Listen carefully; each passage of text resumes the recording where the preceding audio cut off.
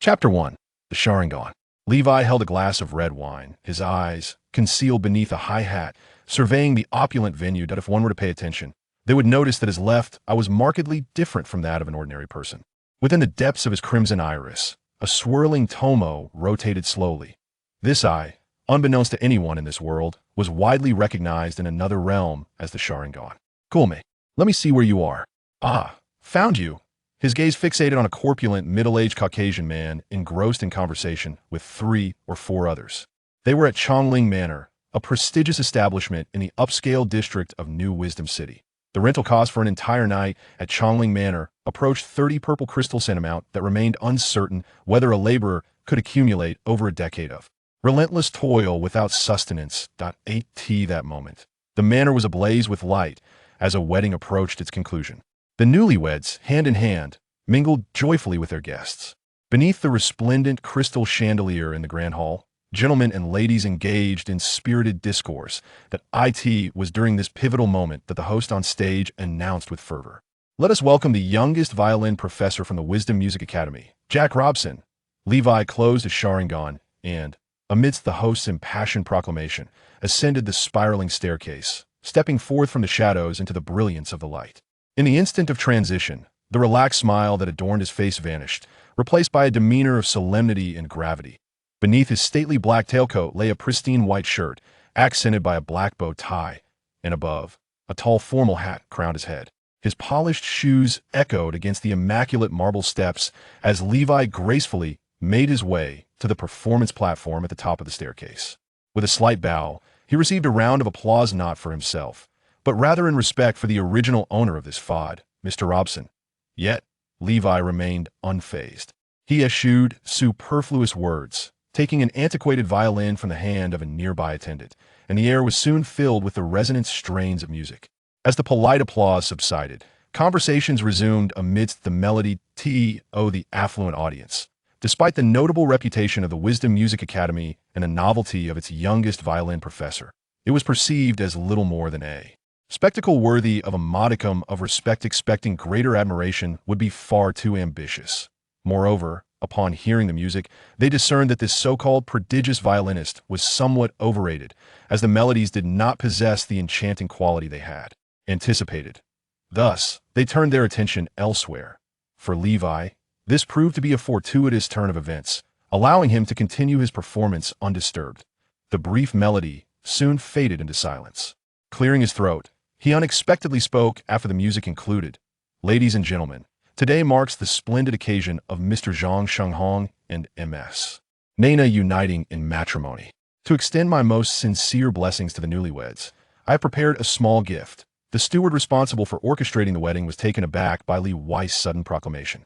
According to the prearranged schedule, he was supposed to bow and exit the stage, yielding the platform to the next performer.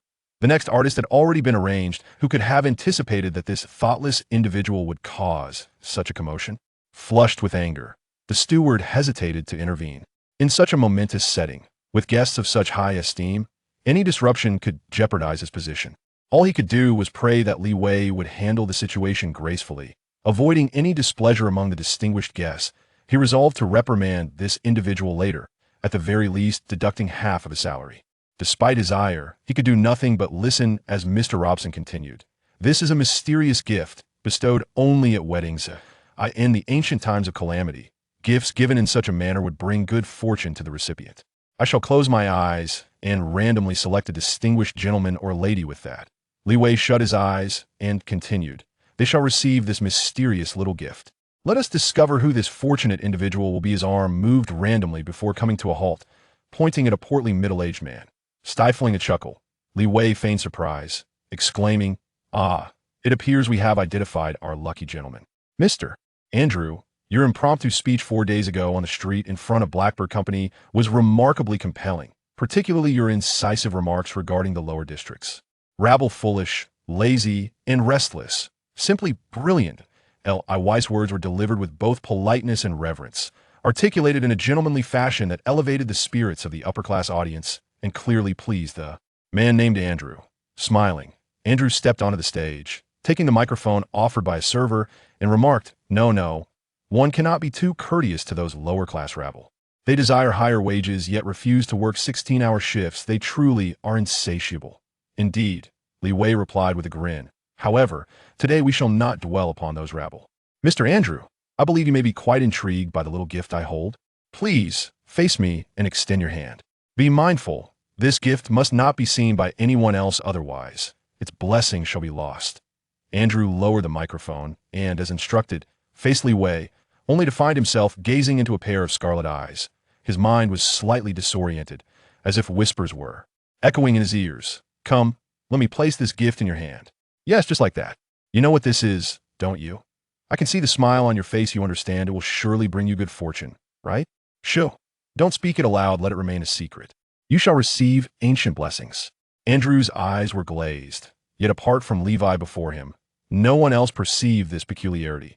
Once Levi retracted his Sharingan, Andrew returned to normalcy. However, the mental manipulation wrought by the illusion had already been imprinted in his mind. Perhaps, in due time, he would come to realize it. But for now, he trusted every word Levi uttered and cherished the glass bead Levi had bestowed upon him as a rare treasure, concealing it in his bosom from prying eyes. After descending the stage, Levi disregarded the incessant chatter of the butler and paid no mind to the deducted wages, swiftly departing from the manor. Upon emerging from the estate, he bore no resemblance to the violinist Robson, clad in ordinary attire and possessing an unremarkable appearance. He resembled the most commonplace worker serving the elite and affluent in the upper district. He located the true Robson, unconscious in a concealed thicket, and roused him from slumber. As soon as Robson awoke, he fell under the spell of the Sharingan, and soon heard Levi say, "You participated in Mr. Zhang Shanghong's wedding today, and after performing a piece, you returned home, correct?" Yes. The remuneration for your performance was generously given to a beggar, was it not? Yes.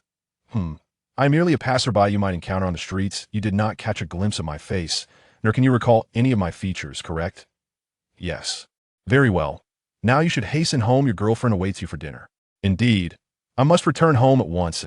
As he watched Robson depart, a faint smile graced Levi's lips. Another task completed. Before the sun had risen, during the darkest hour before dawn, Levi's figure appeared in the lower district of West Dum City, at an unremarkable bar on 17th Street. A dilapidated sign reading Wilderness Delicacies hung at the bar's entrance, affixed to the wall by a rusted nail, swaying slightly as the door swung open. Can't you fix your sign properly? The bar's owner, Erin, did not glance at Levi as he entered, continuing to polish the glass in her hand. Have the items been delivered? Do you not offer me a drink?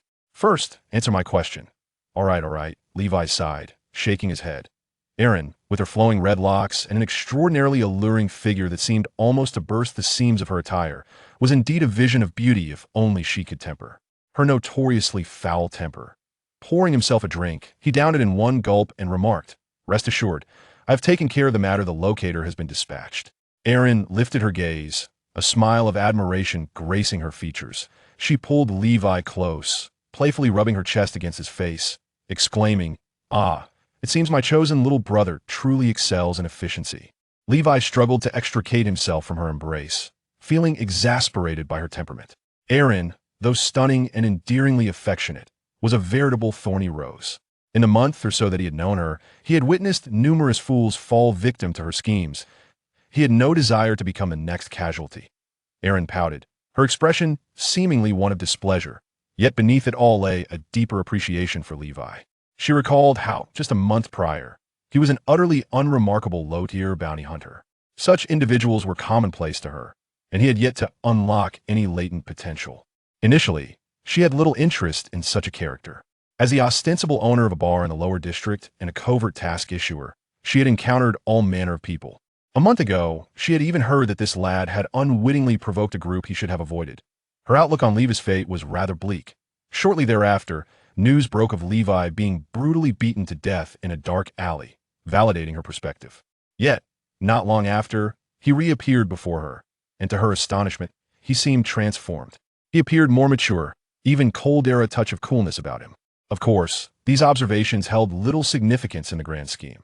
What truly mattered was his remarkable ability to undertake several challenging tasks that even Erin herself deemed daunting, tasks that few would dare accept and emerge alive. This was certainly noteworthy. An exceptional bounty hunter was a rare gem, particularly in Erin's eyes. The vibrant bar owner welcomed the prospect of having more skilled hunters within her domain. An increase in task completion rates and quantities would greatly benefit her. Aaron had no interest in uncovering the secrets that cloaked Levi, as long as he continued to fulfill tasks with unwavering consistency. On that foundation, she was more than willing to treat him kindly. Over time, she discovered that he was, in fact, quite a decent fellow.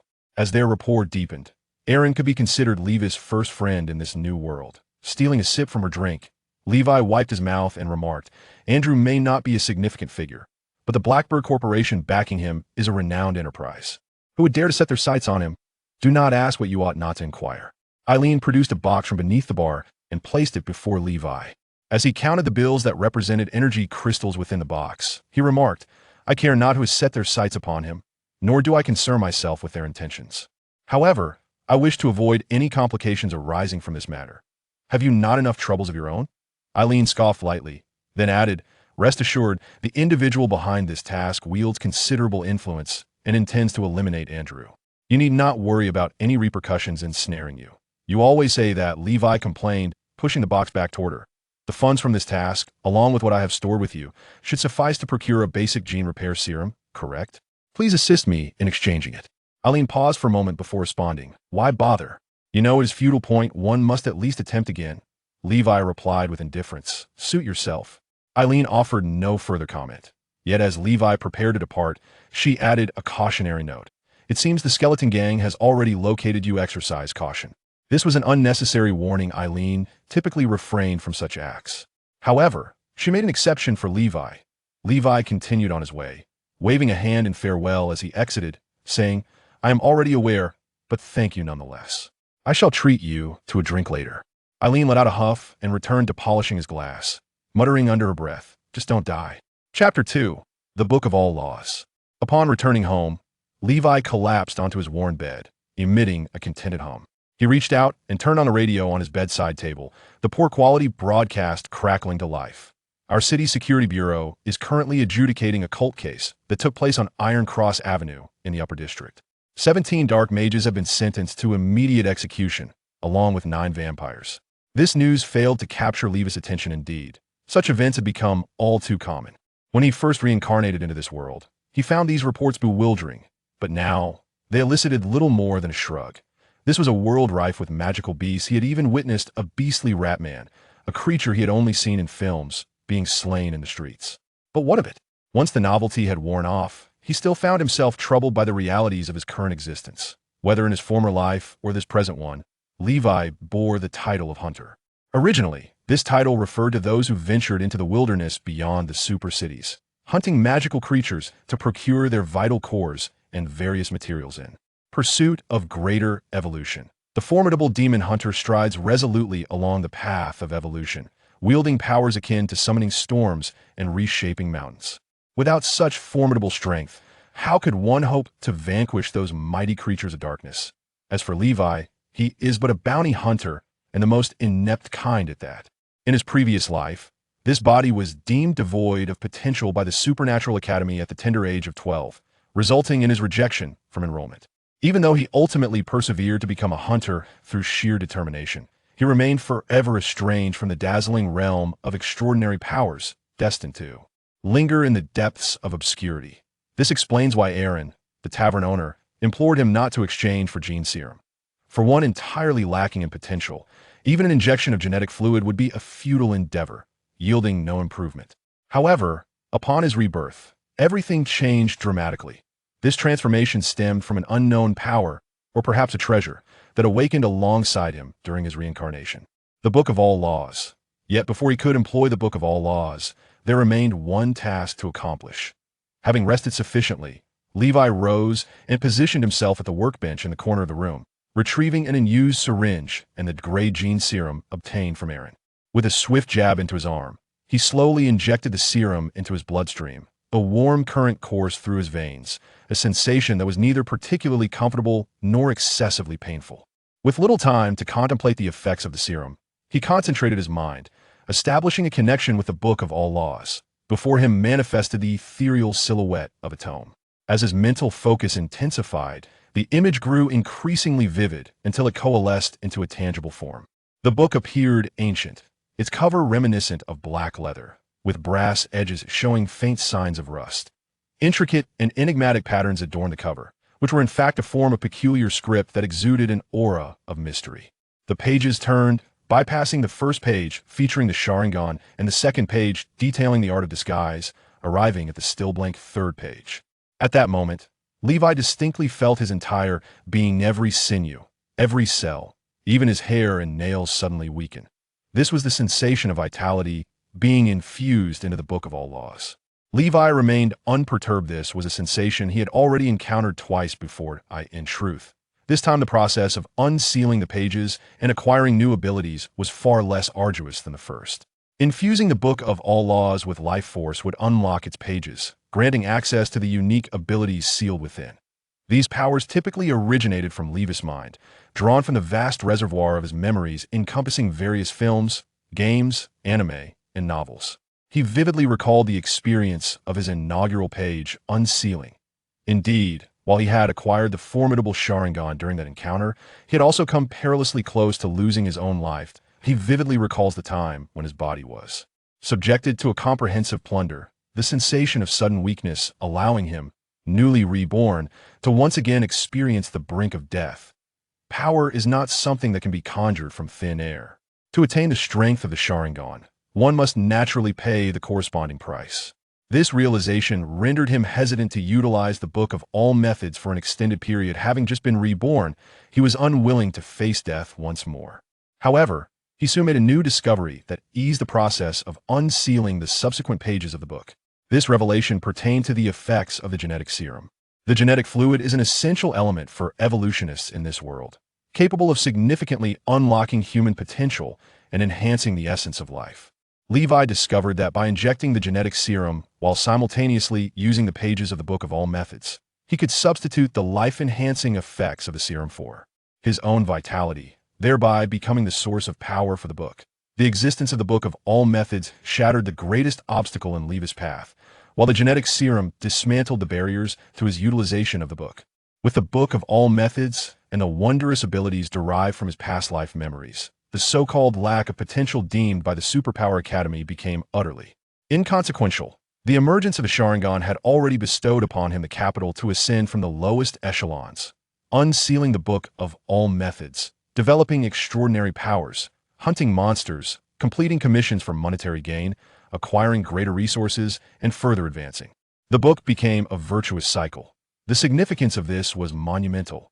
Without the power of the Book of All Methods, he would be at a loss not only for his future, but also for resolving an imminent dilemma that loomed before him.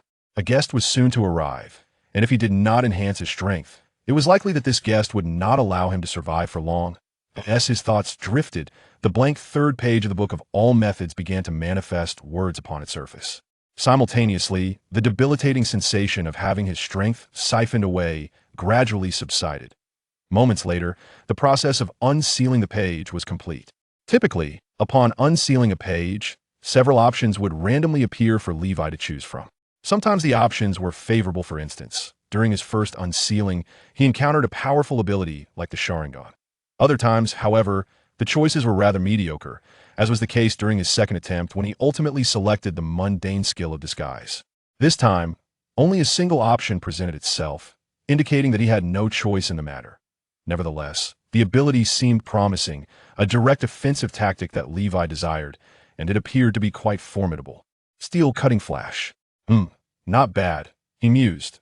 This skill originated from a character in a certain video game, and he vaguely recalled the character's rather melodramatic catchphrase. If memory served him correctly, it was something along the lines of "face the gale." He clenched his fists, feeling relatively well. With a gray gene serum coursing through his veins, the unsealing of the pages of the Book of All Methods did not inflict severe harm upon his body. Although he still experienced a slight weakness, a mere quarter-hour of rest would suffice to restore him to his normal state. Returning to his bed, he retrieved a short blade from the bedside. As he drew the blade from its time-worn sheath, Levi began to polish it. This was his way of regaining mental fortitude, a habit carried over from his previous life. Meanwhile, he awaited the arrival of his guest. A matter that had been delayed for a month was in dire need of resolution. Time passed, and just as Levi's patience wore thin with the polishing of the blade, a knock echoed at his door. "Levi, Levi, are you home?" Your rent is due. Chapter 3. The Skull Gang Gunman. Kacho's throat tightened, revealing his palpable anxiety. Yet, one could hardly blame him. Anyone would feel immense trepidation with a gun pressed against the back of their head. In a cruel twist of fate, he was merely following the contractual timeline to collect rent. With no job and relying solely on the income from the property left by his parents, Kacho depended on the meager rent to sustain himself. Yet who could have anticipated that upon ascending the stairs, he would find himself confronted by a gunman. From the tattooed arm wielding the weapon, 3 skulls were arranged in a triangular formation, instantly identifying the notorious skull gang of the neighborhood. Moreover, this was no ordinary member of the gang. Having navigated this area for quite some time, he recognized that only a core member, typically a high-ranking enforcer, would possess the privilege of such a tattoo. Inwardly, he cursed his tenant Levi for provoking such lunatics as the Skull Gang. Icho had never been fond of bounty hunters, who thrived on chaos and often dragged trouble into his home. He recalled a grim incident from the previous year when 3 individuals bounty hunters had perished in his residence, all victims of vendettas or disputes over profit. Those bounty hunters truly were reckless. It would have been one thing if they had met their demise alone, but now they had embroiled him in this mess. Maliciously, Kacho contemplated wishing for the Skull Gang to swiftly eliminate Levi, thereby concluding this troublesome affair, that he swore to himself that he would no longer rent to bounty hunters prone to stirring up trouble. As he pondered this, the door creaked open. Suddenly, he felt a tremendous force on his shoulder as the Skull Gang gunman shoved him aside. Then, as he tumbled to the ground, the deafening sound of 3 gunshots reverberated through the air. Flames erupted from the gun's muzzle, and Kacho peered into the room, only to find that empty Levi was not sprawled in a pool of blood as he had expected. The space behind the door was devoid of life. In shock, both he and the gunman froze. From the pitch-black shadows within, a pale arm suddenly emerged, seizing the gunman's wrist. The assailant, taken aback, instinctively squeezed the trigger, sending bullets ricocheting wildly. Kacho screamed in agony, feeling a sharp pain in his thigh, evidently struck by a ricochet bullet. Yet, no one paid him any heed. The member of the skeleton gang, despite having his wrist restrained, pulled the trigger, but not a single shot found its mark on Levi, who stood resolutely at the doorway. In the next instant, Kacho beheld a flash of white blade, and amidst his cries, he was choked by the metallic taste of blood that splattered into his mouth.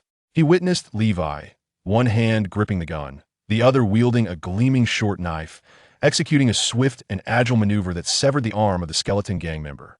Holding the firearm, the bald gunman howled in pain, while Levi, his expression unwavering, stepped forward, seized the man by the collar, and yanked him into the room. Levi then turned his attention to Kacho, who was clutching his wounded thigh.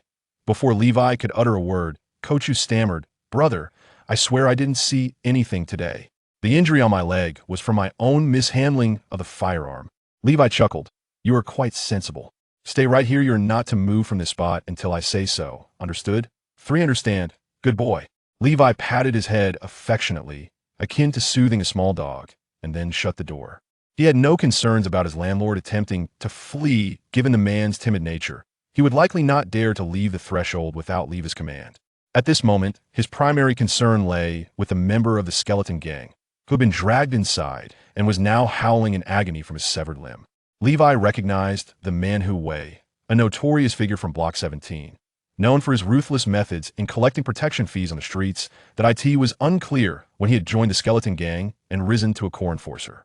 In West Doom City, firearms were not easily acquired, at least not by ordinary individuals. Hu Wei seemed to recognize Levi as well. "Levi, don't get too cocky," he shouted, clutching his severed arm, his face ashen yet defiantly challenging. "You're just a common bounty hunter, worthless enough to not even unlock a genetic lock. Do you realize the kind of people you've offended? You dare to sever my hand today?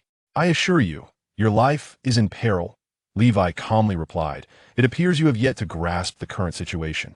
He initially intended to inquire further, but observing Hu Wei's condition, he reconsidered. The severed hand did not seem to shatter Hu Wei's resolve. Levi decided to further instill in him a sense of reality, that he was no longer facing the Levi of the past. He placed a foot upon Hu Wei's wound, eliciting a violent spasm from the thug's entire body, racked with excruciating pain. "You'd better kill me now," Hu Wei shouted in torment. "Otherwise, once I recover, I will ensure you meet a most unfortunate fate." Li Wei chuckled softly, and remarked, "The thugs of this era are not much different from those before the apocalypse. Aside from the bravado, they possess no other skills." "What do you mean, before the apocalypse?" Hu Wei stammered, his lips trembling. Li Wei had no intention of answering that question instead. He continued, "Hu Wei, have you ever heard of the term Ling Qi?" Of course, Hu Wei had never encountered such a word, yet he could sense an icy dread emanating from Li Wei's perilous gaze. Gritting his teeth, he retorted, "Don't change the subject. I warn you, release me at once. I might still consider sparing your life." Undeterred, Li Wei persisted. "Ling Qi refers to the method of using a small blade to slice your flesh, bit by bit. It inflicts pain without causing excessive bleeding, allowing you to linger on the brink of death. You would be forced to watch as I methodically carve into your body, feeling each agonizing slice, until you are reduced to a mere semblance of humanity, bleeding out in despair and torment that a skilled practitioner could prolong this ordeal for 3 days and nights. However, I lack such prowess. I estimate I could keep you alive for no more than half a day before you succumb." The pallor of Hu Wei's face, already drained from blood loss, turned even more ashen, his lips devoid of color. His teeth chattered in fear instinctively. He disbelieved Li Wei's words, yet his mind involuntarily conjured images of that gruesome fate and the impending agony. Li Wei recognized that, although Hu Wei remained silent, his trepidation was palpable. With a subtle smile curling at the corners of his mouth, he resolved to personally enact the very torture that, even in the pre-apocalyptic world, belonged to the annals of ancient cruelty. Moreover, he contemplated adding a touch of enhancement.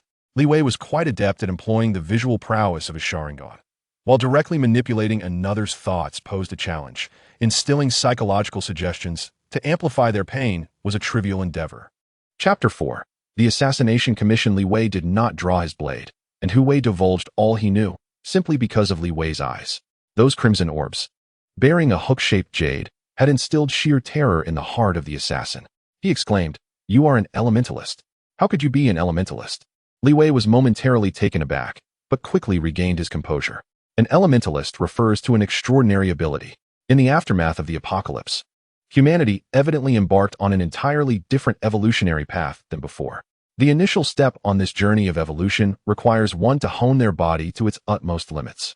Those who achieve this are already rare. However, the subsequent challenge lies in surpassing that limit and unlocking the genetic chain. Once the genetic lock is opened, one officially becomes an evolver. Initially, Li Wei was deemed to lack evolutionary potential during the genetic assessment and was consequently abandoned by the Super Ability Academy. As for the term element, it signifies the gradual development of the genetic chain, with deeper exploration yielding the chance to manifest unique, extraordinary abilities. This is the essence of genetic elements, succinctly referred to as elements, a power exclusive to advanced evolvers.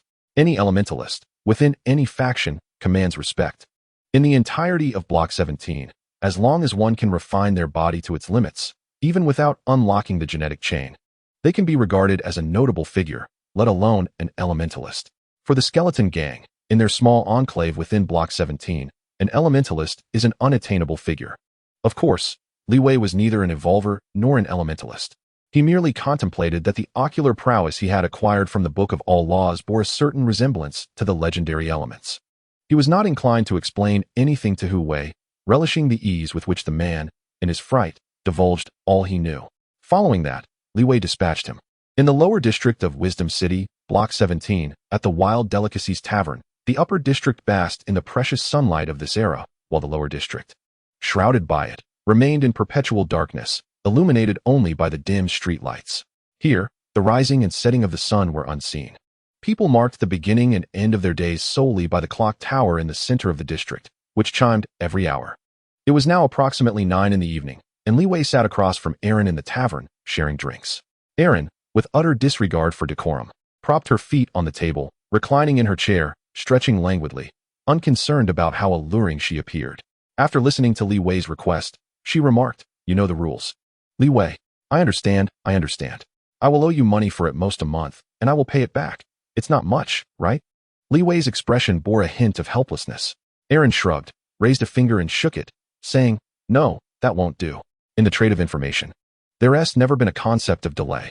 Li Wei, in a state of helplessness, spread his hands and reclined backward, causing the old red leather sofa to creak under his weight. The former owner of this body had met a tragic end. cornered in a dark alley of the lower district and brutally beaten to death. It was only after this grim fate that Li Wei took over the vessel of the deceased. Clearly, the previous inhabitant had crossed paths with individuals far beyond his capability to confront, and they were intent on taking his life. After his rebirth, Li Wei became acutely aware of the gravity of the situation. If his adversaries were to discover that he still breathed, they would undoubtedly pursue him relentlessly. Over the course of a month, he undertook thorough investigations and pieced together the identities of those who had previously orchestrated his demise, the Skull Gang. This was a notorious criminal organization comprised of thugs, far more audacious in their actions than the typically solitary bounty hunters. In the chaotic lower district, the lack of adequate law enforcement emboldened their malevolence, resulting in frequent acts of violence, including brazen street murders. A week prior, Aaron, a bar owner with whom he shared a cordial relationship, informed him that the Skull Gang had become aware of his survival and was actively searching for him. At that moment, he recognized that a resolution was inevitable. 2 days ago, he deliberately positioned himself in the sight of several of the gang's low-ranking members, anticipating the arrival of trouble. True to his expectations, he attracted the attention of the gang's gunman, Hu Wei. After eliminating Hu Wei, he finally unraveled the intricacies of the situation. The mastermind behind the attempt on his life was Hu Wei's superior, the leader of the Skull Gang in the 17th district, known as Zhang Shi, or Shi Go. In a prior bounty mission, Li Wei's predecessor had encountered a young girl being pursued by a gang of thugs. Driven by an overwhelming sense of justice, he rescued her and provided her with food to aid her escape. Though Hu Wei was oblivious to the girl's identity, he understood that she was of great significance to Shi Go. Li Wei had inadvertently thwarted a crucial operation of the Skull Gang, and Shi Go, keen to keep the girl's affairs under wraps, ordered his subordinates to eliminate Li Wei. Upon discovering that Li Wei was still alive, Zhang Shi dispatched Hu Wei, armed and ready, to silence him. However, Hu Wei's knowledge was limited. Li Wei surmised that Zhang Shi would not relent easily. Having failed twice to eliminate him and suffered the loss of a henchman, it was unlikely that a gang leader would allow such a threat to persist. Li Wei, too, was determined not to let Zhang Shi escape unscathed. Yet, facing a crime lord alone posed a considerable challenge. He did not possess the strength of a formidable warrior. Despite the potential hinted at by the Sharingan and the boundless possibilities that lay within the book of all methods. Nevertheless, in his current state, his physical resilience did not even qualify him to unlock his genetic potential. A killer has come to eliminate him, armed with a handgun, which suggests that the Skull Gang likely possesses a considerable arsenal. To foolishly barge in would surely result in him being riddled with bullets. To eliminate Zhang Shi, a reliable plan is essential. Such a plan cannot simply be conjured with a fleeting thought. It necessitates the support of intelligence. When considering intelligence, Li Wei immediately thought of Aaron. A person capable of issuing various gray and illegal bounty tasks in the dark underbelly of District 17 could hardly be an ordinary individual. This woman must possess a wealth of information. To uncover the situation of the Skull Gang's leader in District 17, she would serve as an excellent starting point. Indeed, Li Wei's intuition proved correct. Aaron possessed the information he sought. However, this information came at a price. It was entirely normal for an underground bar owner to charge for intelligence. Yet this predicament left Li Wei feeling quite vexed, for he had just expended all his funds on a gene supplement, trading it for the skill of steel cutting slash, leaving him with no means to purchase intelligence. Just as he wallowed in frustration, Aaron suddenly spoke. However, there are alternative methods. I have a task here that has been pending for quite some time. If you are willing to take it on, I can offer you the information on Zhang Shi as an advance payment. What task? Li Wei asked, his guard slightly raised. He was not one to believe in free lunches, even if the offer came from Aaron. He was wary of being taken advantage of in this matter. Aaron cast a seductive glance his way and assured him, rest assured, this task aligns with your objective. Li Wei rolled his eyes, completely disregarding Aaron's allure. This woman was not so easily swayed. The bar owner stood up and moved behind the counter, rummaging through a deep mahogany cabinet beneath the shelves. After a moment, she produced a scroll of paper and returned to the table, handing it to Li Wei. Upon unfolding it, the title caught his eye, Bounty Hunting Commission. Challenge level, Class D. Target, Lesser Vampire, Kandelov. Date, December 21st, year 442 of the New City era. The Lesser Vampire Kandelov has escaped our pursuit, with intelligence indicating he has taken refuge in the lower district of District 17. This hunting commission has been forwarded to the District 17 branch for processing, and we hope Ms. Aaron can expedite the completion of this task. Commissioner, Hunters Guild, Iron Cross Avenue Branch. Li Wei was well aware of what a vampire hunting commission entailed. It was a standard undertaking for proper hunters. Since the apocalypse, This world had been rife with various monsters. It was not merely a matter of zombies and mutated beasts. From the memories of his previous life, he understood that this world even housed creatures from myth. Demons and specters aside, beings such as werewolves and vampires undeniably existed. Li Wei remains oblivious to the true nature of the cataclysm that transpired 5 centuries ago. Neither in his past life nor in this reincarnation does he possess any knowledge of the event. All he comprehends is that human civilization was utterly annihilated following the disaster. The current society has emerged from the ruins of its predecessor. Furthermore, the environment in which humanity now resides is far from the idyllic vision one might imagine. The wilderness beyond the cities and major human strongholds is teeming with an array of peculiar and perilous monstrosities. Even within human society, many of these creatures have infiltrated. Among them, vampires stand out as a particularly adept species at blending into human society. They possess a human-like appearance, and aside from their notably pale skin, they exhibit little difference from ordinary humans under normal circumstances. In light of this, the profession of hunters has come into existence. They are tasked with slaying these monsters and safeguarding humanity. However, the notion of protecting humanity is merely a superficial public relations narrative. Hunters are not driven by such noble sentiments. Their primary objective lies in amassing wealth, utilizing materials harvested from these creatures to enhance their own abilities and grow stronger. The Hunter Guild, as the name suggests, serves as an organization for these hunters. As for his previous incarnation as a bounty hunter, it may sound appealing. Yet it essentially comprises those who have failed to become true monster slayers, resorting to accepting dubious contracts. To be frank, after his reincarnation, Li Wei has developed a yearning for the profession of monster slayer. He is genuinely curious to witness the legendary creatures of lore firsthand. It must be noted that the adventurous spirit within his soul, coupled with a genetic predisposition towards restlessness and a desire for distinction, prevails.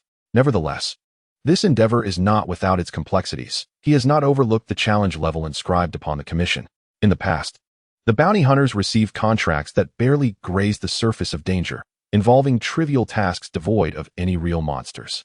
However, contracts of this level are reserved for hunters who have undergone extreme trials and emerged fortified. Ascending further, the next tier of contracts requires hunters to unlock their genetic potential and evolve, granting them the right to undertake such formidable tasks. For Li Wei, the difficulty of a contract at this level is substantial. Had he previously accepted such a daunting task, it would have likely resulted in his demise. However, today is a stark contrast to times gone by. Having been reborn and endowed with the Book of All Laws, Li Wei now possesses the Sharingan and the ability to disguise himself, along with the newly acquired skill, Steel Flash. Although his physical strength remains relatively feeble, still within the realm of ordinary humans, tackling a level contract no longer equates to a guaranteed death sentence. He now harbors a considerable chance of success. The risks are undoubtedly significant, yet what endeavor in this world offers substantial rewards without accompanying peril? Moreover, this particular matter pertains to his very life, as he is entangled in a deadly feud with Zhang Shi. By undertaking a level contract, he stands to gain intelligence regarding Zhang Shi, along with a handsome reward to bolster his own strength.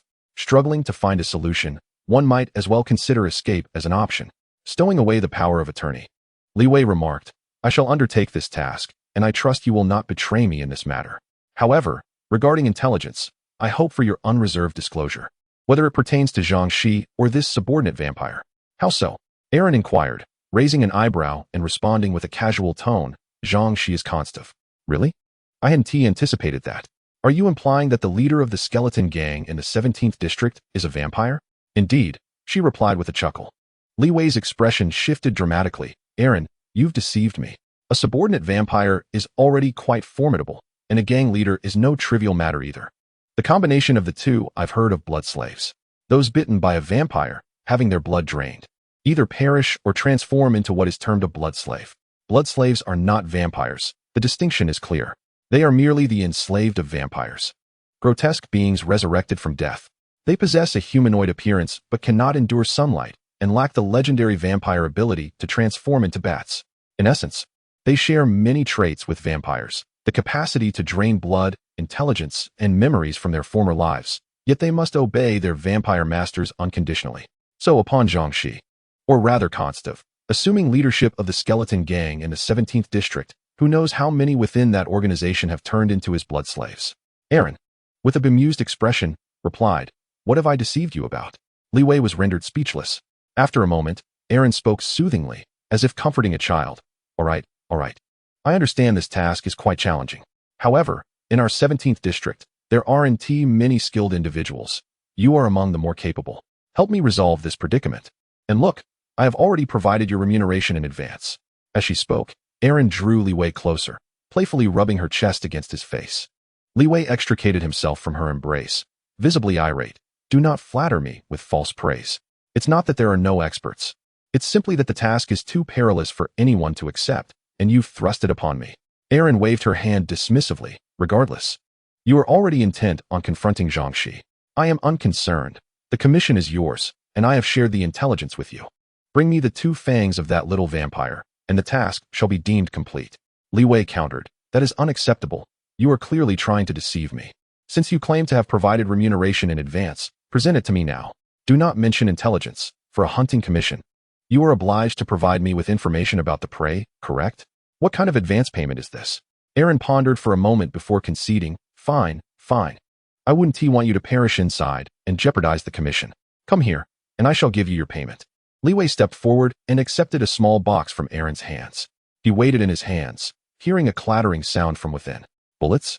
Oh, but this is no ordinary bullet. Open it, and you shall see. Levi, filled with skepticism, opened the box of bullets in his hand. He counted and found that this box contained 27 rounds, all of which were 9mm universal pistol ammunition.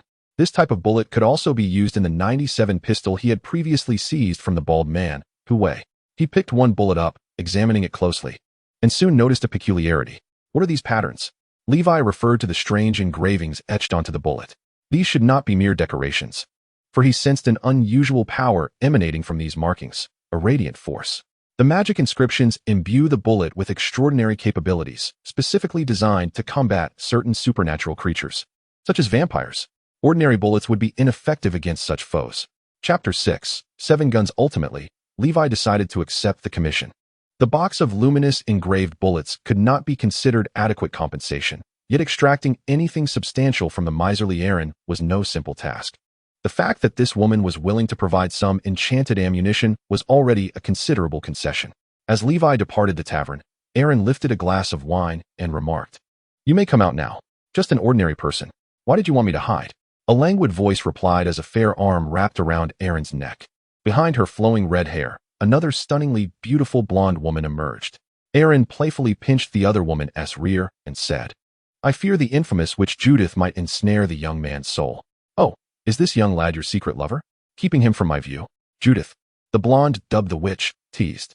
"Huh, the boy is still too inexperienced. He is not my type," Aaron chuckled. "One cannot be too certain. Perhaps our fiery rose has developed a taste after 2 years of running a tavern? Enough of that. I merely intend to present him with the training recommendation from headquarters." Judith expressed some surprise. A training recommendation from headquarters? This lad seems to have yet to unlock his genetic lock. Does he even qualify? To be precise, he has not even reached the level of extreme physical conditioning, Aaron replied. But so what? The only requirement for the training recommendation is to have independently completed a tiered commission. This lad has completed a tiered commission? Not quite, but I just assigned him one. The Iron Cross Division overlooked a low-tier vampire during a cleanup operation a few months ago, and now they expect me to clean up their mess. Judith responded, somewhat exasperated. A boy who hasn't even completed extreme conditioning is to confront a low-tier vampire? A challenge commission? Aaron, are you trying to get him killed? The red-haired Eileen shrugged and remarked, regardless, whether I commission him or not, he will inevitably seek trouble with that vampire. We might as well have him fulfill my task as well. If he returns alive, we shall consider the quota for training as his reward. Judith replied, indeed. This fire rose remains as fiery as ever. Let us wish this young man good fortune, though I suspect he is highly likely to become that lower-class vampire's blood slave. Eileen chuckled. Oh, my dear friend is far from easy to kill. We shall see the outcome. Would you care to place a wager with me? Bet on whether this lad will return alive? How about 5 purple crystals? Will you take the bet? Judith's competitive spirit was ignited. Humph. Let us see how you fare if you lose. Unbeknownst to Levi, after his departure, the 2 women had placed a wager on his life. Having acquired the light engraved bullets and relevant intelligence, Levi began to devise his plan. 2 days later, he watched as the pale-faced Zhang, she entered a factory on the outskirts of Block 17, accompanied by a group of young followers. Though it was termed a factory, The establishment known as Chalk Dust was merely a small workshop utilizing inefficient machinery to process simple metal components, employing only about 50 workers. The workshop's proprietor, Charlie, was notoriously unscrupulous, frequently withholding and delaying wages, while the hazardous working conditions often led to accidents. According to Levi's recent investigations, Chalk Dust had recently suffered an incident. An antiquated machine malfunctioned, ensnaring 2 workers who were operating near it, resulting in their immediate deaths. Nonetheless, the owner, Charlie, claimed the accident was due to the workers' own operational errors, thereby refusing any compensation for the victims' families, even going so far as to instruct his subordinates to assault those who came seeking reparations. This callous behavior ignited the long-suppressed fury of the Chalk Dust workers, who protested by striking and barricading the workshop. However, the unscrupulous owner was not easily intimidated. He summoned the local gang from Block 17, known as the Skull Gang, to resolve the situation. Zhang Shi and his cronies had arrived precisely for this reason. Levi concealed himself atop a humble dwelling near the workshop, observing the unfolding scene. The Skull Gang had sent over a dozen members, only half the number of striking workers. Yet, these gang members were seasoned street fighters, armed with clubs and exuding a menacing aura that far surpassed that of the workers. Moreover, Levi noticed that 5 of the gang members had bulging waistbands, likely indicating the presence of firearms. However, it appeared that the Skull Gang was somewhat cautious. The workers were numerous, and the use of firearms would undoubtedly attract unwanted attention. Although the underprivileged district suffers from rampant lawlessness, the police would not remain passive in the face of egregious offenses, particularly when it pertains to the notorious Skull Gang, which is undoubtedly recorded in their files. Moreover, there is no necessity for them to resort to firearms. A dozen or so members of the Skull Gang, armed with clubs, charged forward with unrelenting force. Despite their smaller numbers, their intimidating presence was evidently overwhelming for the workers on the opposing side. Levi, observing from the shadows, held little faith in the workers' ability to withstand the onslaught. Absent any unforeseen events, it would not be long before the workers were dispersed by the relentless blows. Yet, in the midst of this chaos, an opportune moment had arisen for him to act. He leapt from the rooftop and advanced toward the fray. Both parties were preoccupied with one another, oblivious to Levi's approach. Clad in worn-out gray jeans and an aged black jacket, he disregarded the turmoil around him, his crimson eyes fixated intently on Zhang Shi, his steps steady and resolute. As he drew closer, the wind caught his jacket, revealing the glint of a silver gun handle tightly grasped within. It was only when he was within 30 meters of the melee that Zhang Shi, who had yet to engage, sensed an approaching presence. However, this distance proved sufficient. Levi had acquired the abilities of the Sharingan, dramatically enhancing his dynamic visual acuity, which significantly aided his marksmanship. He produced a gleaming silver 97 handgun, its dark muzzle aimed directly at Zhang Shi, who had just turned his head. His finger pressed down repeatedly on the trigger. Bang, bang, bang. Bang, 7 shots rang out in quick succession, an entire magazine emptied in the blink of an eye, 7 luminous bullets precisely embedded within Zhang Shi's body. The forehead, neck, heart, right lung, and spleen, 7 bullets creating 7 fatal wounds. Zhang Shi's eyes widened in astonishment. Disbelief etched across his face as he fell backwards. A profound silence enveloped the scene. Chapter 7. The Steel Flash. The 7 gunshots echoed, leaving the arena in hushed stillness. The occurrence was so abrupt that no one could have anticipated it. Moments later, the atmosphere shifted dramatically. Both the workers and the henchmen of the Skull Gang were left in a daze, clearly unable to process the sudden turn of events. Particularly the members of the Skull Gang, whose leader had just been gunned down, now appeared flustered and at a loss. Yet among them, 6 individuals reacted quite differently. Upon Zhang Shi's collapse, 4 of them instinctively reached for their firearms, while the remaining 2 brandished their clubs and charged towards Levi. However, their movements could not match Levi's swiftness. Having anticipated this moment, Levi, after expending 1 magazine, stepped over Zhang Shi's lifeless body. His dexterous hands swiftly ejected the empty magazine and seamlessly replaced it with a preloaded one, aiming his weapon at the 4 gangsters. In a narrow confrontation, the brave would prevail. Gunfire would determine who would falter and who would survive. Dancing on the precipice of life and death, it is a contest of composure, stability, and swiftness. As Li Wei completed his aim, the 4 gunmen had only just drawn their weapons from their waists. With a rapid succession of shots, 2 of the gunmen failed to even take aim before they were struck down. The remaining 2, in a desperate attempt, fired at the steadily advancing Li Wei. Their lack of skill was evident, as in their haste, One bullet went astray, while another merely grazed Li Wei's arm. Unperturbed, he continued his deliberate advance, his brow unwrinkled, as his steady fingers pulled the trigger, dispatching the remaining 2 gunmen with precision. 4 bullets accounted for 4 lives, yet 2 adversaries remained. The 2 who approached with clubs were now within striking distance, but to Li Wei, they merely presented a larger target. In an instant, 2 bullets found their mark in their chests. The scene erupted into chaos as onlookers scattered. Li Wei emerged, having fired 13 shots, with the formidable Zhang Shi lying lifeless, along with 6 of his defiant subordinates, thereby shattering the morale of the skeleton gang.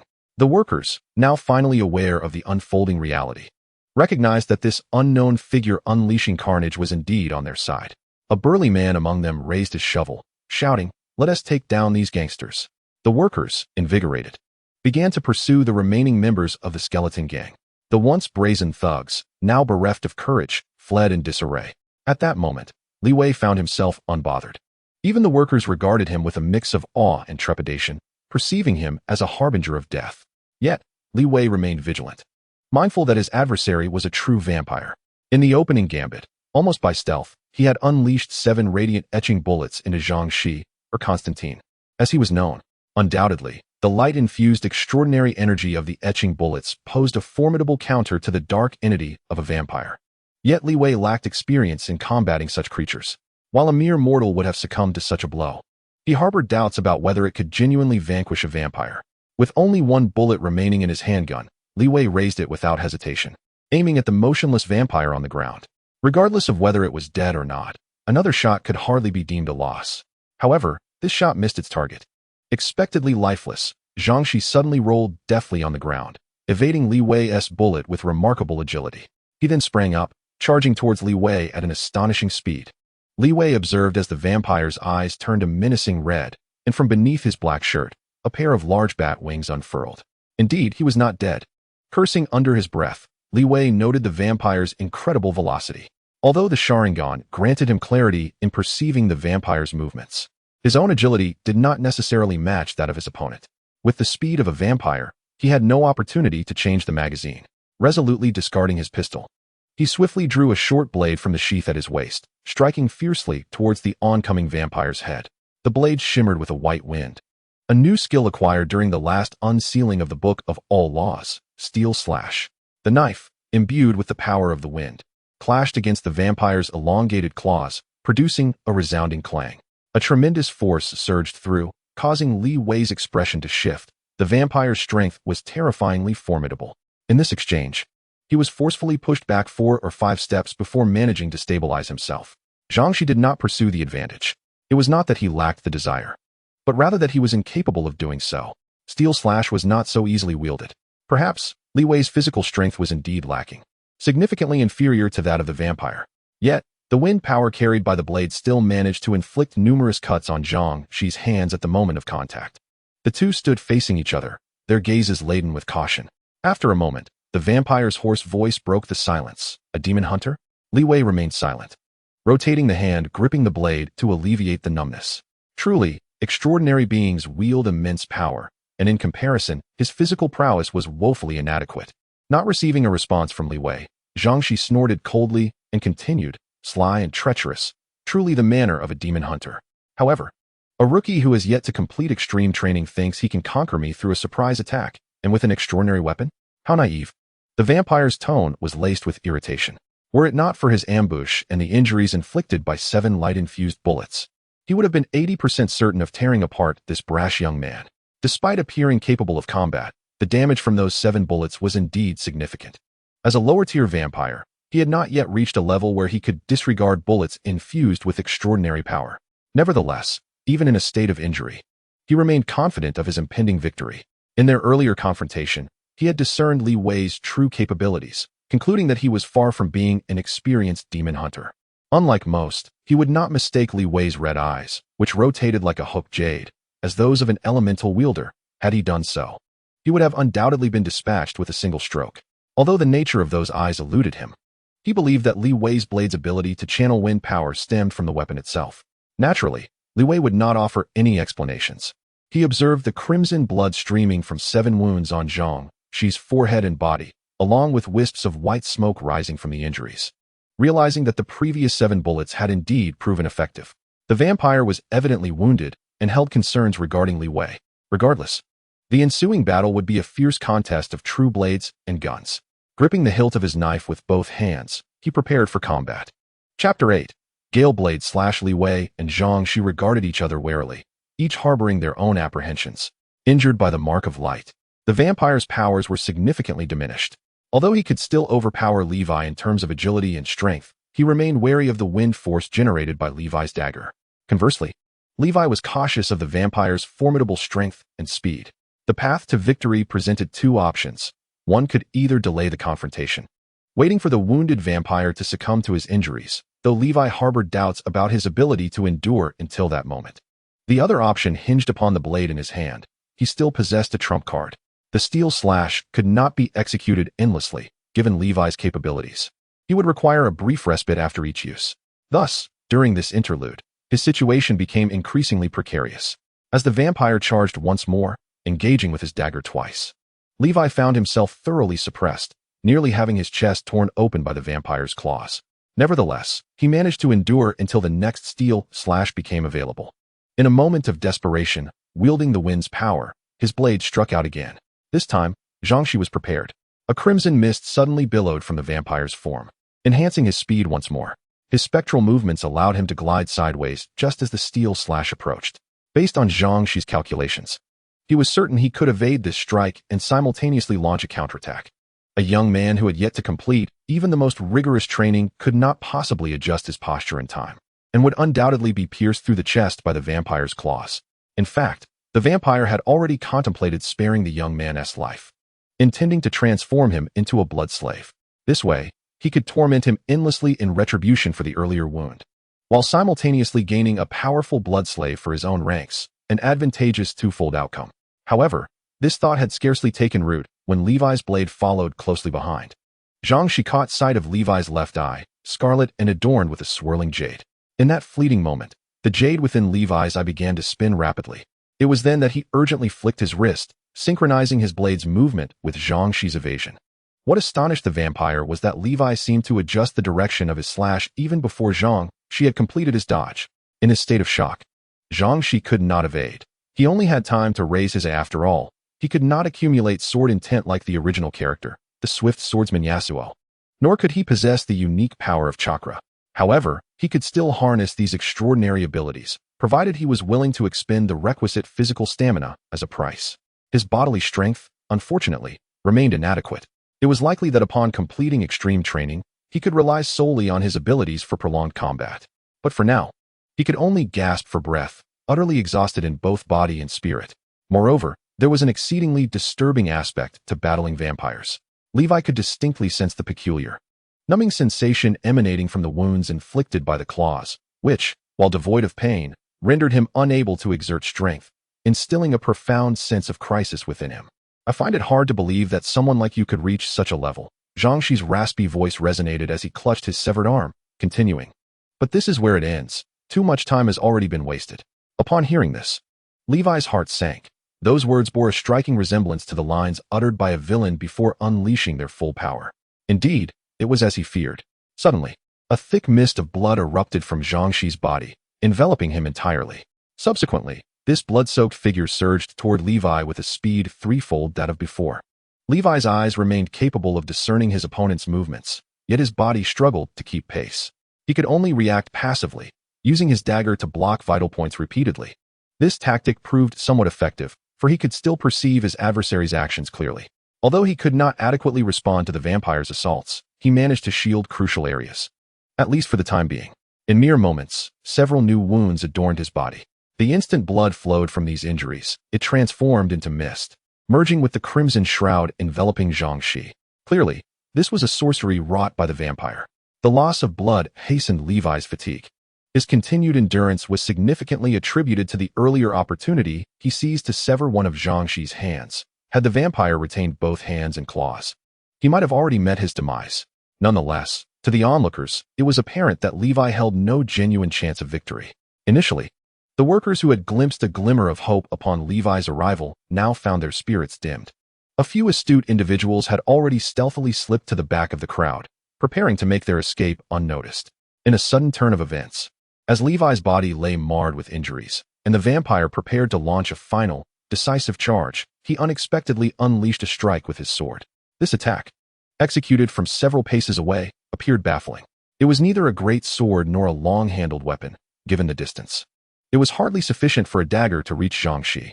Was Levi merely flailing about in desperation? Certainly not. As the tip of Li Wei's blade shimmered, a tempestuous force materialized from nothingness, rapidly intensifying into a whirlwind that enveloped Jiangxi. This swirling vortex, composed of countless razor-like gusts, effortlessly lifted Jiangxi off the ground, inflicting a myriad of delicate lacerations upon his body and rendering him momentarily incapable of controlling his movements mid-air. This was the second characteristic of the Steel Slash, the Gale Severance. Li Wei recalled that in the original game, the skill's description stated that after 2 consecutive hits with the Steel Slash, the accumulated power could transform the next strike into a Gale Severance, resulting in a propelling effect. However, as this skill transitioned into the realm of reality, its effects exhibited slight alterations. While the Gale still possessed the capacity to lift individuals, the damage inflicted by the wind blades was evidently far greater than usual. This was the long-awaited opportunity for Li Wei to turn defeat into victory. Chapter 9. The heart of a vampire. Konstantov was utterly unprepared for the sudden onslaught of the whirlwind.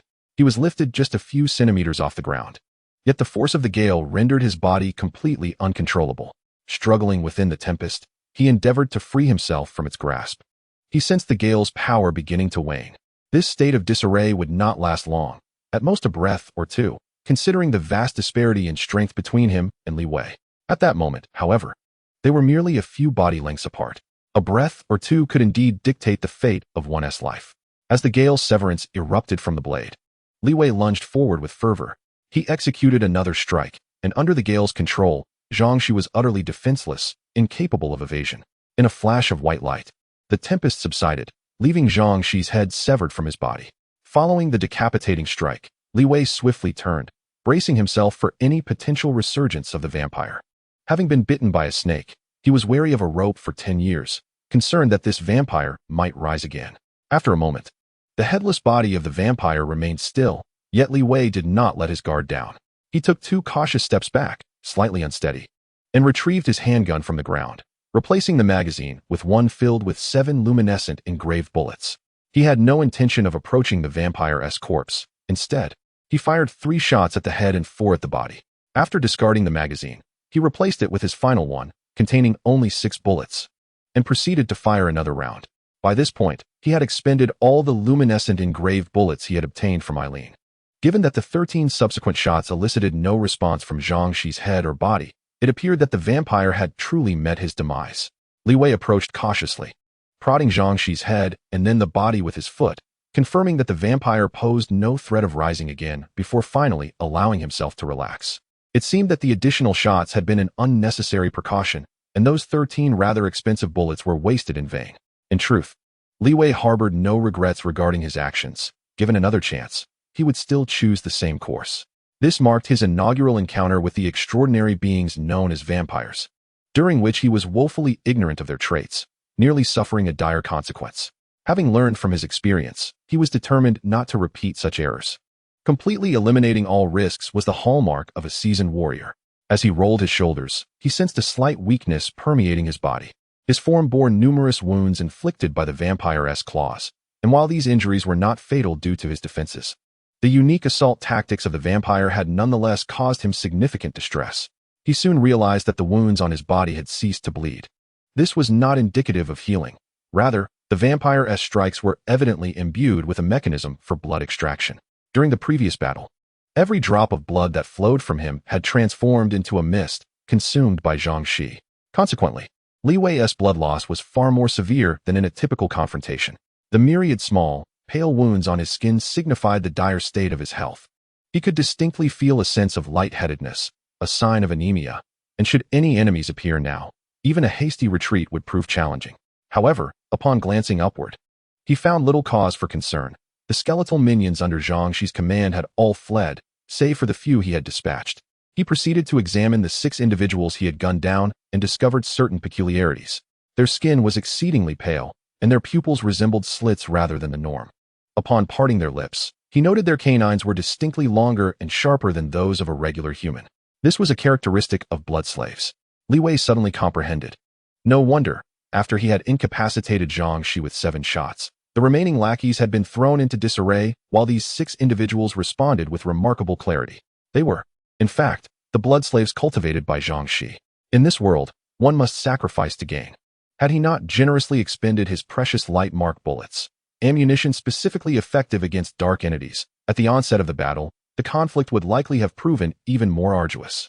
After all, with standard bullets, it was conceivable that a single shot might not suffice to fell a blood slave.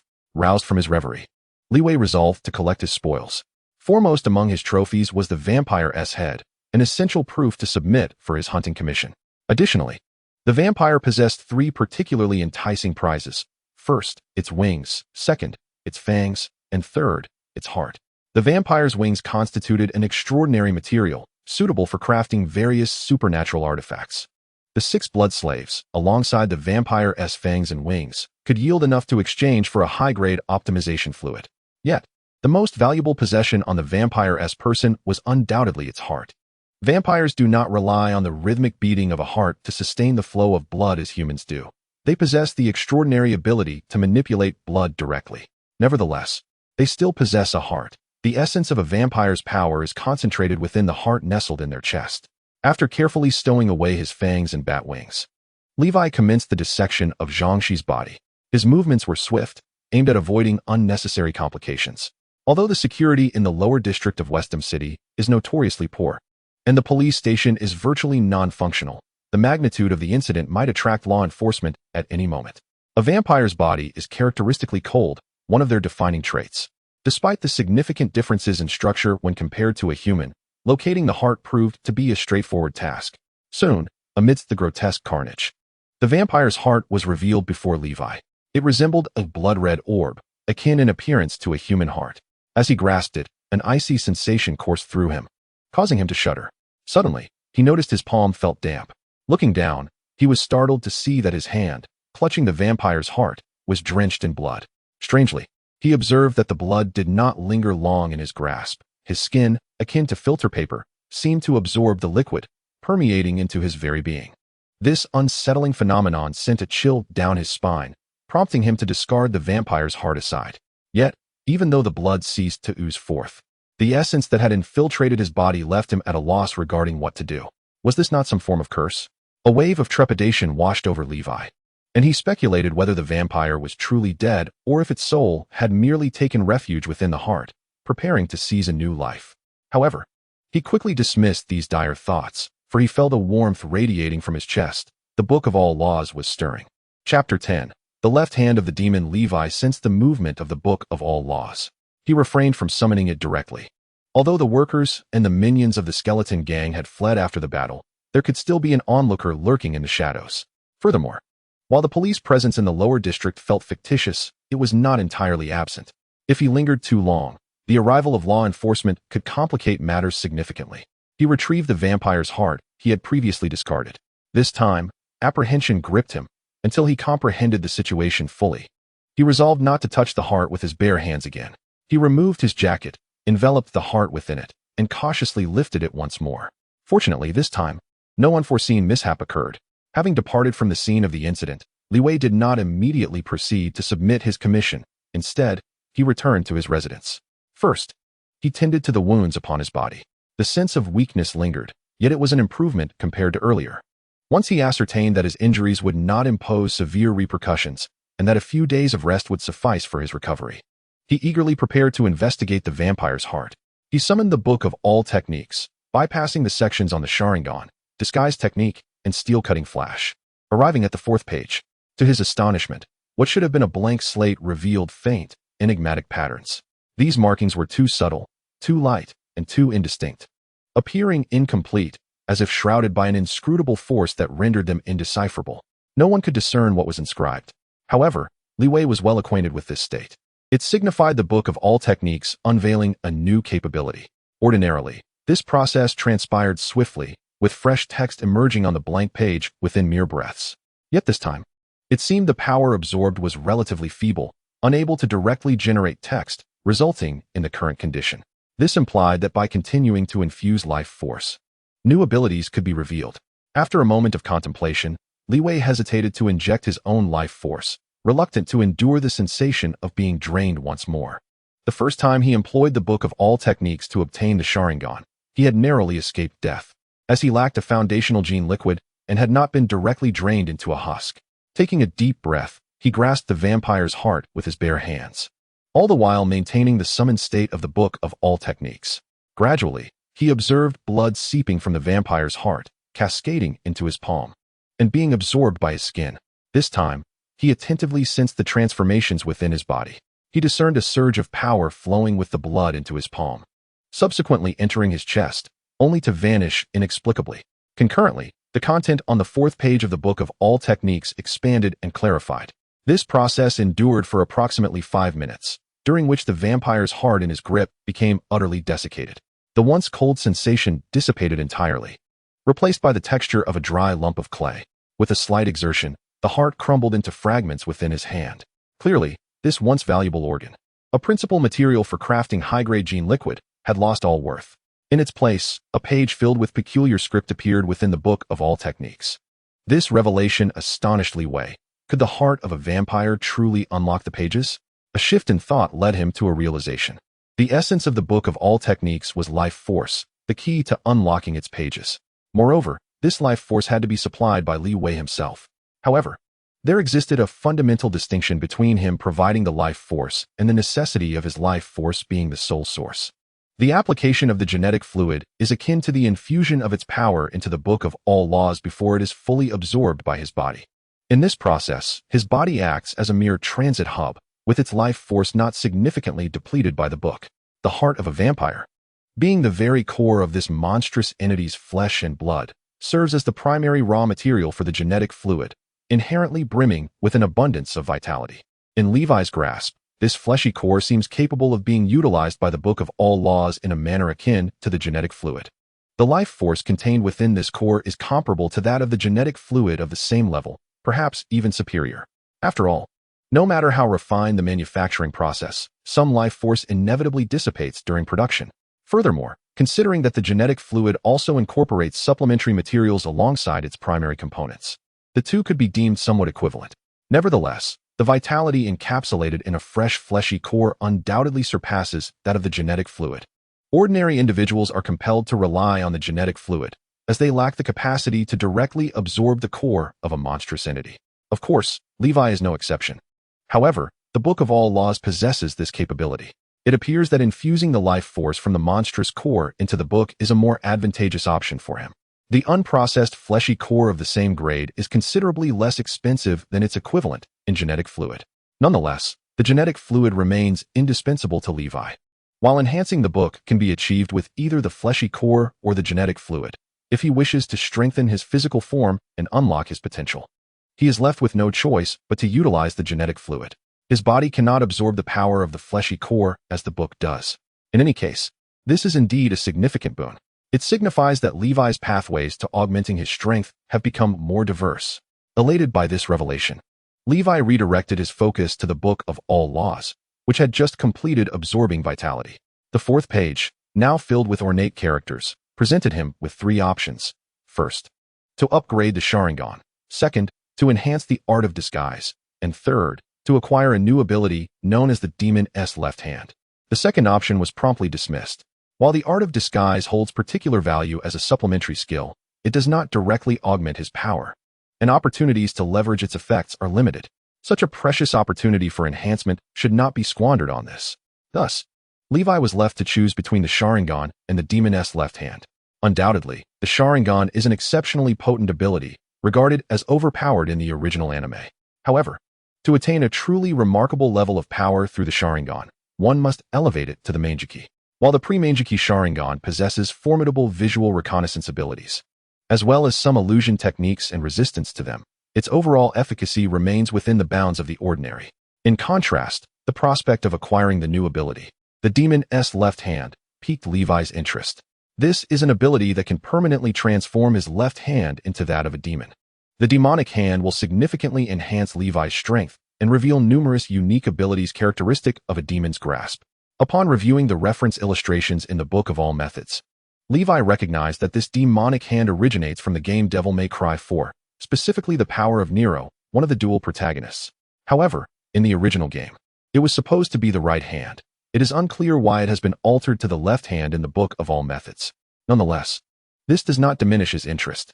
After a moment of contemplation, he resolved to choose the demonic hand. The new abilities that emerged with the upgrade of the Book of All Methods appeared to Levi akin to a lottery. Fortunately, he is not particularly unlucky and does not bear the mark of misfortune. However, upon witnessing two unimpressive abilities during the second page's unsealing, he found himself somewhat lacking in fortune. Given the circumstances, since there is a chance to unlock a powerful ability upon unsealing the fourth page, he decided it prudent to seize that opportunity. As for the enhancement of the Sharingan, there would always be future chances.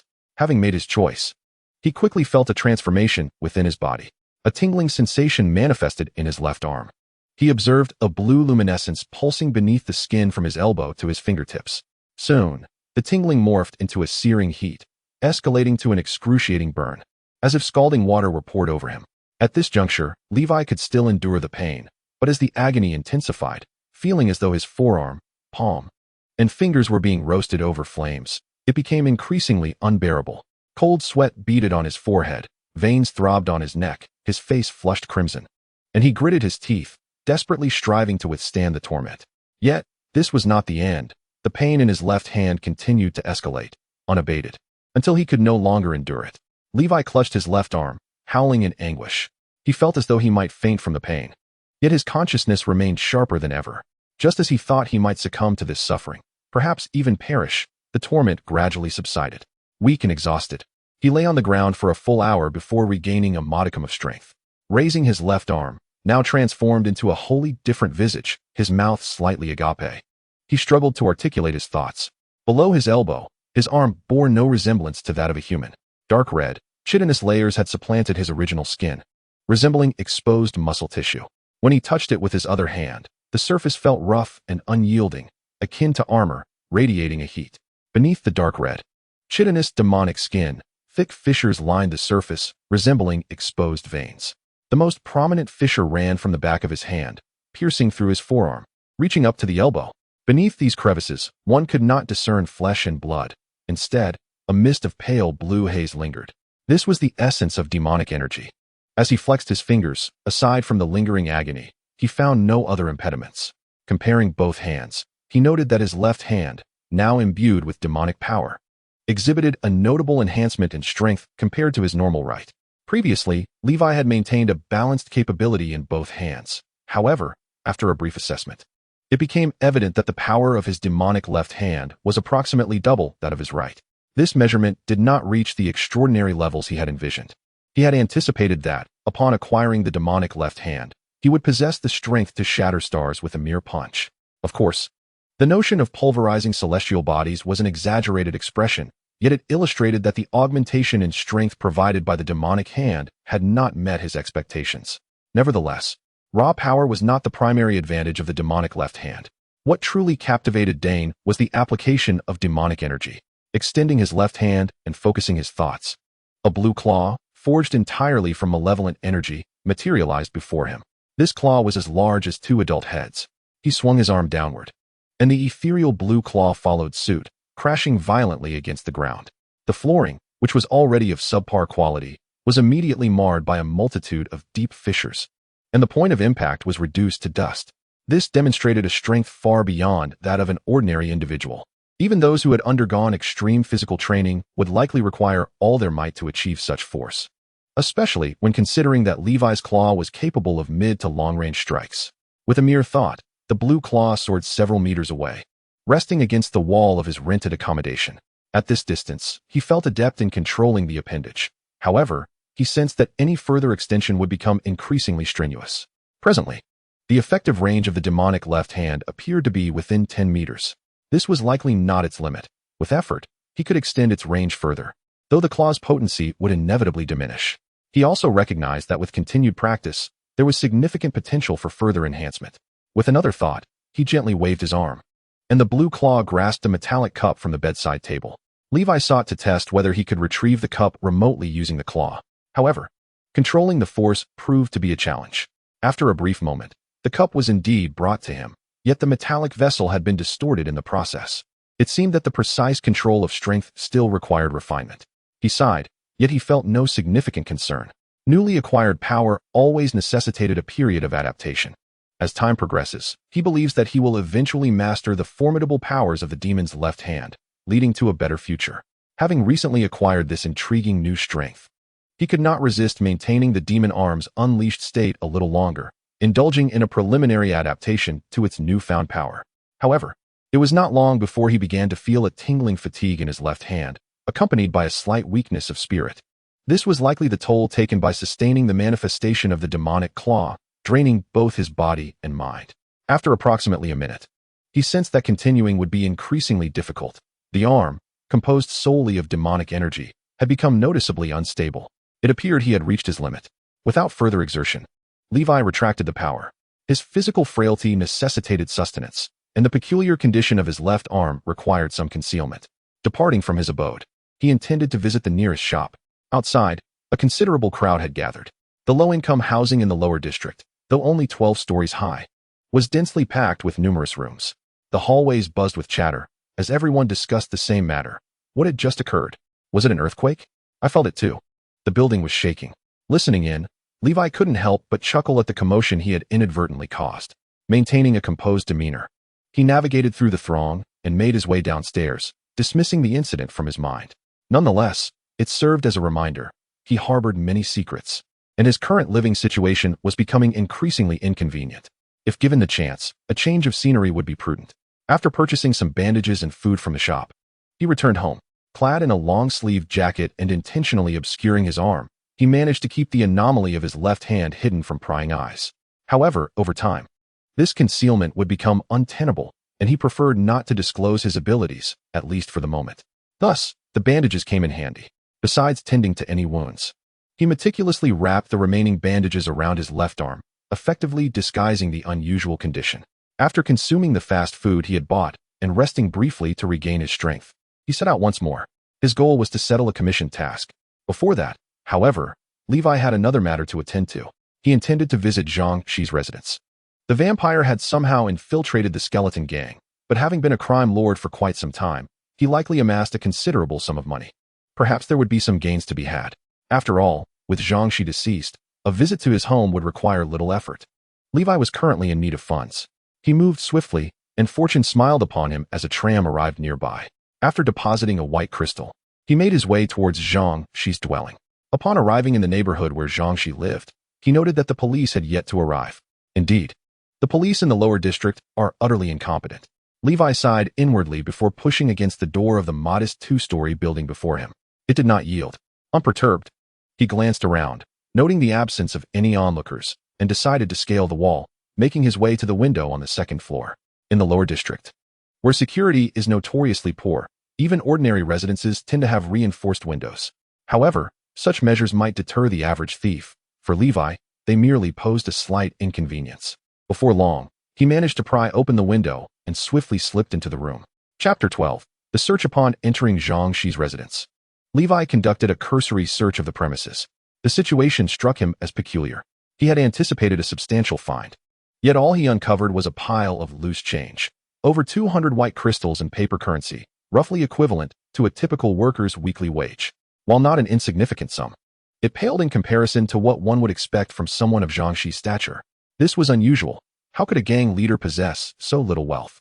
Moreover, the vampires, who prided themselves on their aristocratic lineage, were known for their penchant for collecting artifacts and fine art, items that, to the impoverished, might seem like mere space wasters. Yet in the upper district, were highly coveted and worth a considerable sum. Levi did not expect to stumble upon anything particularly valuable in Zhang Shi's abode. But a mere 200 white crystals were far beneath his standards, even for someone of his current impoverished state. Reluctant to accept this meager discovery, he continued to rummage through the room until he finally uncovered something of interest, a hidden door. Utilizing the keys he had taken from Zhang Shi's corpse, he experimented with several until he successfully unlocked the concealed entrance. As the door swung open, a small, enclosed space revealed itself to Levi. It appeared to be a typical storage room, albeit one of modest dimensions. Several small copper boxes lay haphazardly around the edges, one of which had been forced open, spilling forth a collection of white crystals the size of fingernails. However, these trinkets were not the focal point of his attention. In the center of the storage area, bound by ropes, was a girl who instantly captivated him. She appeared to be no more than 13 or 14 years old. Her features were delicately crafted, yet marred by dirt and scratches that greatly detracted from her beauty. Levi was not inclined towards pedophilia. A young girl of such an age could hardly pique his interest. Yet, there was something about her that struck a chord of familiarity within him. As he sifted through his memories, it dawned on him. Yasha? Hearing Levi's voice, the girl he had referred to as Yasha stirred slightly, emitting a muffled whimper. Her eyes were covered with a black cloth, and a piece of fabric had been stuffed into her mouth, rendering her both sightless and voiceless. Clearly, she still retained some memory of Li Wei's voice. As he stepped forward to remove the white cloth that had muffled her mouth, the young girl coughed twice and asked, Li Wei, is that you? Yes, he replied, while assisting her in unbinding the black cloth that covered her eyes. Gradually adjusting to the light, Yasha expressed her heartfelt gratitude, saying, Thank you so much. This is the second time you have saved me. Li Wei remained silent. This girl was, in fact, the very reason that the former Li Wei had attracted the attention of the skeleton gang. It was the previous Li Wei who had rescued Yasha, thereby incurring the wrath of the gang, which ultimately led to his demise in a violent alleyway. Thus, it seemed that Li Wei's crossing over and rebirth was inextricably linked to this young girl. However, despite the apparent fate entwined between them, Li Wei did not harbor any particular feelings for her. They were hardly acquainted. Were it not for his intention to obtain some funds at Zhangxi's residence, he would scarcely remember this girl at all. Given the current circumstances, it appeared that after inadvertently saving her last time, she had once again fallen into the clutches of the skeleton gang. Judging by the conditions of the storage room, it seemed that she had been captured here for only 2 or 3 days. With a swift motion, he severed the ropes binding Yasha's hands and feet, declaring, You are free now. Yasha stood up unsteadily, picking up a piece of rope from the ground to tie back her hair, transforming her appearance into one of striking elegance. She gazed at Li Wei, her beautiful brows slightly furrowed, and urged, The vampire will return soon. We must leave. Li Wei observed the girl, whose legs seemed weakened from prolonged confinement, with intrigue. How do you know that Zhangxi is a vampire? He inquired. Yasha extended her left hand, pulling back her somewhat tattered sleeve to reveal several bite marks, evidence of a vampire's fangs. This revelation perplexed him further. She appeared to be an ordinary girl.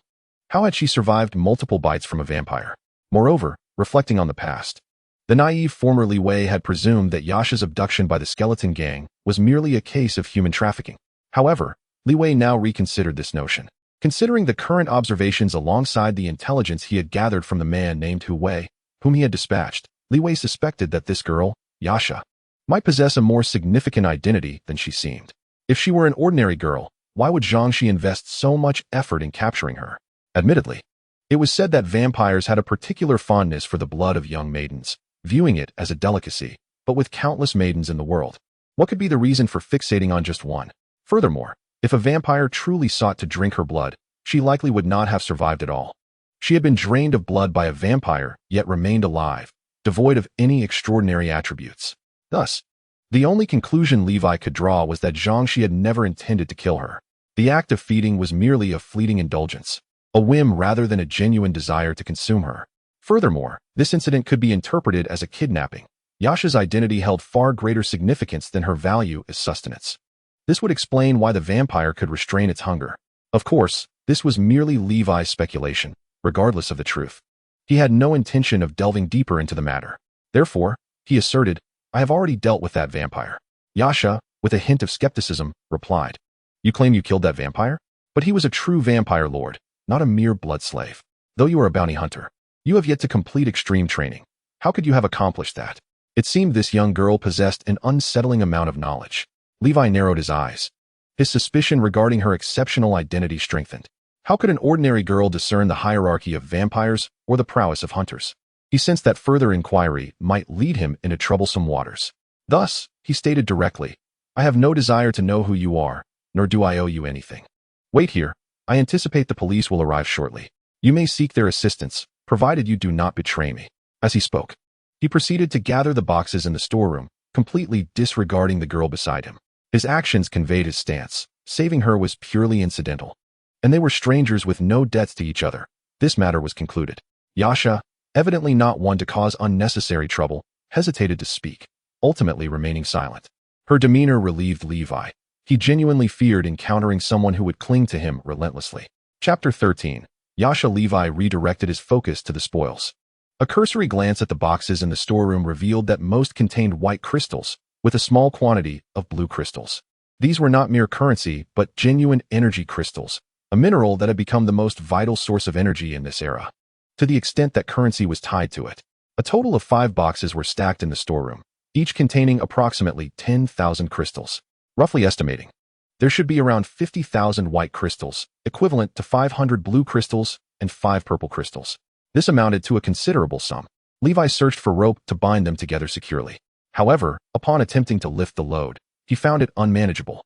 Frustrated, he reluctantly discarded several boxes filled entirely with white crystals, retaining only 3, which left him with about 35,000 crystals. Wait. After observing Yasha silently for a moment, she suddenly spoke. What are you doing? I can help you take all the money away, but you must do me a favor in return. Are you not a bounty hunter? Consider this my commission. You see, you can only carry away items worth over 30,000, but with my assistance, the profit increases by 20,000. As you mentioned, the police could arrive at any moment, and you might not have the chance to return for this money. Hence, this would serve as your commission. Li finally began to regard the girl with a measure of seriousness. He pondered for a moment and realized that it was indeed challenging to conjure a good plan to mitigate his losses. While he could not fathom what this young girl might do to resolve the situation, however, if she could accomplish it and her demands were not overly extravagant, roughly equivalent to that commission of 1 or 2,000, Li would not mind accepting such a task. After all, he was a bounty hunter. Yasha spoke. Can you take me to Wahoo Town? Impossible. Li immediately rejected Yasha's request. Wahoo Town was a satellite city located beyond the gates of Wisdom City. It could be reached by traveling 60 kilometers. However, 60 kilometers, which would ordinarily take 1 or 2 hours by car in peacetime, was, in this era, a veritable road of death. With its towering walls, Wisdom City was considered a safe haven in this post-apocalyptic age, but outside the city lurked countless monsters and strange beasts. Moreover, the deadly radiation, along with the rampant unknown bacteria and viruses, posed grave threats. Did she expect Li to venture outside the city to face certain death for a few amethyst? He certainly would not comply. Yasha's eyes dimmed momentarily, but she quickly regained her composure. Then, could you take me to the nearest Hunters Guild branch? This request was significantly more reasonable. Li contemplated and realized that Eileen's location could indeed be considered a branch of the Hunters Guild. Ultimately, he was headed there to submit his tasks, so taking along a young girl would not pose any inconvenience.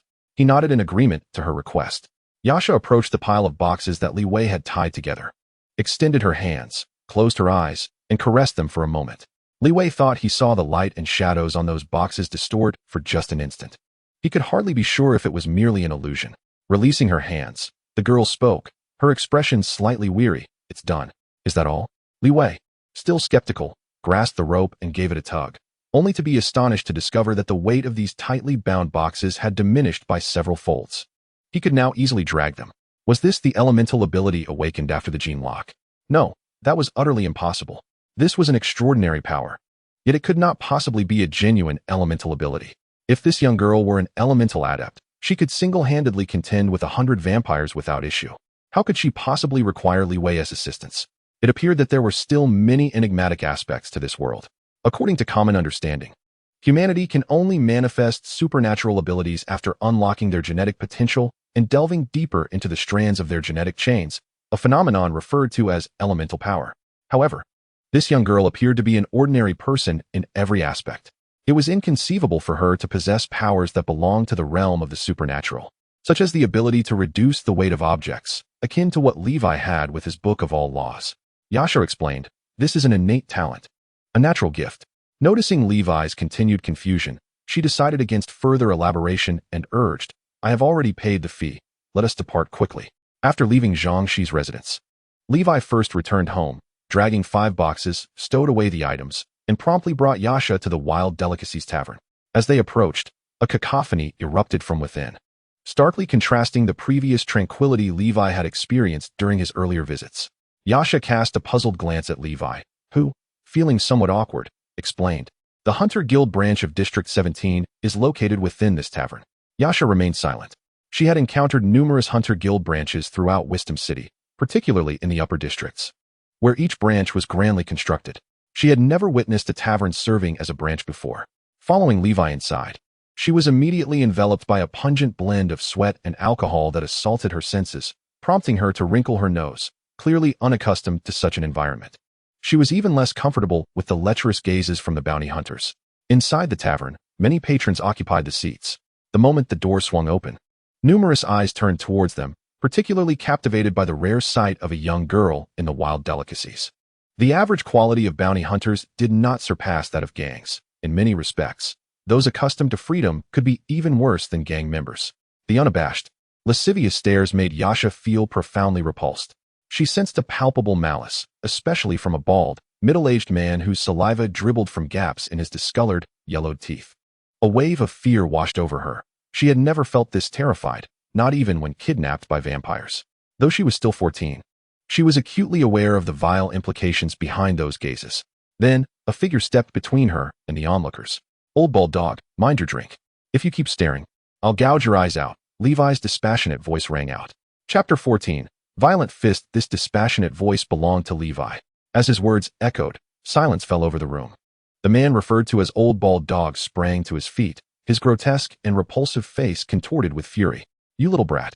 I've been in District 1, he stood up, towering at nearly 2 meters, his corpulent figure advancing towards Li Wei, exuding a certain aura of intimidation.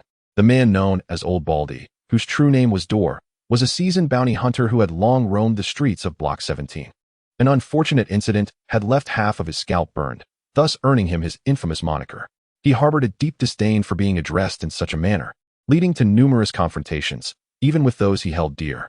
After more than a few individuals had their ribs shattered by his formidable strength for uttering his nickname, most dared only to whisper it behind his back. This was common knowledge among the tavern's patrons, including Li Wei, who deliberately provoked him with that very name. No one within the tavern intended to intervene. Most were merely spectators, eagerly anticipating the unfolding drama. Old Baldy was not well liked, and Li Wei, being a newcomer in the field, found no allies willing to embroil themselves in their conflict. Moreover, Li Wei's actions were viewed with increasing disdain by the others present. Despite Old Baldy's poor reputation, he was still a familiar face in the wilds. While Li Wei had only recently embarked on his journey and was known for his reclusive nature, rarely mingling with others, this inexperienced rookie, who had been deemed devoid of potential by the Supernatural Academy upon his enrollment, had no right to speak disrespectfully to a seasoned veteran. "How many ribs do you think this newcomer would end up with broken?" "3 at the very least, with the possibility of a fatal outcome."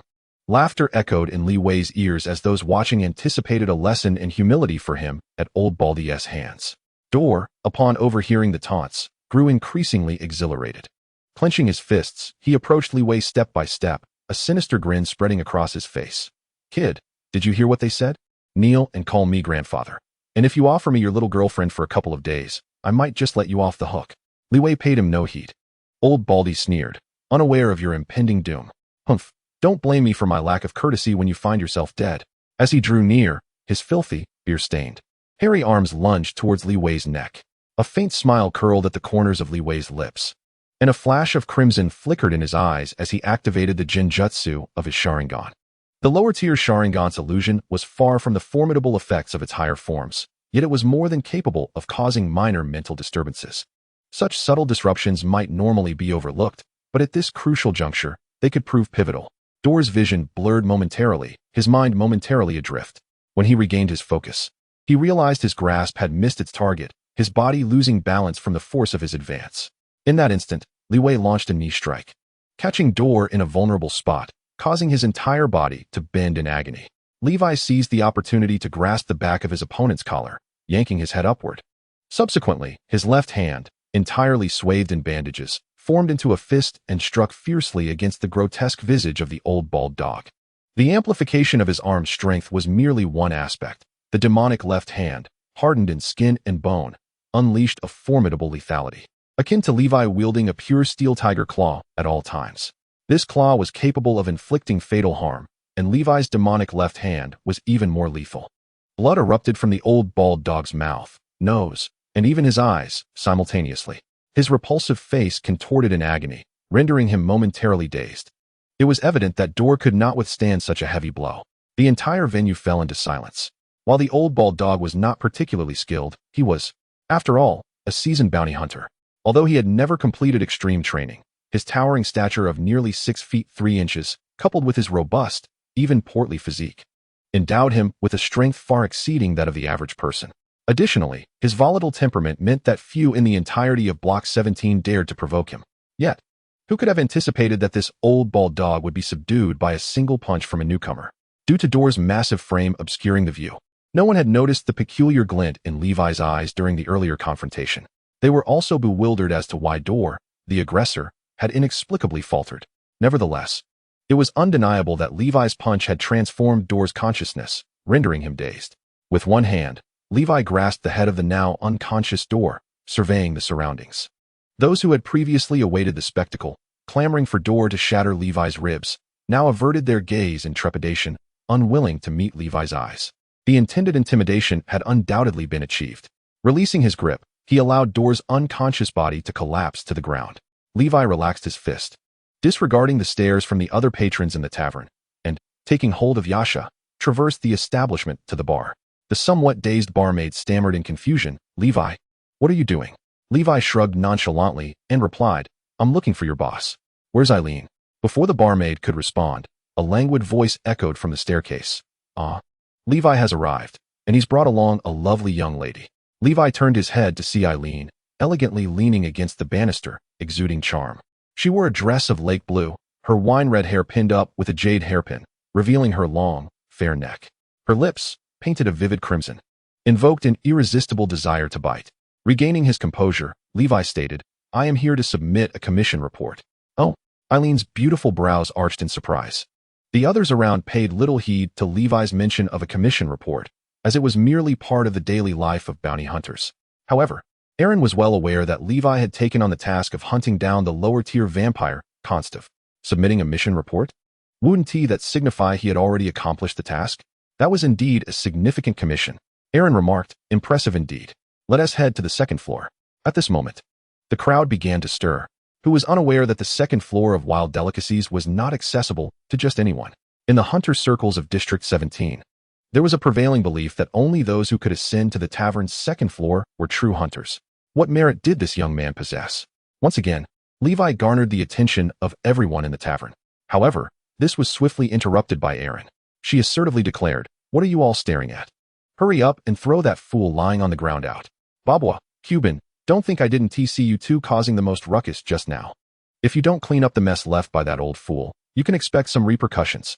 Regardless of the two men's flustered attempts to comply under Aaron's admonition, Levi took Yasha's hand and ascended the staircase to the second floor. Chapter 15. The second floor. Levi had heard some rumors regarding the second floor of Wild Delicacies as well. While it was true that District 17 lacked exceptional talents, this was a relative assessment. Although the average quality was not particularly high, if one were to search diligently, there would still be 3 or 5 individuals who had completed extreme training. The so-called second floor of the tavern was exclusively open to such individuals. It was said that only on the tavern's second floor could true demon hunters qualify for missions. The gray market tasks on the first floor hardly counted for anything. Upon reaching the second floor, it was eerily empty. In the vast tavern, only one woman clad in leather pants and a leather jacket, with a mane of purple hair, sat at the bar, pouring herself a drink. Aaron made an introduction. "This is Judith, a senior hunter from the Clover Division in the Upper District." Levi observed Aaron's enigmatic smile, uncertain of her intentions.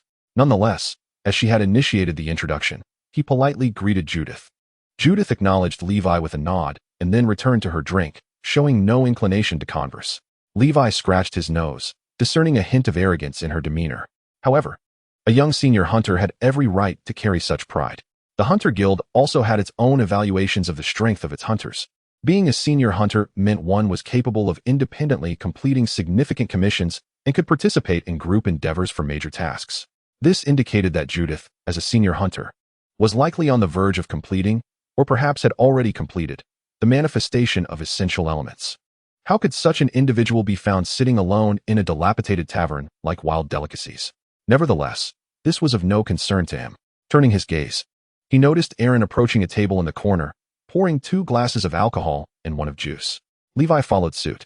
After handing the wine glass and juice to Li Wei and Yasha, Aaron took a sip of her drink and inquired, "Where is the proof?" "Present it." Li Wei unfastened the cloth pouch tied around his waist, placed it on the table, and opened it to reveal Zhang's lifeless head, eyes shut tight. Aaron examined it closely, nodding in satisfaction as she proclaimed, "No problem, no problem. Indeed, I was not mistaken about you. Judith, Judith, come here quickly. Why are you hiding? It's just a loss of 5 purple crystals. What is the fuss?" Judith, sitting off to the side, reluctantly approached, rummaging through her pocket to retrieve 5 purple crystals, which she placed on the table, grumbling at Li Wei, "This is all your fault." Li Wei found her complaints amusing. He was not oblivious. He had certainly discerned that these 2 women had wagered on him. Judith, with a disgruntled expression, remarked, "That low-level vampire was truly pathetic, defeated by you. A mere novice who hasn't even completed extreme refinement. Damn it, if Aaron hadn't given you those light-etched bullets beforehand, you would never have succeeded." Li Wei chuckled, but chose not to respond. Those light-etched bullets had indeed been of immense assistance. Without the element of surprise to shoot 7 bullets into Zhang's body, he likely would not have been able to gather enough sword intent for the steel slash to turn the tide in the ensuing battle. However, to claim that he had solely relied on the light-etched bullets to resolve the conflict would be an underestimation of his capabilities. Ultimately, he was acutely aware of the facts. There was no need to engage in a verbal contest. The important outcome was that he returned with Zhang's head, successfully completing his mission. As for Judith's prejudiced judgment, Li Wei was not her father and had no obligation to correct her values. He remained indifferent, yet Aaron was not pleased. She retorted, "Judith, your words are misguided. Just 5 years ago, when you had barely completed extreme refinement, you encountered a low-level vampire, and remember how you cried about how terrifying they were." Judith's face fell, anger surging within her. "Is it the same?" Aaron showed no mercy, responding, "How is it not? You had completed extreme refinement, your fire talent already manifested. Yet you were reduced to tears by a low-level vampire. Look at Li Wei, he is still some distance from extreme refinement. Yet he resolved a vampire with nothing but a broken gun and over 20 bullets. What do you have to compare with him?" Judith was left speechless, her indignation silencing her. She stormed away, clearly unwilling to linger any longer. It appeared that Aaron's status was not ordinary. Her audacity to speak to a high-level demon hunter in such a manner indicated her own stature must be equally formidable. Li Wei couldn't help but marvel inwardly, pondering how this seemingly desolate Block 17 had become a place teeming with hidden talents. Enough of this, he thought. Eileen waved her hand and said, "I have accepted the vampire's head. The reward for this level of commission is originally 5 purple crystals. The light-engraved bullet I previously provided you is valued at 30 blue crystals. After settling the task, you have a reward of 4 purple crystals and 70 blue crystals in my possession. Would you prefer cash or gene fluid?" This is the advantage of fulfilling a guild commission. Gene fluid cannot simply be purchased with money, especially through legitimate channels. Organizations such as the government, the temple, the academy, and the Hunter Guild all sell gene fluid to the public, but purchasing it requires certain qualifications in addition to money. Leaving aside other factions within the Hunter Guild, to acquire a vial of gene fluid, one must complete a corresponding commission of the same level. Each commission represents a purchasing qualification. 10 low-level qualifications can be exchanged for 1 high-level qualification. Accordingly, with Levi completing a level commission, he earned 5 purple crystals as a reward and also obtained a purchasing quota for a vial of low-level gene fluid. "I shall take the low-level gene fluid," he stated. "Certainly, however, the low-level gene fluid is valued at 5 purple crystals, so you must supplement me with 30 blue crystals." After some calculation, the price seemed reasonable. A vial of low-level gene fluid typically retails for around 50 blue crystals. An increase in level corresponds to a 10-fold price rise, which is not unusual. If there was anything that exceeded Levi's expectations, it was the light-engraved bullet. This item astonishingly costs 1 blue crystal or more for each bullet. It is indeed exorbitant, being 100 times more expensive than ordinary bullets. However, upon serious consideration of its effectiveness, this product is worth the investment. 100 ordinary bullets would hardly inflict any harm on a supernatural entity like a vampire. If I must supplement you with 30, then so be it. I want the gene fluid. Eileen walked behind the bar, retrieved a small box from the cabinet, and handed it to Levi. Inside the box was, naturally, the low-level gene fluid. With this, the level commission had completed its process. Who is this young girl?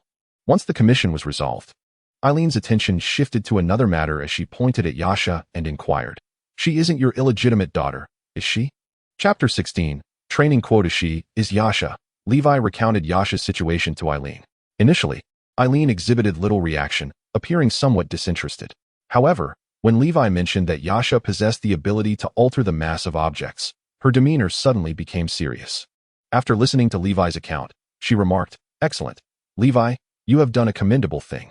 Leave the rest to me." Levi certainly noticed Eileen's change in attitude. He was unsure of the reason, but shedding a troublesome matter was ultimately a positive development. He replied, "All right, then I shall leave Yasha in your care. If there is nothing else, I will take my leave." With that, he turned to depart. Eileen called out to him, "Wait a moment. Levi, please stay here for a while. I still have something to discuss with you." "What is it? Can't you tell me now?" Eileen waved her hand and said, "I need to first settle this little girl you brought."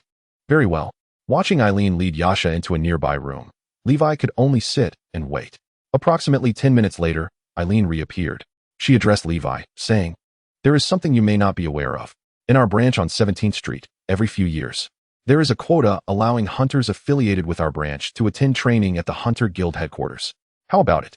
Are you interested in a visit to the Hunter Guild headquarters?" Levi pondered for a moment and inquired, "Could you provide me with specific details about what this training entails?" "Of course, it is my duty," Eileen replied, taking a sip of her drink before detailing the situation to Levi. The purpose of the training at the guild headquarters is to cultivate elite hunters. Typically, this training occurs every 3 years, lasting 6 months each time. For all hunters, particularly the younger ones, each training session is a grand ceremony, inciting fierce competition among hunters from various branches for these coveted spots. The reason hunters vie so intensely for training opportunities is straightforward: resources.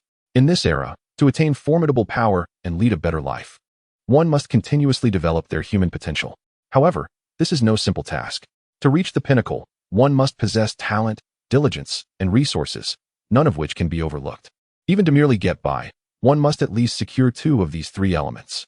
While talent and diligence are contingent upon personal qualities, resources remain an exceptionally objective factor. Wealthy hunters may not be overly concerned about this, but those from impoverished backgrounds have scarce pathways to acquire sufficient resources for advancement. The most critical resource is gene fluid. Acquiring lower-tier gene fluid may be manageable, yet obtaining Tier 2 and higher gene fluids is exceedingly challenging. Tier 3 hunting tasks are assignments that can only be accomplished by hunters who have undergone extreme refinement. To gain sufficient purchasing quotas, one must continuously complete tasks. But undertaking high-level hunting missions poses significant risks with a very high mortality rate. Not everyone can manage such endeavors like Levi. Moreover, even he would lack certainty if he were to accept another Tier 3 assignment. In the Hunter Guild, purchasing gene fluid is quite reasonably priced. For instance, Tier 3 gene fluid can be obtained for just 5 purple crystals. However, without a purchasing quota, acquiring it on the black market could cost 10 to 20 times more, making it unattainable for most hunters. Not to mention Tier 2 and Tier 1 gene fluids, which are nearly impossible to procure even with substantial wealth. After all, gene fluid is produced from specific parts of high-level extraordinary creatures that have been hunted. The supply is vastly outstripped by demand. Participating in the Elite Hunter Training Program ensures a regular distribution of gene fluid. This presents an immense allure for hunters aspiring to enhance their prowess further. Simultaneously, within the training program, various skills will be imparted, proving invaluable for ordinary hunters who lack a legacy. In other words, participating in this training course will comprehensively elevate a hunter's capabilities over the span of 6 months. Historically, approximately 70 to 80% of hunters graduating from the elite training course have successfully unlocked their genetic locks, ascending to the rank of formidable hunters.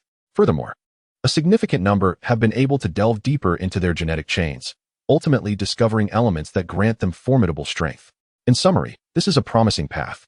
Levi felt a stirring excitement regarding this opportunity. However, a sliver of doubt lingered in his mind. Why was this opportunity bestowed upon him? Eileen explained previously. The task of hunting Konstantov, also known as Zhangxi, had languished unaddressed for too long. I decided to attach this training quota to the task, hoping to motivate other hunters to undertake the commission. There are many who seek to confront Zhangxi, yet few return alive, let alone complete the mission. By resolving this commission, the quota will naturally be yours, and others will have little to contest. Very well, Levi nodded. Since such a splendid opportunity presents itself, I certainly do not wish to let it slip away. Eileen's expression radiated satisfaction as she continued, "Excellent. Let us descend shortly. As there are many patrons in the tavern today, I shall announce this matter publicly." Wait, why make a public announcement? Levi felt a sense of foreboding. Wouldn't this draw hostility towards him? Eileen smiled alluringly. This matter is non-negotiable. The quota has been in my possession for 3 months, and the demand is overwhelming, leaving me quite exasperated. By making a public announcement, it will quell the ambitions of those seeking it. Levi felt a twinge of exasperation. Her intention was unmistakable. To secure the quota, he would have to endure the envy and animosity of his fellow hunters.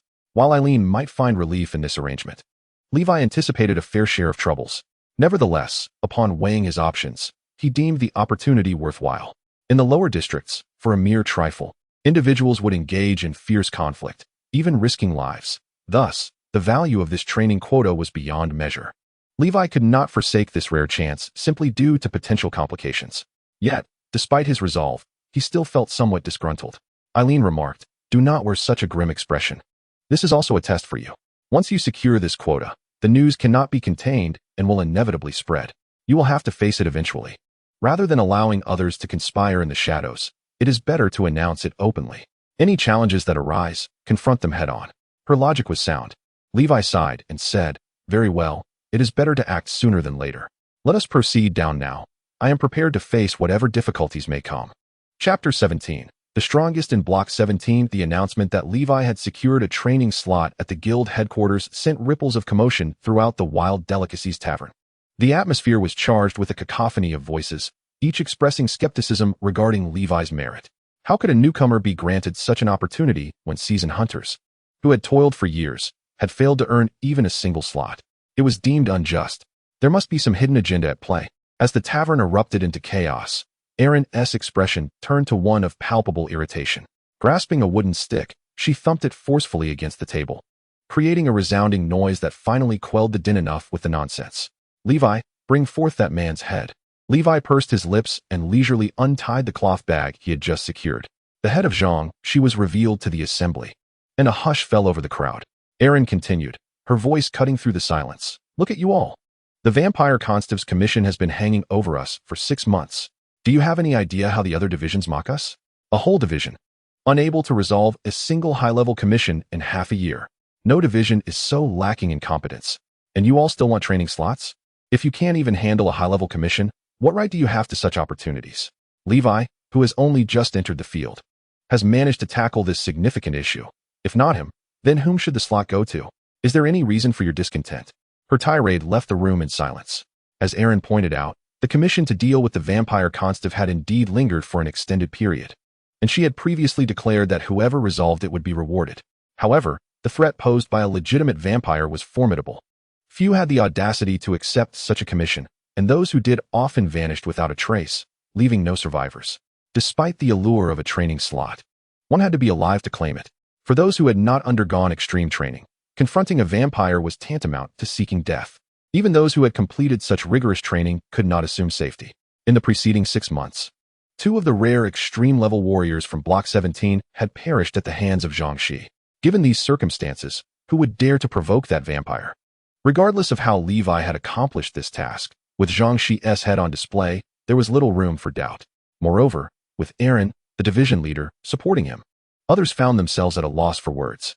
This moment underscored Erin's considerable authority within the Block 17 division, granting Levi a sense of reassurance. With Erin's declaration, the pressure he faced moving forward would undoubtedly diminish. However, this world has never been devoid of surprises. "I beg to differ." The door of the tavern swung open, and a man stepped inside. His visage bore the marks of time, his chiseled features exuding a distinct aura of maturity. His shoulder-length hair was tied back with a simple band, reminiscent of the ancient elegance of the Huaxia culture. Clad in simple garments, he had his legs wrapped in bandages for ease of movement. Behind him, white fabric enveloped a long object, which, if I were to venture a guess, was a spear. At the staircase, Levi locked eyes with this man from a distance. The tavern was rife with whispers from other hunters. "Zhang Zongming? Zhang Zongming has arrived? This should be interesting. He has waited 6 years for this opportunity. He cannot possibly let it slip away." Ellie chuckled softly beside Levi, remarking, "This is Zhang Zongming, reputed to be the foremost expert of District 17. Levi turned to glance at Ellie and noticed a peculiar expression on her face, one that seemed to convey disdain for Zhang Zongming. In truth, Levi was already familiar with this individual, despite never having met him in person. His name had long been spoken of with reverence. A veteran hunter with a decade of renown, he was hailed as a prodigy at the age of 17, having completed rigorous training by 20, and it has now been 7 years since. It was said that he once defeated an expert who had broken through the genetic chain with nothing but a spear in a one-on-one duel. Yet, Why did Ellie wear that expression of contempt? Levi could surmise the reason. 7 years of stagnation, remaining at this level without any progress. Unable to break through the genetic lock. What did that signify? It was not merely an absence of potential. Over the years, there had been others who posed a threat to his title as the foremost expert. Yet he remained unchallenged on his throne for one reason. Those who once threatened his supremacy had ultimately departed from District 17. This place was too small and dilapidated for anyone with ambition to linger indefinitely. Yet Zhang Zongming had chosen to remain. Hence, it was hardly surprising that he was viewed with disdain. Regardless, his title as the foremost expert of District 17 was indeed well-deserved. Ellie, you have been rather hasty in your decision, Zhang Zongming stated as he approached. Ellie scoffed. The training quota is tied to the vampire hunting mission. This has been public knowledge for some time. Zhang Zongming, we have discussed this multiple times. I advised you to handle the commission, and the quota would be yours. Your continued procrastination is your own doing. Now that Levi has returned with the vampire's head, you cannot blame anyone else. A high-level commission is not something that can be resolved so easily. Zhang Zongming, with a stern expression, declared, I must be thoroughly prepared. The entire neighborhood is aware that this opportunity is mine to seize. Why would you delegate the task to someone else? Aileen replied, it has already been delayed for 6 months. If I don't delegate, should I allow you to procrastinate for another 6 months? Did I not mention that I would handle this commission within a month at most?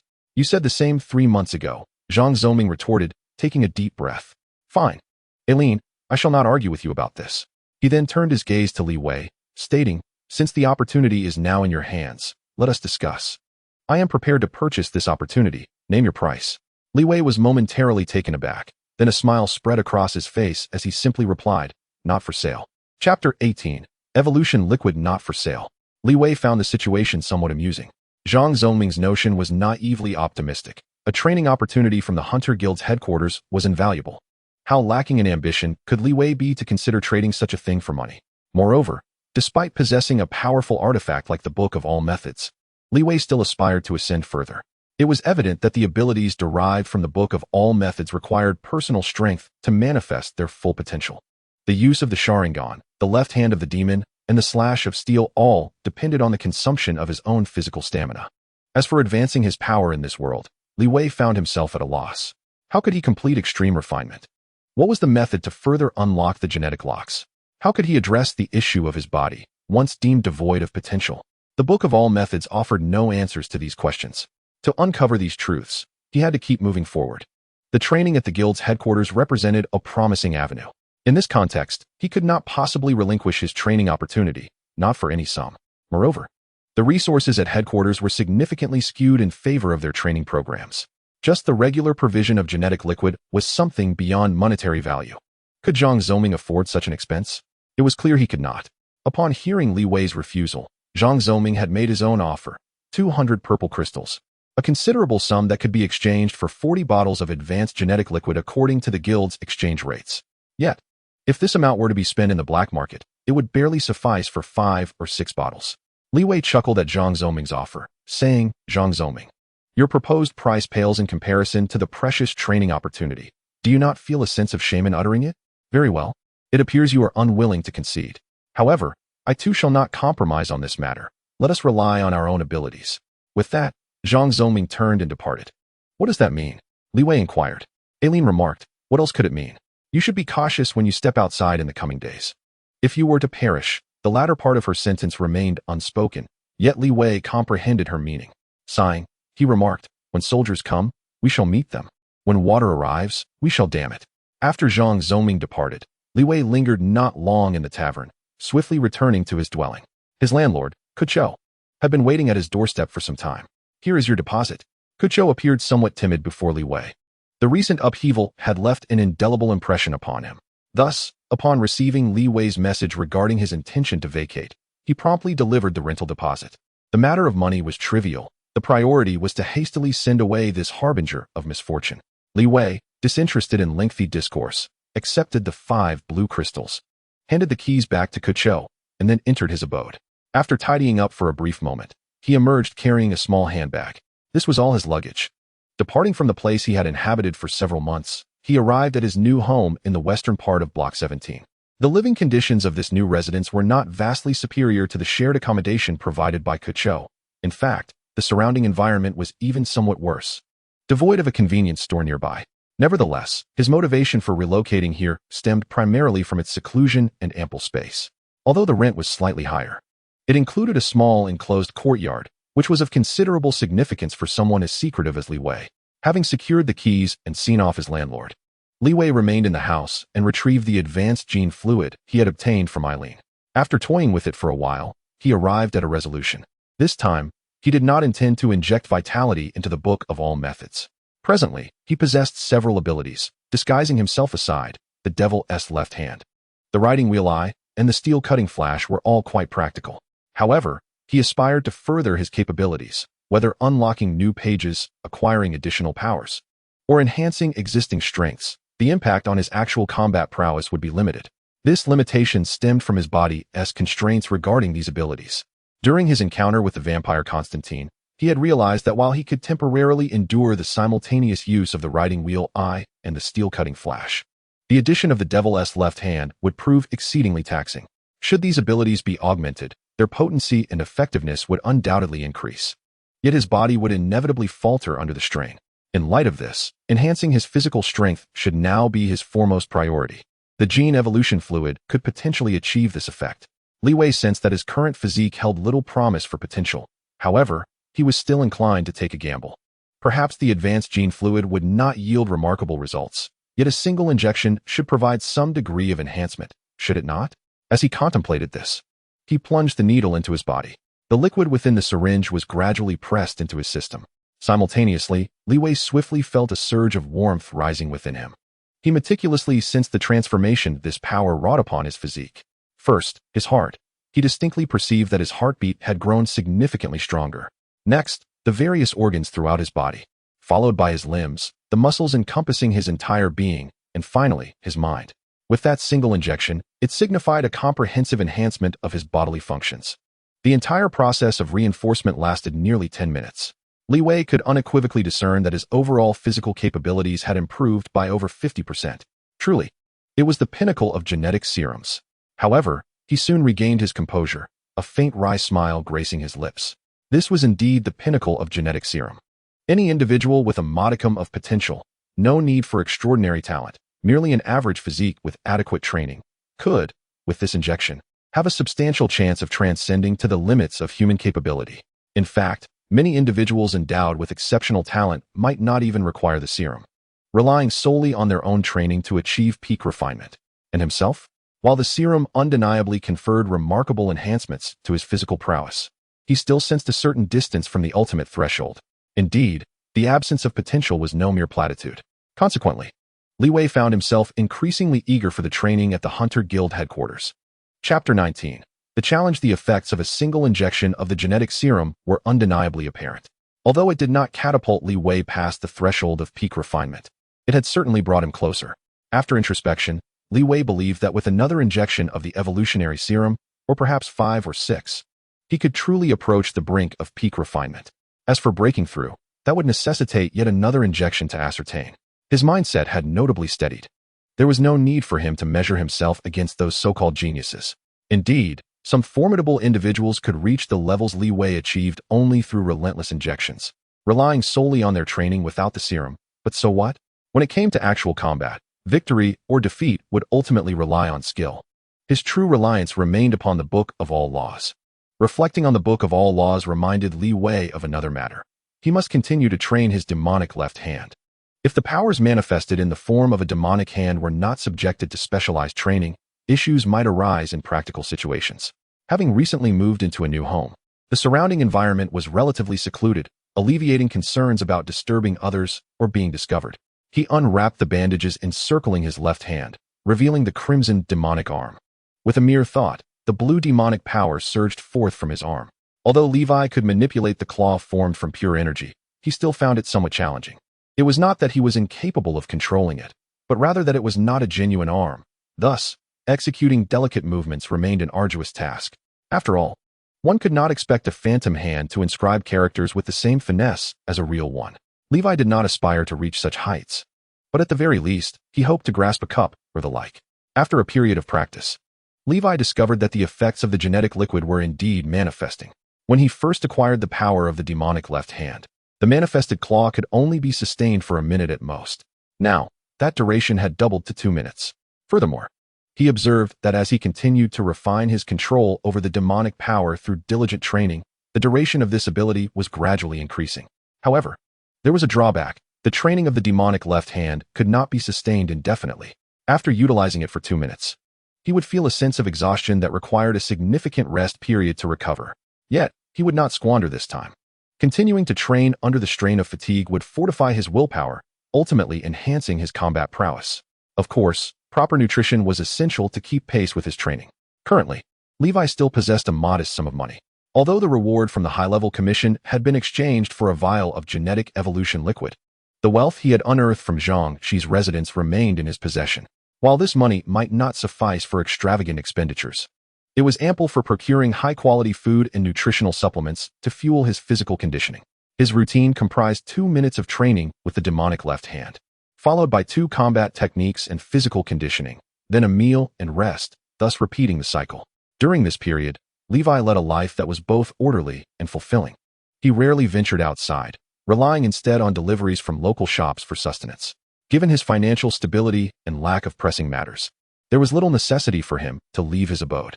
Nevertheless, if opportunities arose, he would certainly wish to visit the branch office to undertake a few commissions, continuing to hone his skills in real combat.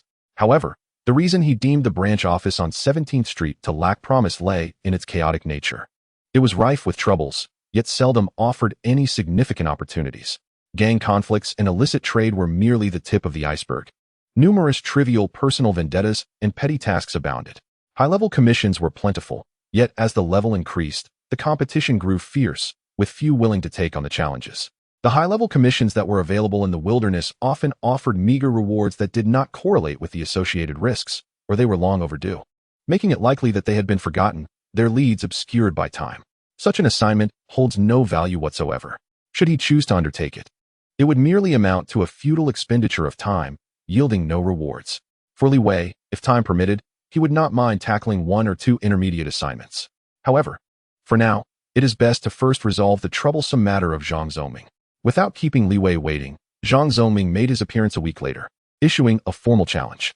3 days hence, amidst the ever-dim atmosphere of Sector 17, the chime of the central clock tower resounded, signifying the arrival of noon. This marked the very hour inscribed on the challenge letter 3 days prior. Li Wei had no intention of evading this confrontation. Even Zhang Zhoming, who had preferred to languish in the dilapidation of Sector 17 for 7 years, awaiting a so-called opportunity, had the audacity to come forth and issue a challenge. What reason did Li Wei have to shy away?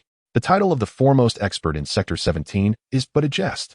If he truly possessed such prowess, he would have long since hunted down Konstantinov. The training slots at the Hunters Guild headquarters would never have fallen into Li Wei's hands. Ultimately, it stemmed from a fear of death, a trepidation to face a formally ranked vampire. Yet, when confronting Li Wei, a newcomer who had scarcely completed 6 months in the field, and, through some peculiar means, fortuitously vanquished Konstantinov, Zhang Zhoming found the courage to issue a challenge. Let the battle commence. Li Wei harbored no intention of holding back. Defeating Zhang Zhoming would decisively extinguish any ambitions to usurp the training position at the Hunters Guild headquarters from him. In preparation for today's duel, Li Wei had refrained from further training since the day prior. This was a battle of life and death, necessitating optimal physical condition. Stepping outside, he found Zhang Zhoming standing across from him, gazing intently. Clad in gray-white robes, his attire fluttered ominously in a breeze that seemed to arise from nowhere.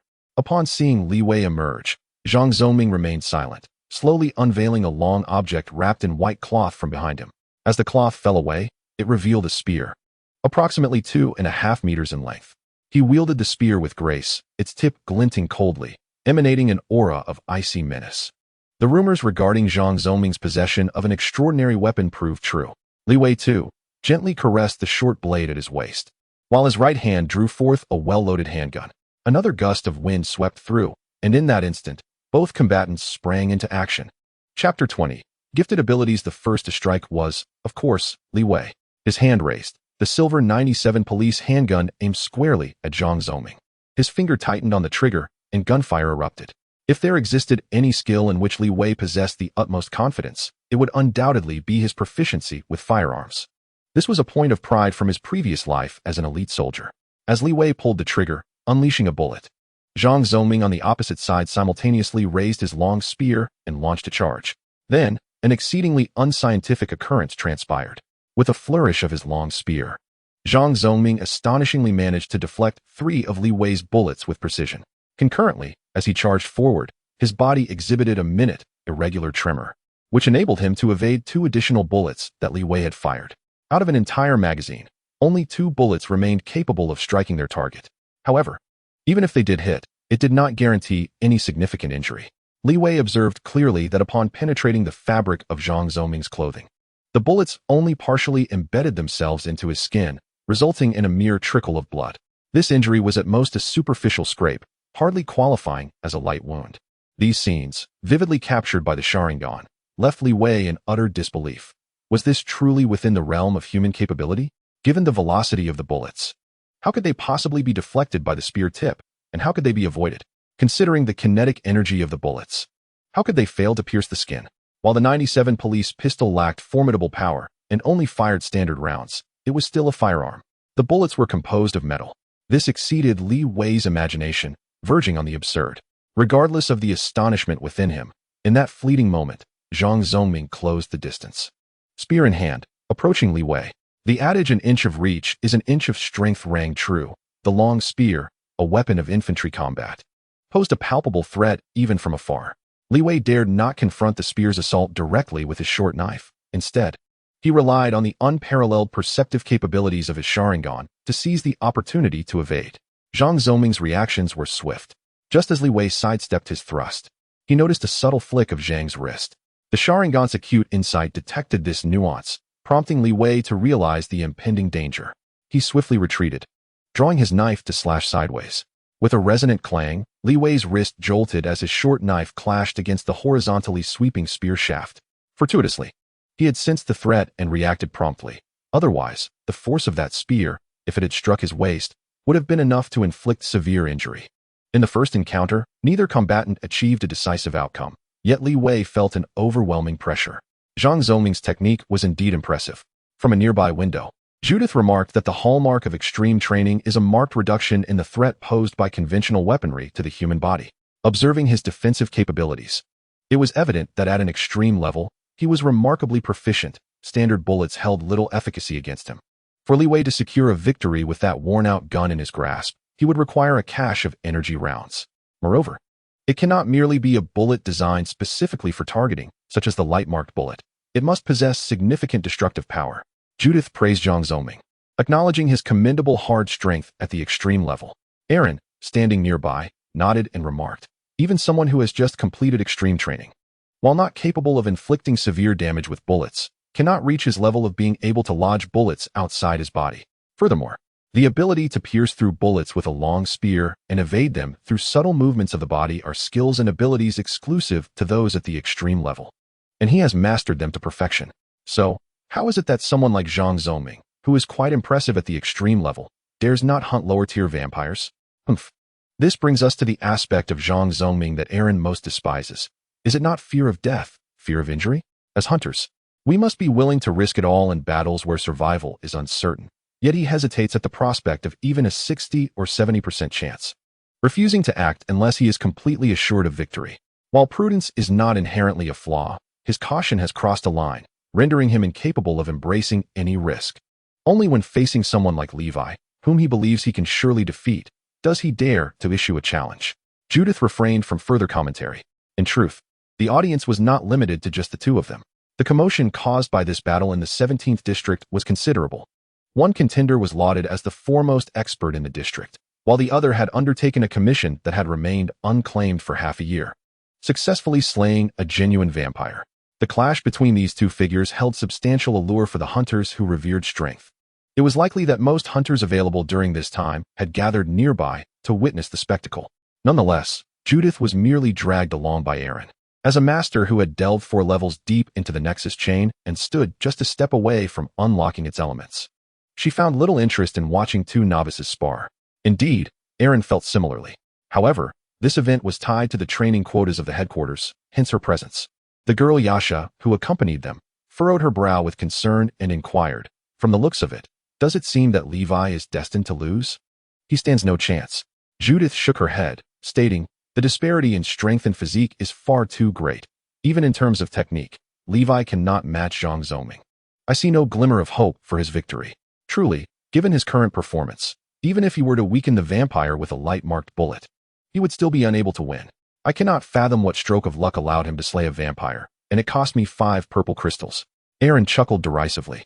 Judith, shall we wager once more? Let us gamble. Judith gritted her teeth, declaring, I refuse to believe I can lose again. Then prepare to lose, Aaron replied. Did you notice Levi's eyes? Upon Aaron's remark, Judith scrutinized more closely and quickly detected the anomaly. One of his eyes was a fiery red. Judith's expression shifted to one of seriousness. What is this? A talent or ability? Eileen revealed a mysterious smile, remaining silent. Judith pressed on, no wonder.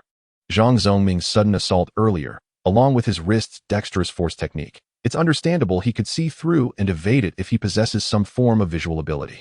However, wasn't this young man, named Li Wei, deemed devoid of evolutionary potential a few years back? What then is this extraordinary gift in his eyes? Eileen replied, If you inquire of me, whom should I ask? I wonder how you came to favor this lad. Judith, in sudden realization, remarked, You must have known all along. How could the folks at the Superpower Academy be so incompetent as to overlook such a fine prospect? Eileen, visibly pleased, responded, If they weren't inept, how would I have had the chance to seize this opportunity? Those endowed with extraordinary abilities can at least break through the genetic lock without issue. At last, I can be reassigned from this wretched place on 17th Street. Congratulations, Judith said sincerely, genuinely happy for her friend. After enduring years of exile in this desolate land, she finally saw a chance for escape. Meanwhile, as the two conversed, the battle between Li Wei and Zhang Zongming raged on. Chapter 21. Severing an arm. In Li Wei's perspective, Zhang Zongming's overall strength appeared comparable to that of the vampire Constantine, perhaps even slightly superior. Yet, the actual combat situation differed significantly. During his encounter with the vampire, Li Wei had initiated a surprise attack with 7 light-etching projectiles, wounding his opponent and preventing the vampire from unleashing his full potential. Now, however, Li Wei faced a fully capable master who had undergone extreme training, intensifying the pressure. Frankly, had it not been for the injection of a first-grade gene serum, which had drastically enhanced his physical capabilities, Li Wei would have succumbed to defeat the moment Zhang Zongming launched his charge. His eyes could penetrate Zhang Zongming's techniques, yet his body might not react swiftly enough in those critical moments. After encountering a grave crisis in their initial clash, Li Wei became increasingly cautious in the ensuing battle. Indeed, even though Zhang Zongming was inferior in speed, agility, and strength compared to a severely injured vampire, it was understandable that he dared not challenge Constantine alone. However, when it came to combat skills and explosive power, this adept long spear wielder proved formidable. With a subtle flick of his wrist, the spear surged forth like a dragon. Li Wei had to keep a vigilant eye on Zhang Zongming's wrist, carefully scrutinizing his hand movements and even the slightest twitch of his muscles. Such observation must be flawless. Otherwise, he risked suffering an unbearable blow from the spear's tremendous force. For the time being, Li Wei performed admirably, since the battle commenced amidst several exchanges. Zhang Zongming's spear had yet to graze him. Nevertheless, Li Wei found no opportunity to counterattack.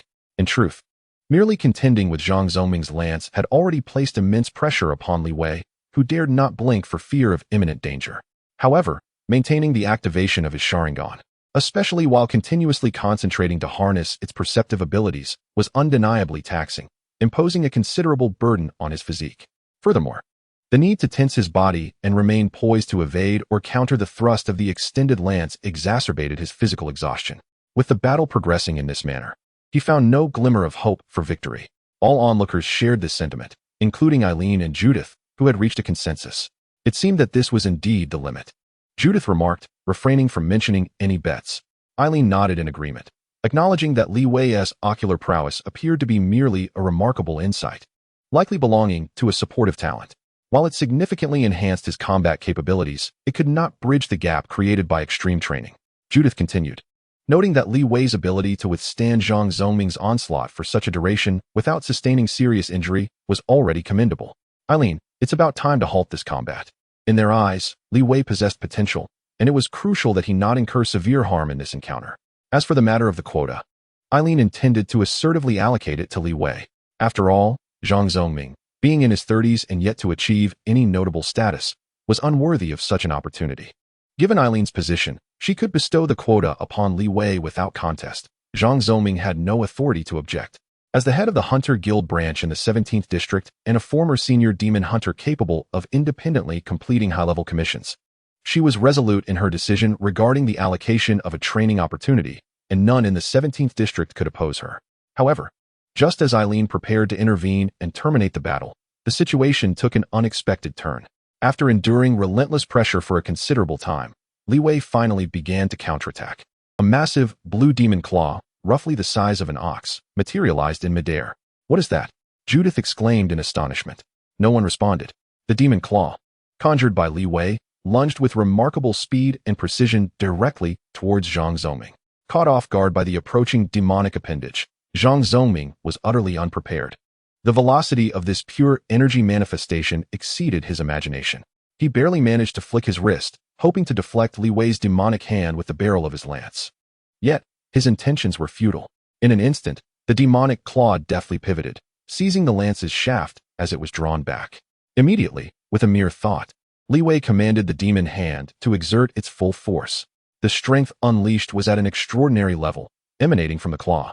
Zhang Zoming, gripping the lance tightly, refrained from relinquishing it, thereby avoiding the fate of having his weapon seized. However, this only exacerbated his predicament, as the immense force of the demon's hand yanked him, along with his weapon, towards Levi's location. The dagger emitted a white glimmer. This marked the first instance in the entire battle where Levi initiated an offensive strike, his blade. Steel Flash, slicing through the air with ferocity. Yet, Zhang Zoming was already too weakened to resist. Blood splattered, and his right hand was severed at the shoulder. The long spear clattered to the ground as Zhang Zoming clutched his wound. The previously stern expression on his face now vanished. He knelt on the ground, howling in agony. The Sharingan faded away, and the demonic claws dissipated. The surging blue demonic energy also subsided, revealing his dark red demonic left hand. The bandages that had once wrapped around it now tattered and torn. Levi exhaled a sigh of relief, slightly alleviating the weariness in his body, simultaneously utilizing the Sharingan. The demonic left hand and Steel Flash indeed placed a considerable strain on him. A single round of full-throttle exertion left him feeling somewhat drained. Yet, the thrill of an all-out battle was truly exhilarating. Turning his gaze, he noticed Zhang Zoming had ceased his lamentations. Clutching his severed arm, he knelt in silence. Levi had shown restraint. During the skirmish, he had sensed that Zhang Zoming's several lethal moves were aimed at severely injuring him, yet they had never targeted a fatal spot. As if he had no intention of claiming his life. Given that, a gesture of reciprocity seemed only fair, since Zhang Zoming did not wish to kill Levi. Levi likewise would spare him. "You sought to inflict injury upon me, and I have taken your hand. This seems a reasonable exchange." Otherwise, had his opponent been completely devoid of the means to resist, Levi's strike could have undoubtedly severed Zhang Zoming's head from his body. Nevertheless, for a master adept in wielding a spear, whose skills had been honed to the utmost limit, the loss of an arm, while not fatal, was sufficient to terminate his career as a hunter, a cruel fate nonetheless. However, this was no longer Levi's concern. Upon raising his gaze, he spotted Eileen and Judith approaching with Yasha in tow. All three bore expressions of shock. "Hello?" Levi greeted. Eileen rushed forward, her hands gripping Levi's arms. Her expression brimming with excitement as she inquired, "Do you possess dual innate abilities?" Levi paused, taken aback. Chapter 22. Elements and Talents. The term innate abilities refers to the supernatural and extraordinary powers that one is born with. Generally, a normal individual in this post-apocalyptic era can be categorized into several stages of evolution. First, one must undergo extreme honing to reach the limits of human capability. Next, they must break through genetic locks, delving into the mysteries of human potential. Upon surpassing the genetic locks, there are typically 5 genetic chains: the strength chain, reflex chain, resilience chain, nexus chain, and will chain. Each person's potential, talents, and training pathways differ, leading to varying degrees of development across these 5 genetic chains, some stronger, some weaker. When any gene chain reaches a developmental level of 5 or higher, or when the cumulative development of all gene chains totals 10 levels, a unique reaction occurs, resulting in the manifestation of extraordinary powers, referred to as elements. Those who possess such powers are known as elementals. For instance, Judith is an advanced demon hunter who has unlocked a level 4 nexus chain, standing merely a step away from becoming an elemental. In addition to her 4 levels of the nexus chain, She has also developed 2 levels of the will chain and 1 level of the resilience chain, bringing her total development level to 7. Eren, on the other hand, has advanced even further.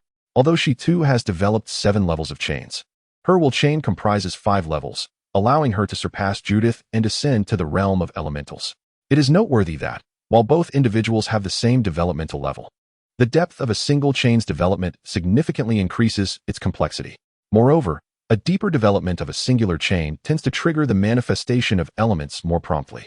Conversely, although multidimensional development may yield elements at a slower pace, it presents its own advantages. For example, it can foster the emergence of composite elements, effectively compensating for deficiencies. A pure nexus chain evolutionist may possess formidable mental strength and be capable of wielding powerful mental skills, yet their physical form may be exceedingly frail, which presents a critical vulnerability. Both Eren and Judith exemplify evolutionists who delve deeply into singular chains while utilizing supplementary chains to address their weaknesses. This approach is currently the most prevalent method of evolution, balancing unique traits without falling into mediocrity, while simultaneously striving to mitigate shortcomings. As for the specific ratios of gene chain developmental levels, that ultimately depends on individual choices. Throughout the journey of evolution, it is evident that to acquire extraordinary abilities, one must attain the level of elements for them to manifest. Prior to reaching this level, although some skills derived from nexus chains and will chains may achieve a mode of extraordinary power, they remain mere skills, fundamentally distinct from elements. The characteristics of elements primarily manifest in 3 aspects. They cannot be learned, are exclusive to the individual, and are highly distinctive. Innate abilities are akin to elements in nature. Although they differ vastly in strength, their intrinsic distinctions are minimal. For an evolutionist, possessing such abilities equates to having a diluted version of elemental powers, underscoring their rarity. It is not to say that individuals with innate abilities inherently possess greater potential than those without. However, the distinction between the two is akin to comparing jadeite to unrefined jade ore. The former, regardless of quality, is bound to yield valuable material, albeit with variances in size and worth. The latter, however, requires extraction and refinement, which may result in a piece of emerald, yet is more likely to produce worthless debris. Levi's Sharingan and demonic left hand resemble innate abilities, while his mastery of the steel-cutting flash aligns more closely with the skill. With this understanding, Levi begins to grasp the source of Eren's excitement. The rarity of innate abilities is already remarkable, and the emergence of 2 within himself is indeed extraordinary. Not only Eren, but also numerous onlookers emerged from around Levi's residence after the battle had concluded, each displaying an expression of palpable excitement. These individuals were hunters from the 17th District branch. Gathered together, whispering and exchanging glances, their conversations revolving around a similar theme. Zhang Zongming is finished. The training quota has surely been secured by Levi, hasn't it? It seems that our 17th District branch is poised to produce a talent that will astonish even other branches. Dual innate abilities are indeed rare and formidable. At this moment, the adage of the victor takes all was strikingly evident. Like stars surrounding the moon, Levi was continually showered with congratulations. As for the dismembered Zhang Zongming, he was met with indifference. Through the gaps in the crowd, Levi observed Zhang Zongming, clutching his severed arm and rifle, stumbling away, his figure solitary and desolate. What could he say? Only a sigh escaped his lips. Reflecting upon himself, Levi pondered. How could he consider himself a genius? What sort of genius falters even with a first-tier genetic serum, failing to surpass the limits of extreme refinement? The so-called dual innate abilities may astonish others. But does he not recognize it himself? This is certainly not a product of innate talent, but rather a power bestowed by the Book of All Laws. Yet, precisely because of this, he must strive even harder. With the Book of All Laws as his formidable tool, the hindrance of talent has been significantly mitigated. However, he must still invest sufficient sweat and even blood to truly traverse this boundless path of evolution. With Zhang Zongming's defeat, the training quota for the 17th District branch holds no further suspense. It undoubtedly belongs to Levi. However, with over 3 months remaining before the training commences, there is no need for haste. After resolving matters with Zhang Zongming, Levi did nothing for 2 days, choosing instead to rest. Subsequently, he was called away by Eren. Upon arriving at the Wild Delicacies Tavern, he encountered Eren. "What brings you to me?" Levi inquired, leaning against the bar. Eren replied, "There is a commission I wish to assign to you." Levi's alertness heightened instantly. "What kind of commission? Be clear. If it's too risky, I won't go." He remained haunted by the previous incident when Eren had tricked him into confronting vampires. Who could say if Aaron would attempt to deceive him again? Noticing Levi's expression, Aaron smiled and said, "This commission is actually of your own making." "Oh, is it about Yasha?" Indeed, it was a commission of his own doing. Yet Levi still harbored some doubts. Is it to escort her to Waha Town? That seems perilously risky. No, it's not going to Waha Town. Aaron reassured Levi, which alleviated some of his concerns. Traveling to Wahoo Town would mean leaving the city of West Doom. In this era, departing from a metropolis is an endeavor fraught with peril. West Doom is a supercity established in the New Age. In this era, colossal cities boasting populations exceeding 30 million have become the principal gathering points for humanity. Such megacities are unimaginably vast. Take West Doom as an example. The entire metropolis resembles a massive hollow cylindrical structure, divided into an upper and a lower zone. The lower zone is established at ground level, encircled by towering walls, while the upper zone completely envelopes it, thus ensuring relative safety.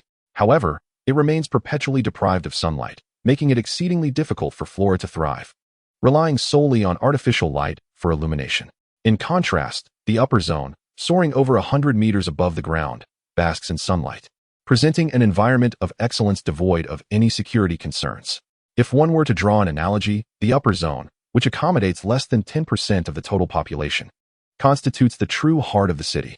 It is here that finance, commerce, trade, and entertainment flourish, embodying the essence of a modern urban landscape. As for the lower zone, it is marred by filth, poor living conditions, arduous labor, and rampant social disorder, plagued by a deteriorating security situation. Numerous factories are situated within, producing basic goods for consumption. Nevertheless, regardless of the contrasting conditions between the upper and lower zones, they both exist within a super metropolis, where one is spared from the fear of monstrous hordes invading the city or the threat of lethal radiation and pathogens. At the very least, personal safety is afforded a fundamental level of assurance. Out in the wild, however, the scenario is vastly different. That realm has been predominantly overrun by monstrous creatures, deadly radiation, and virulent pathogens. Chapter 23. Commission of Danger. The perilous nature of the wilderness is exceedingly daunting. Only those who have genuinely undergone extreme trials would venture forth alone. And even then, only out of dire necessity. Forming a reliable team is essential for any expedition. In certain treacherous locales, even formidable individuals who have transcended genetic limitations and embarked on the path of evolution hesitate to take unnecessary risks. Should the commission to escort Yasha indeed lead to Wahoo Town, Levi would need to deliberate carefully. Only a substantial reward and a dependable team would incentivize him to consider such a task. Otherwise, he would resolutely refuse the commission. Fortunately, it was not the case, which prompted a sigh of relief from Levi, though he still needed to clarify the specifics of the assignment. If not to Wahoo Town, then where? To the Clover Division. The Hunter Division in the Upper Zone's Clover community? Indeed. Judith will accompany you. This commission requires both of you to complete it together. Levi was momentarily taken aback and inquired, "Judith is coming too? Surely, this must be a mistake?" Judith was merely a step away from manifesting her elemental prowess. A master who had accomplished the development of 7 levels of genetic locks. What could he possibly contribute with such a figure leading the way? Serving tea and running errands? Precisely, serving tea and running errands, Aaron stated, her ample bosom emphasized with a sense of entitlement. Judith is my dear friend and has always been a senior hunter at the Clover Division. She happened to be visiting me and, coincidentally, encountered Yasha's situation. Since she was returning anyway, it made sense for her to take Yasha along. Levi squinted, his mind racing with thoughts. Eileen spoke lightly. Yet it could not obscure a fundamental truth. For a high-ranking demon hunter like Judith to serve as Yasha's protector was no trivial matter. As Eileen suggested, this was a serious commission. What could be the fee for such a distinguished hunter? Surely 500 purple crystals would be the starting price? This constituted a considerable sum, equivalent to the cost of 100 vials of genetic fluid, and could not simply be dismissed due to convenience or camaraderie. Judith's personal involvement indicated that the commission's level was at least of a high grade, possibly even reaching the apex tier. For a task of such stature, Levi could only expect to perform minor duties. Eileen perceived Levi's thoughts and, with satisfaction, remarked, "It seems your mind remains sharp. You ponder sufficiently. Indeed, this is a high-grade commission, and I can also divulge that Yasha possesses an extraordinary background. If it weren't for certain constraints on my part, I would have taken action myself." Levi replied, "A high-grade commission, even if it entails minor tasks, carries its own dangers, does it not? I am quite curious about Yasha's true identity.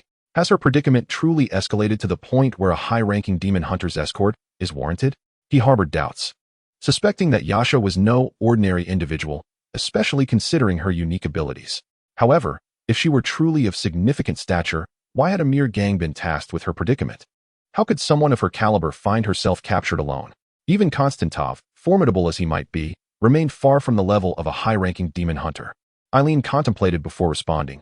I cannot disclose Yasha's identity, but her lineage holds a special connection to the Hunter Guild. Suffice it to say, we must extend our assistance to her. After a brief pause, Eileen continued, do not overthink it, with Judith present. She will handle the major troubles, while you merely need to deal with the lesser threats.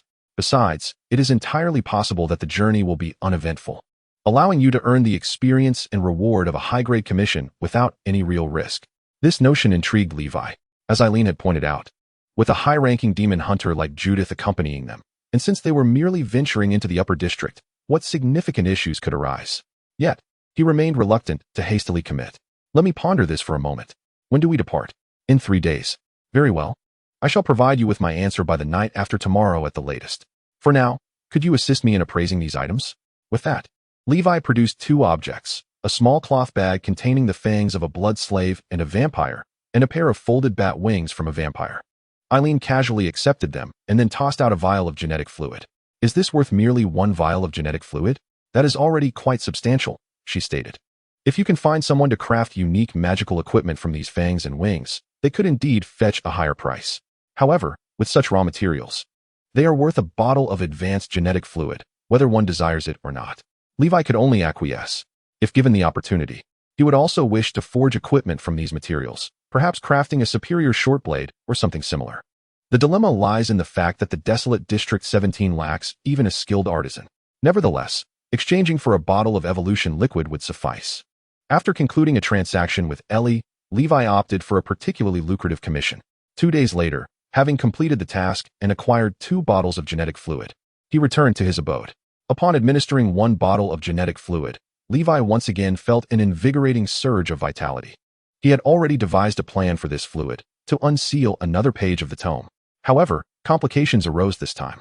When Levi sensed that the entire vitality of the fluid had been absorbed by the Tome of Infinite Laws, the 5th page still remained only partially revealed. To continue unveiling the page, the tome began to siphon his inherent vitality. Levi decisively halted this process.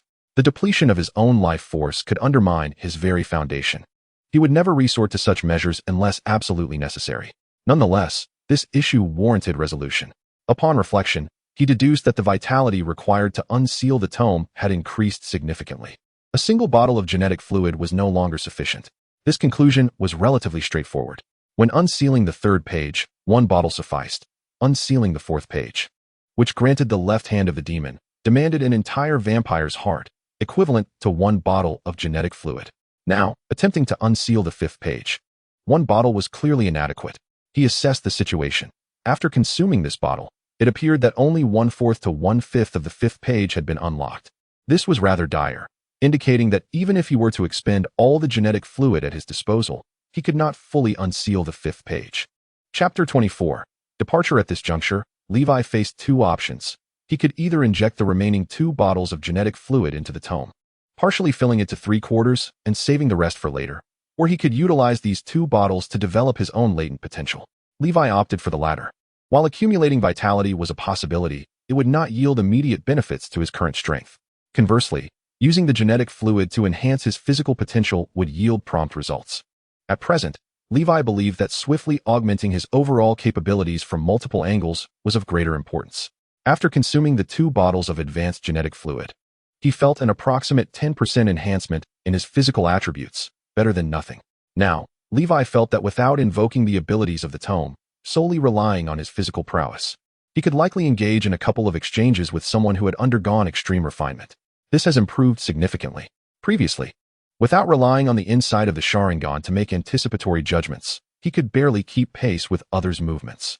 After fully absorbing the effects of 2 vials of genetic fluid, he began contemplating the following day's task of escorting Yasha to the Clover Division alongside Judith. Ultimately, he resolved to accompany her. A high-level commission promised substantial rewards. Admittedly, with Judith's involvement, this seasoned demon hunter would undoubtedly claim the lion's share, yet Levi, by collaborating in this endeavor, would still manage to partake in some benefits. In fact, The gains from assisting in a high-level commission would likely surpass those of a mere low-level task. As for the risks involved, with Judith present, they might even be somewhat diminished. The next day, Levi arrived at the Wild Delicacies Tavern and met with Eileen. "Have you made up your mind?" "Yes, I have. I'll join you on this journey." A smile graced Eileen's face. "It's good to see you've come to a decision." She perceived Levi as a truly astute individual. One must always aspire to reach greater heights, especially in the profession of a hunter. She had witnessed too many individuals paralyzed by fear of risk, unwilling to forge ahead. Zhang Zongming served as a prime example, once renowned. He ultimately found himself burdened with the farcical title of the foremost expert in District 17, yet he hesitated even when confronted with a high-level commission, leading to his current state of misfortune. Indeed, in this world, inactivity breeds safety. To act more often invites mistakes, while doing less results in fewer errors. And doing nothing guarantees no missteps.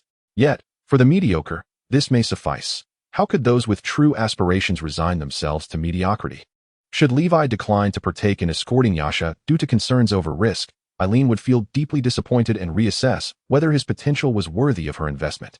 Nevertheless, Levi ultimately made the right choice, which brought her great joy. An hour later, at the entrance of the Wild Delicacies Tavern, Levi encountered Judith and Yasha.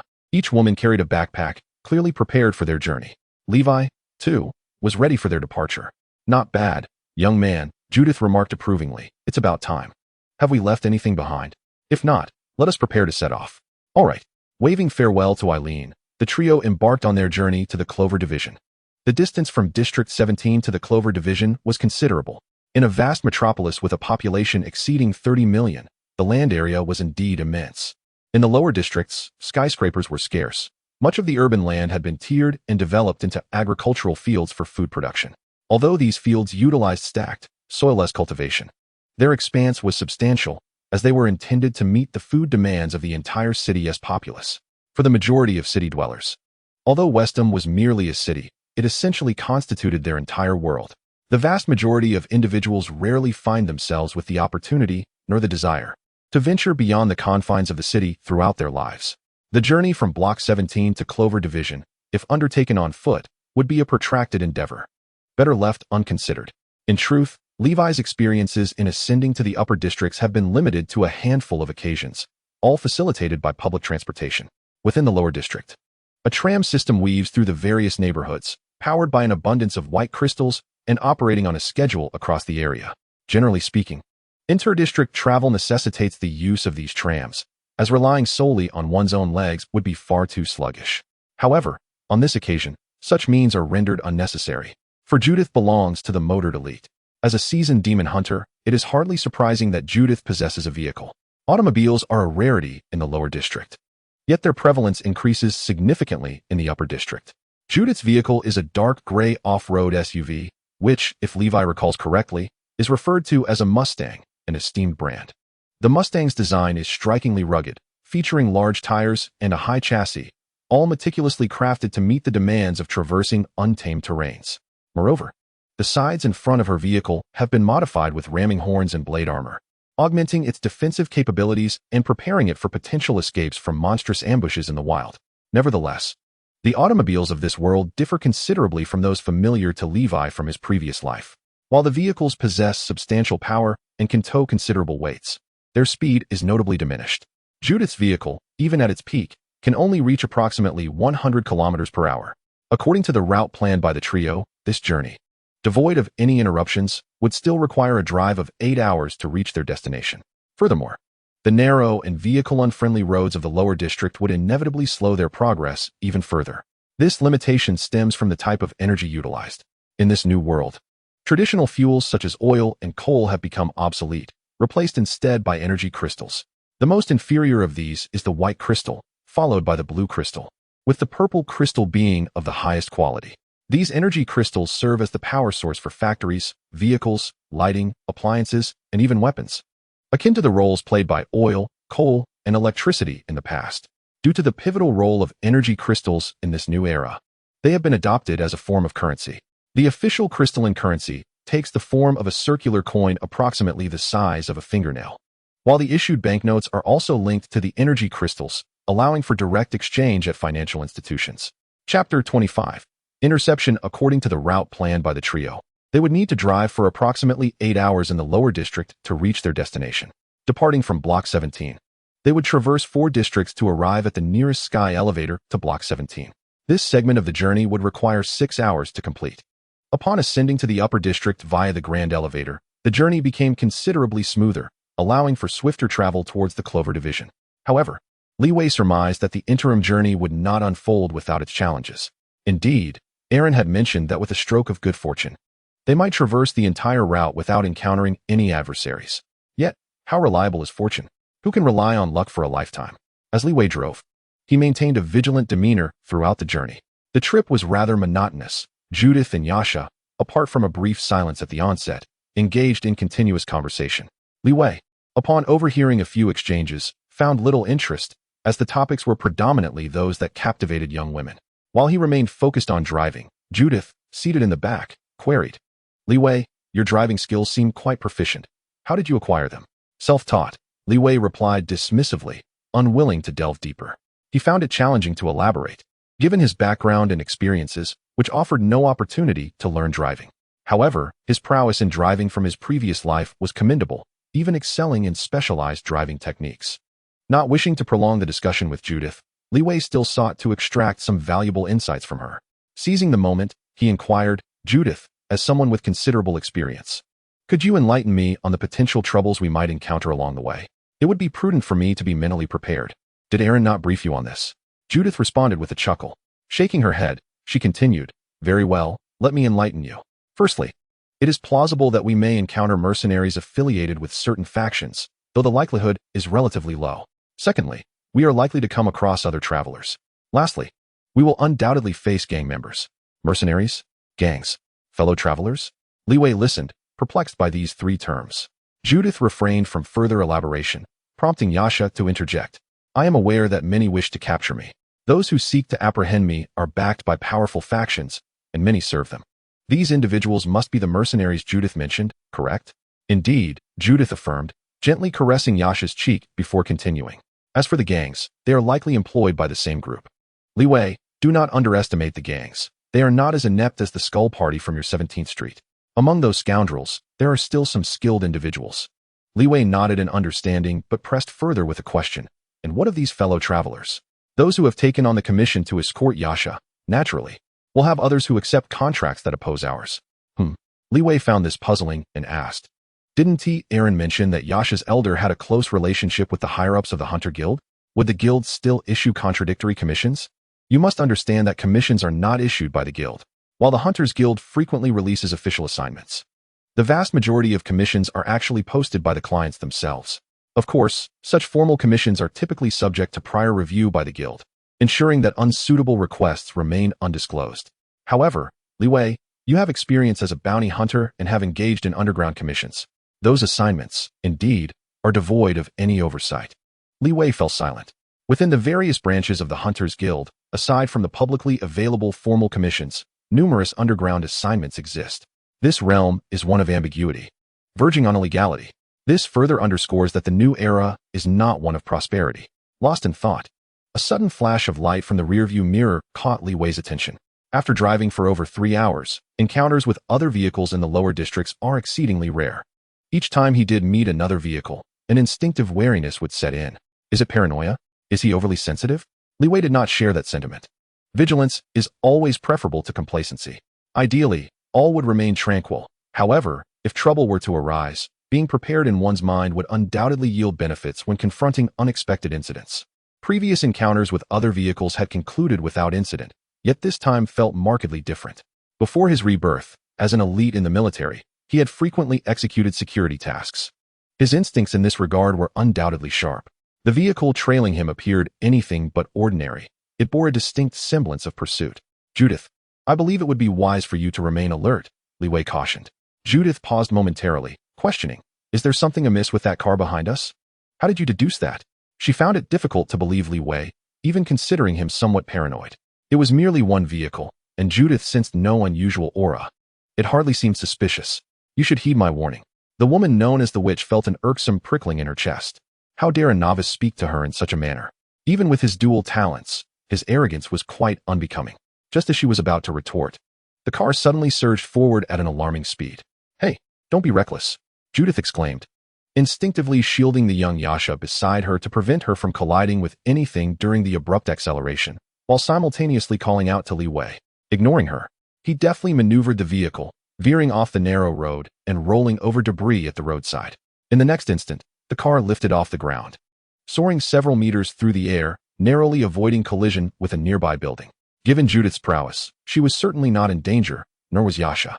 However, her dissatisfaction with the driver was palpable. "Could you not drive like a madman?" she fumed. Yet, just as she prepared to voice her frustration, her gaze caught something in the rearview mirror. She noticed a subtle metallic glint on the road behind them. It was a spike strip. Just now, had the vehicle continued to roll over, the tires would undoubtedly have been rendered useless. At this moment, Judith had no choice but to acknowledge Levi's keen awareness. Simultaneously, she felt a sense of astonishment. As a seasoned demon hunter, she held a certain confidence in her own vigilance. Yet, despite this, Levi had sensed the impending danger before she could detect any signs of trouble. It appeared that this young man was indeed not to be underestimated.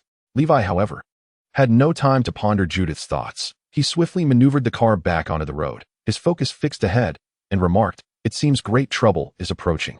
Be prepared to act." No sooner had he spoken than two vehicles surged into view from either side of the intersection. Most crucially, Levi clearly observed that a pickup truck barreling in from the left was armed with a rotary machine gun. The gun's muzzle was already aimed directly at their vehicle. Chapter 26. The reckless chase. The vehicle-mounted machine gun unleashed a torrent of fire, its rate of fire evidently ferocious. Levi did his utmost to evade the onslaught and, thanks to his exceptional driving skills, managed to dodge a considerable number of the bullets. However, the machine gun's rapid-fire capability was overwhelming. The sheer volume of bullets unleashed in that instant was such that even the most skilled driver could not escape unscathed. In an instant, Judith's Mustang off-road vehicle was riddled with bullet marks. Fortunately, the Mustang was designed for combat. As a high-ranking demon hunter, Judith spared no expense in fortifying her trusty steed. The vehicle boasted commendable ballistic resistance, and even the tires had been reinforced with external armor in vulnerable areas. Simultaneously, Levi's psychological resilience was remarkable. Observing the bullet-riddled windshield, he remained unflinching, flooring the accelerator as he charged through the hail of gunfire towards the pickup truck equipped with the rotary machine gun. Like a rhinoceros horn, the Mustang struck with precision and force against the pickup's door. Through the windshield, Levi clearly witnessed the individual in the passenger seat, poised to draw a firearm, being brutally dispatched by the piercing horn, blood erupting in a gruesome display. After demolishing the pickup, he deftly spun the steering wheel, first applying the brakes, then accelerating once more. Under Levi's command, the Mustang's engine roared violently, slightly altering its trajectory as it surged forward. Through this series of maneuvers, he successfully prevented the off-road vehicle from becoming ensnared in the chaos. His driving prowess left Judith, seated in the back, utterly astonished. Even those in the guild who endlessly boasted of their unparalleled driving skills would likely pale in comparison to this level of expertise. Having narrowly avoided another vehicle that careened in from the right, Levi expertly navigated the Mustang out of the fray, casually alerting, "Judith, it's your time to shine." "No need to tell me," Judith retorted, her temper far from mild. With her head protruding from the car window, Judith, known as the Witch, allowed her golden locks to dance with the wind. Suddenly, her eyes glowed with a fierce crimson light, igniting the wheels of the two vehicles in pursuit of the Mustang with fierce flames. The fiery wheels of the cars created a dazzling spectacle. Yet this brilliance was merely a prelude to the impending demise. Within 3 seconds, amidst a thunderous explosion, the two chasing vehicles erupted into fiery orbs on the highway. A smirk of triumph graced Judith's face as she boldly proclaimed, "Pathetic fools, not even a skilled fighter among you, and yet you dare to pursue my vehicle? How foolish." Her words were abruptly interrupted by the screech of urgent brakes. Levi remained silent, swiftly drawing his short knife and handgun, while the road ahead was completely barricaded. Even a tank would find it impossible to navigate the path obstructed by large chunks of rubble, broken bricks, and discarded steel components, let alone the Mustang they currently occupied. A glance around the barricades revealed no visible enemies, but only a fool would assume this was a mere coincidence. It was evidently a trap designed specifically for them. Having armed himself and prepared for combat, Levi chose not to exit the vehicle. After all, the Mustang provided some cover, and its bulletproof capabilities were commendable. Disembarking recklessly could lead to dire consequences. Suddenly, a rumble echoed through the air. From behind, along the narrow paths, a parade of motorcycles came into view. It was the Skull Gang. Levi recognized these individuals immediately. He was all too familiar with their insignia. Judith kindly warned, do not underestimate them. The 5 in striped jackets are the notorious black-hearted riders of the Skull Gang, each possessing the strength to breach genetic locks. The black-hearted riders represent the upper echelon of this criminal organization. Levi was not naive enough to equate the power of the Skull Gang in the 17th district with that of the entire organization. Their influence spanned the entirety of the lower districts, marking them as a formidable gang. Indeed, within the dilapidated confines of the 17th district, the members of the Skull Gang were merely petty thugs, lacking even the capability to complete extreme training. However, when it came to expanding their reach, it would not be difficult for them to summon formidable adversaries, such as the Black-Hearted Riders. Given their prowess, should they join the Hunters Guild as Demon Hunters, they could independently tackle high-level assignments. Just one Black-Hearted Rider would suffice to dismantle the entire 17th District Division without issue, provided that Aaron did not intervene. Nonetheless, Levi maintained an air of indifference, stating, "What do I have to worry about? They don't require my assistance in dealing with them." Judith shot him a disapproving glance, retorting, "Do not grow too complacent. There are still 10 or so left. You take care of those 5 Black-Hearted Riders, while I remain in the car to protect Yasha." Li Wei's bold declaration was undoubtedly fueled by a profound sense of confidence. In his estimation, the only individuals dispatched from the headquarters of the Skull Gang were the 5 unscrupulous riders. The remaining dozen or so appeared to be local thugs. According to the map, their current location was the Wuxin district, a dilapidated area not much better than the infamous number 17th Street. This motley crew was likely comprised of local Skull Gang members, whose capabilities were decidedly lacking. Among them, Li Wei discerned only one individual who seemed to have undergone rigorous training. The others did not warrant much concern, requiring merely a modicum of caution against firearms. Moreover, he had his trusty Mustang as cover. Ensure Yasha's safety, Judith instructed, forcefully kicking open the car door. In the rearview mirror, Li Wei beheld her figure momentarily flicker before she vanished from her seat. In an instant, her silhouette reappeared in the vacant space before the windshield. Suspended in midair, with a mere gesture, she unleashed a torrent of flames upon the 5 unscrupulous riders. Li Wei's gaze widened in astonishment. It was his first encounter with a high-level demon hunter in action. The sheer magnitude of her power exceeded his expectations. Judith wielded the element of fire, a master adept at developing the Nexus Chain.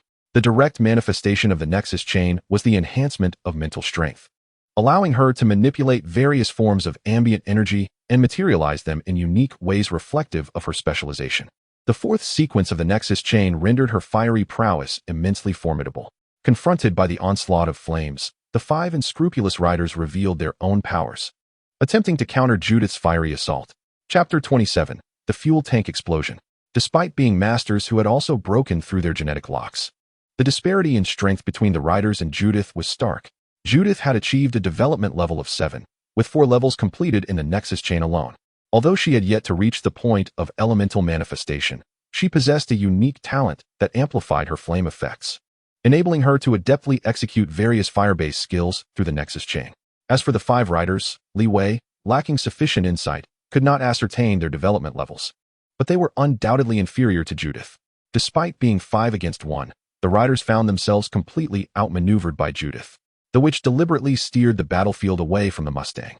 Engaging in close combat would inevitably unleash tremendous energy waves that could impact the Mustang, and Judith preferred not to divert her focus to protect Li Wei and Yasha during the fray. The unscrupulous riders were undoubtedly reluctant to have the battlefield shifted, yet they were powerless against the raging inferno. As Judith gradually distanced the 5 from the Mustang, Li Wei's own battle commenced. At the outset, the minions of the Skeleton Gang dared not approach.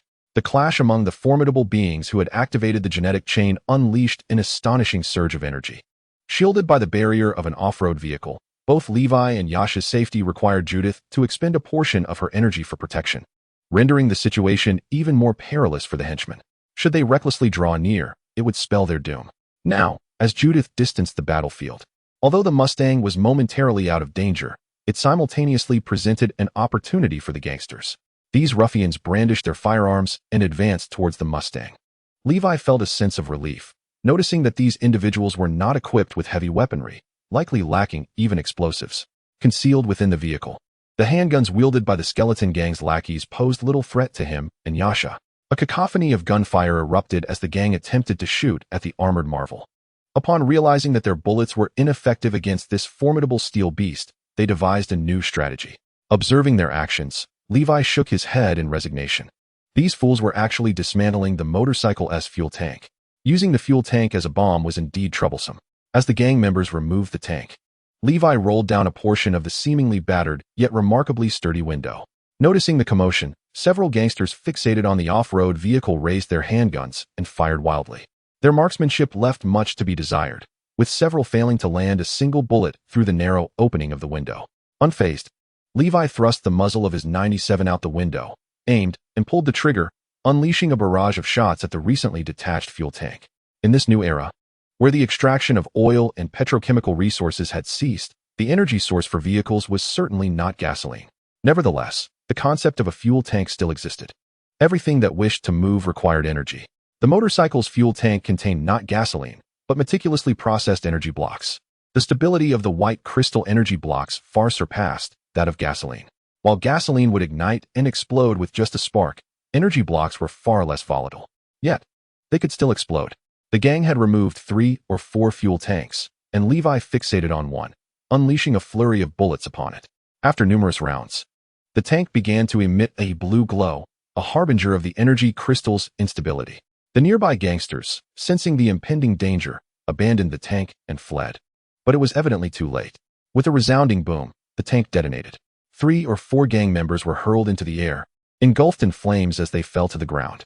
Even those who were not killed instantly by the blast would succumb to the fatal flames engulfing them shortly thereafter. However, this did not signify the failure of their plan to detonate the fuel tank. After firing a multitude of shots, Leeway could only manage to puncture a single fuel tank, despite having targeted several others, which he merely breached without igniting. The 2 tanks that remained intact were now perilously close to the Mustang, being carried by a few gangsters. With a resigned sigh, Leeway realized he had no choice but to exit the vehicle to confront the situation. He would not gamble on the Mustang's defensive capabilities, nor would he remain inside while chaos ensued outside. Taking a few moments to inspect his firearm, Leeway inhaled deeply and forcefully kicked open the driver's side door. With unwavering focus on his predetermined target, he raised his handgun and opened fire without hesitation. The gunfire erupted, and in a flash, Leeway's movements outpaced those of the ordinary gang members by a considerable margin. This could be considered a surprise assault. And with his physical prowess far exceeding that of a typical human, coupled with the tactical skills he had honed as a military elite in his previous life, he managed to fire 5 shots before the gangsters could react. There was no need to elaborate on Leeway's marksmanship.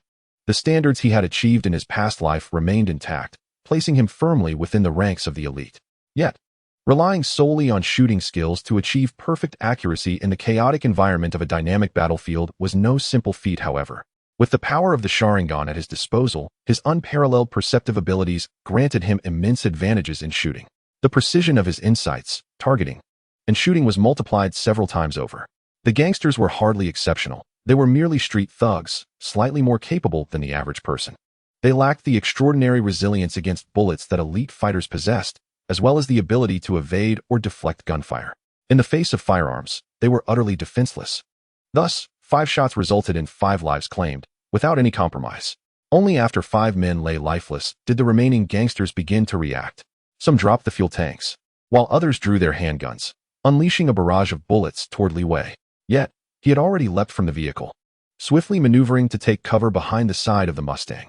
The entire process was remarkably fluid, taking merely a few breaths from the moment he fired to when he concealed himself behind the protective barrier. Nevertheless, despite his agility, Leeway still sustained injuries. No matter how incompetent the gangsters were, they were not so inept as to miss him at close range. He was struck twice. One bullet grazed his left forearm, which he had shielded in front of himself. The defensive capabilities of his demonic arm were formidable, certainly on par with those of an evolved fighter who had undergone extreme training. The bullet failed to penetrate its exterior. However, the second bullet inflicted real damage, striking him in the thigh of his left leg. His luck seemed to have run thin, as Leeway furrowed his brow, grimacing against the surge of pain. He had once sustained a gunshot wound and was familiar with the urgent treatment of injuries. However, the ominous approach of the gangsters was palpable, leaving him no time to tend to the injury on his leg. Yet, based on his experience, the wound did not appear to be severe. In fact, it was much less serious than he had anticipated. The pain in his thigh was bearable, and it seemed the bullet had lodged itself in the muscle without damaging the bone. He attempted to move his leg, Although it caused some pain and was not entirely fluid, he could still manage to move it. This was not the typical condition one would expect after being shot. Li Wei surmised that the genetic serums he had administered had indeed yielded significant results. His physique had been comprehensively enhanced, which entailed more than just an increase in strength. A normal person would likely be rendered immobile after such a wound, yet he was able to maintain a basic level of combat capability, albeit with some impact on his agility and speed. The advancements in genetic evolution of this new era were remarkably potent. After discarding the empty magazine and reloading, Li Wei continued to move, dragging his injured leg. At that moment, he was concealed behind the front of a Mustang. While most of the enemies were positioned to the side, for the time being, neither side was within the other's line of sight. But a slight shift in the enemy's position could expose him. He cautiously made his way to the opposite side of the vehicle. Through the glass, he caught sight of Yasha, who was hidden inside the car, lying in the back seat. She clearly noticed him as well. The young girl appeared remarkably composed. She gestured towards him, and he understood her signals. The gangsters were approaching in a wide arc from the front of the car. Li Wei smiled at her, reassuring her to stay hidden, and then began to listen intently. Previously, he had dispatched 10 gangsters by shooting at the exploded fuel tank. Now, only 4 remained. The 3 were no great threat. But one individual stood out, an imposing figure who seemed to have undergone extreme physical training. He was a burly man with a red headband, his muscular physique accentuated by the 2 iron gauntlets he wore. The gangsters referred to him as Boss Koos. Koos appeared to be a power-oriented opponent, primarily relying on his fists for combat. However, this assessment was based solely on appearances. The true nature of his abilities remained unknown until they clashed. Li Wei had initially intended to eliminate Koos' subordinates before engaging him, but given the current circumstances, that seemed increasingly unlikely. The sound of footsteps indicated that the remaining members of the Skull Gang were wary of Li Wei's capabilities. After losing 10 of their own, they were no longer complacent. The 4 adversaries were positioned closely together, with no significant openings left exposed. With a deep sigh, he thought how fortunate it would be to possess a high-explosive grenade at that moment. Alas, such was not the case. In light of this, he had to devise a more audacious plan. Taking a deep breath, Li Wei sheathed his weapon and withdrew a short blade with a swift motion. His legs slightly bent. He bore the pain and then, with a sudden burst of energy, propelled himself from behind the wild horse that served as his cover. The gunshot wound in his left leg caused him considerable agony, which inevitably affected his speed. Nonetheless, the enhancements to his physique allowed his thigh muscles to function adequately, enabling him to sprint the short distance despite the discomfort. The members of the Skull Gang, who had suffered defeat at Li Wei's hands previously, were now on high alert. The moment he charged out, they opened fire. Despite the proximity, the 30-meter gap meant that even with Li Wei's determination, it would take him several breaths to close in. That was ample time for them to unleash a flurry of gunfire. Given the close range, even these gangsters had a high probability of hitting their target. For handguns erupted in a cacophony of gunfire aimed at Li Wei. However, knowing full well the risks he was taking, he was undeterred. A surge of demonic power erupted from his left arm, forming a massive claw reminiscent of a bull's head before him. The sharp talons unfurled, their span rivaling that of a small shield. Under Li Wei's command, the demonic claw not only shielded him from incoming bullets, but also lunged ferociously at the adversaries ahead. This tangible manifestation of demonic energy was capable of mid to long-range assault. As the claw raced forth, its razor-sharp talons pierced the chest of one gang member, impaling him, before seizing the neck of another behind him. With a slight exertion, the neck was twisted and the life was extinguished. As the demonic hand fulfilled its purpose and dissipated, Li Wei closed the distance, his blade glinting as he aimed to strike at the last remaining gang member. Yet, this blow was parried. The gang leader, Koos, would not permit Li Wei to operate unchallenged at this juncture. A powerful iron fist crashed down upon Li Wei's blade. Li Wei noted that while this brute lacked exceptional agility, speed, and technique, his strength surpassed that of Zhang Zongming and even that of a vampire. As this formidable man unleashed a barrage of potent attacks upon Li Wei, the final gang member, who had narrowly escaped a fatal blow from Li Wei, was left in a state of panic, retreating a few steps in desperation. Turning to observe his leader engaged in a fierce struggle with Li Wei, the young man with a tuft of yellow hair hesitated, raising his handgun to take aim, but ultimately lacked the courage to pull the trigger. The confrontation between Levi and Koos was fiercely intense, despite the mere few meters separating them. With a well-aimed shot, there was at least a 60 to 70% chance of hitting the target. However, the possibility of accidentally striking his own leader loomed large in his mind, instilling a sense of trepidation that prevented him from firing indiscriminately. Meanwhile, Amidst the chaos of battle, Levi caught sight of this scenario from the corner of his eye, which brought him a measure of calm, emboldening him to launch a full frontal assault. He wielded the steel slash with fervor, only for it to be met by Kui's iron fist, resulting in a shower of sparks as blade clashed with gauntlet. It was a beautiful strike, yet ultimately futile. The burly opponent let out a roar, flexing his muscular torso, shifting his stance, and transforming his iron fist into an open palm that seized Levi's short blade. In that instant, as Levi closed in, Kui's other fist came crashing toward his face. Levi's demonically enhanced left hand, now exposed from its wrappings, retaliated. The two exchanged a heavy blow, and Levi found himself at a disadvantage. Even with the augmented strength of his demonic left hand, it paled in comparison to Kui's iron gauntlet. Facing an opponent who specialized in raw power at the extreme level was no easy feat, yet this was not the end. Enduring the pain in his left hand, Levi once again summoned his demonic power. A massive hand of azure energy materialized, lunging toward his adversary's face. Mere inches away, evading such an assault was exceedingly difficult. However, having witnessed this move before, Kui's was naturally on guard, making it challenging for Levi to capitalize on the opportunity. Just as Kui's intended to withdraw and defend himself, a gunshot rang out. Chapter 29. Hypnotic Victory. Kui's had anticipated Levi's demonic hand. However, just as he prepared to counter Levi's strike, the gun fired. It was the blonde-haired youth behind him, who, having steeled himself for ages, finally dared to take the risk of firing. The bullet struck squarely against the back of the gang leader's head, and not just one, but several bullets followed suit, as the young street thug, with eyes ablaze, pulled the trigger repeatedly, unleashing a barrage into Kui's vulnerable spot. "I'll kill you. I'll kill you. I'll kill you," the young man, seemingly driven by some unseen impetus, shouted as he fired incessantly. For a master at the extreme level, the relatively weak bullets from a handgun were hardly lethal. Even with Kui's caught completely off guard and the bullets striking the back of his head, it was still implausible to bring him to his demise. Nonetheless, the pain and the impact to his head were inescapable. 2 or 3 bullets lodged themselves in the scalp at the back of Kui's head, creating a ringing in his ears akin to being struck by a stone thrown from a distance. If given just a moment, no more than a breath or two, he could recover. But let us not forget that Levi's demonic hand was still lunging toward his face. A fleeting moment would determine life or death. With a heart devoid of compassion, the blue demon, manipulated by Li Wei, ensnared Kusa's entire head in its grasp. The claw's index and middle fingers penetrated Kusa's eyes.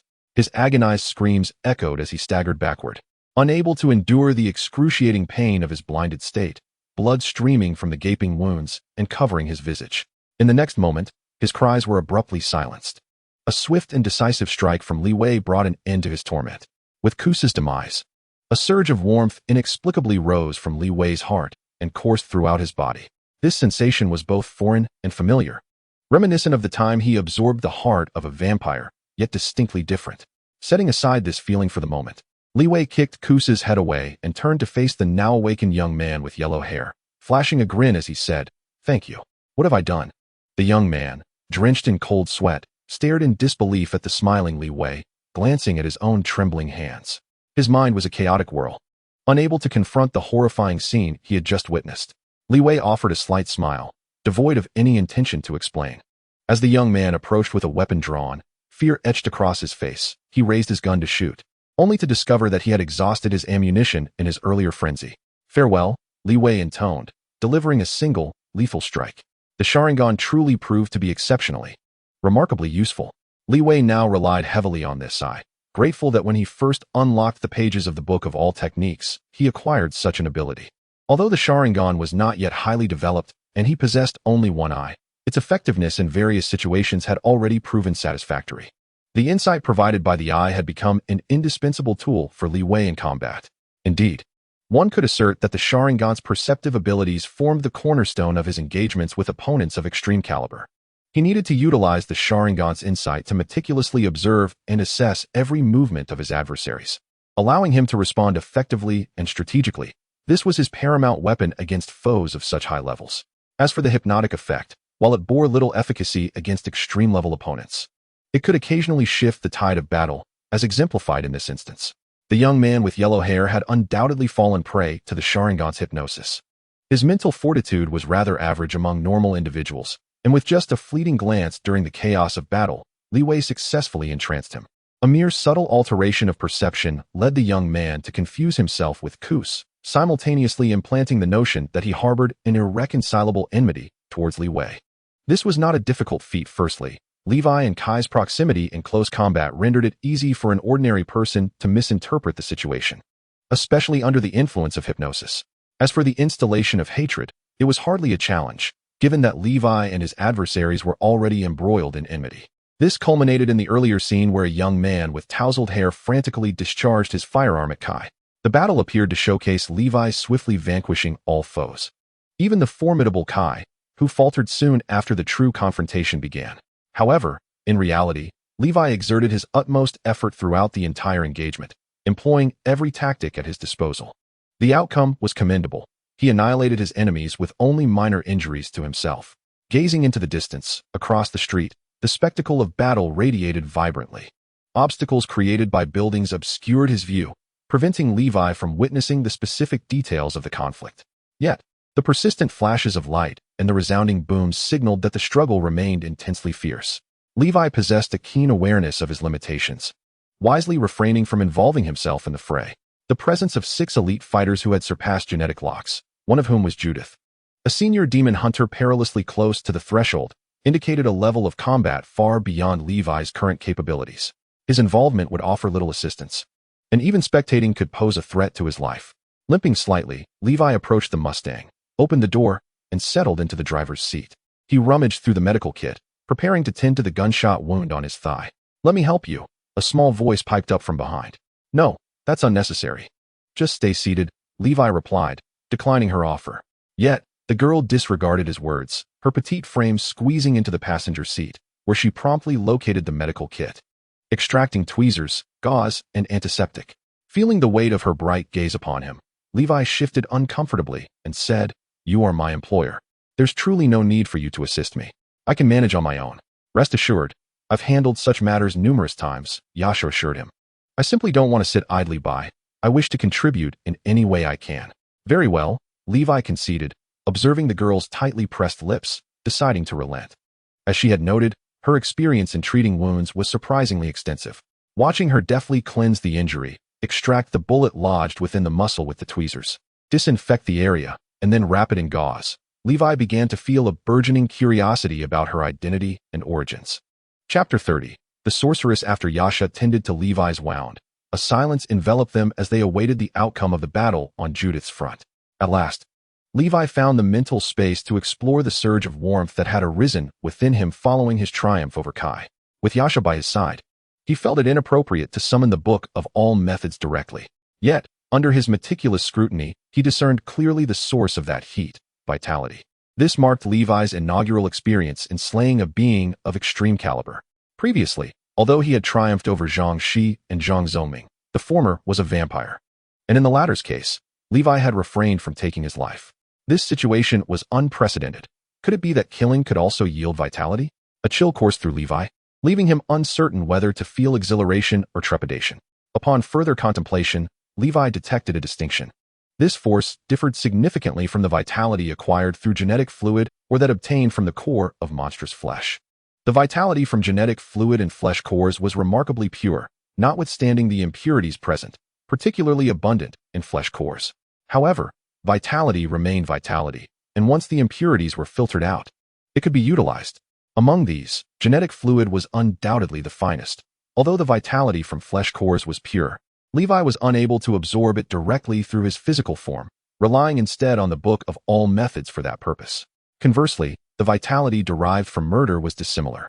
It seemed to harbor a considerable degree of foreign essence, strikingly akin to that of K's, which made Levi feel quite uncomfortable. He sensed that this alien vitality was also assimilated by the Book of All Methods through his body, and he could not use it directly to enhance his physical strength. Instead, it could only be offered to the book to unlock its pages. Furthermore, due to the presence of the foreign essence, the efficiency of utilizing this particular vitality would likely be quite low. In terms of quantity, the vitality absorbed from a vampire's flesh core was far superior to that acquired through murder. In summary, while both involved the slaying of an opponent of extreme caliber, the vitality obtainable from defeating a vampire could be approximately 8 to 10 times greater than that from killing a human of equivalent standing. This disparity was substantial and decidedly unfavorable. Murder was no less arduous than vanquishing a monster, and in some respects, it was even more perilous. Yet the rewards were markedly diminished. It appeared that future strength enhancement would primarily rely on genetic fluid and the hunting of monsters for their flesh cores. Nevertheless, discovering a new avenue for vitality acquisition was ultimately a positive development, and Levi ought to feel content. Not long after he concluded his exploration of the alien vitality, the battle on Judith's side came to a swift end. "Are you all right?" Levi inquired of the woman who had returned to the back seat of the wild horse. The witch, slightly breathless and glistening with a hint of fragrant sweat, appeared invigorated and in excellent spirits. "5 nefarious riders from the Skull Gang? What are they worth?" "At first, I held back, fearing I might harm you, but once we were at a safe distance, I unleashed my full might.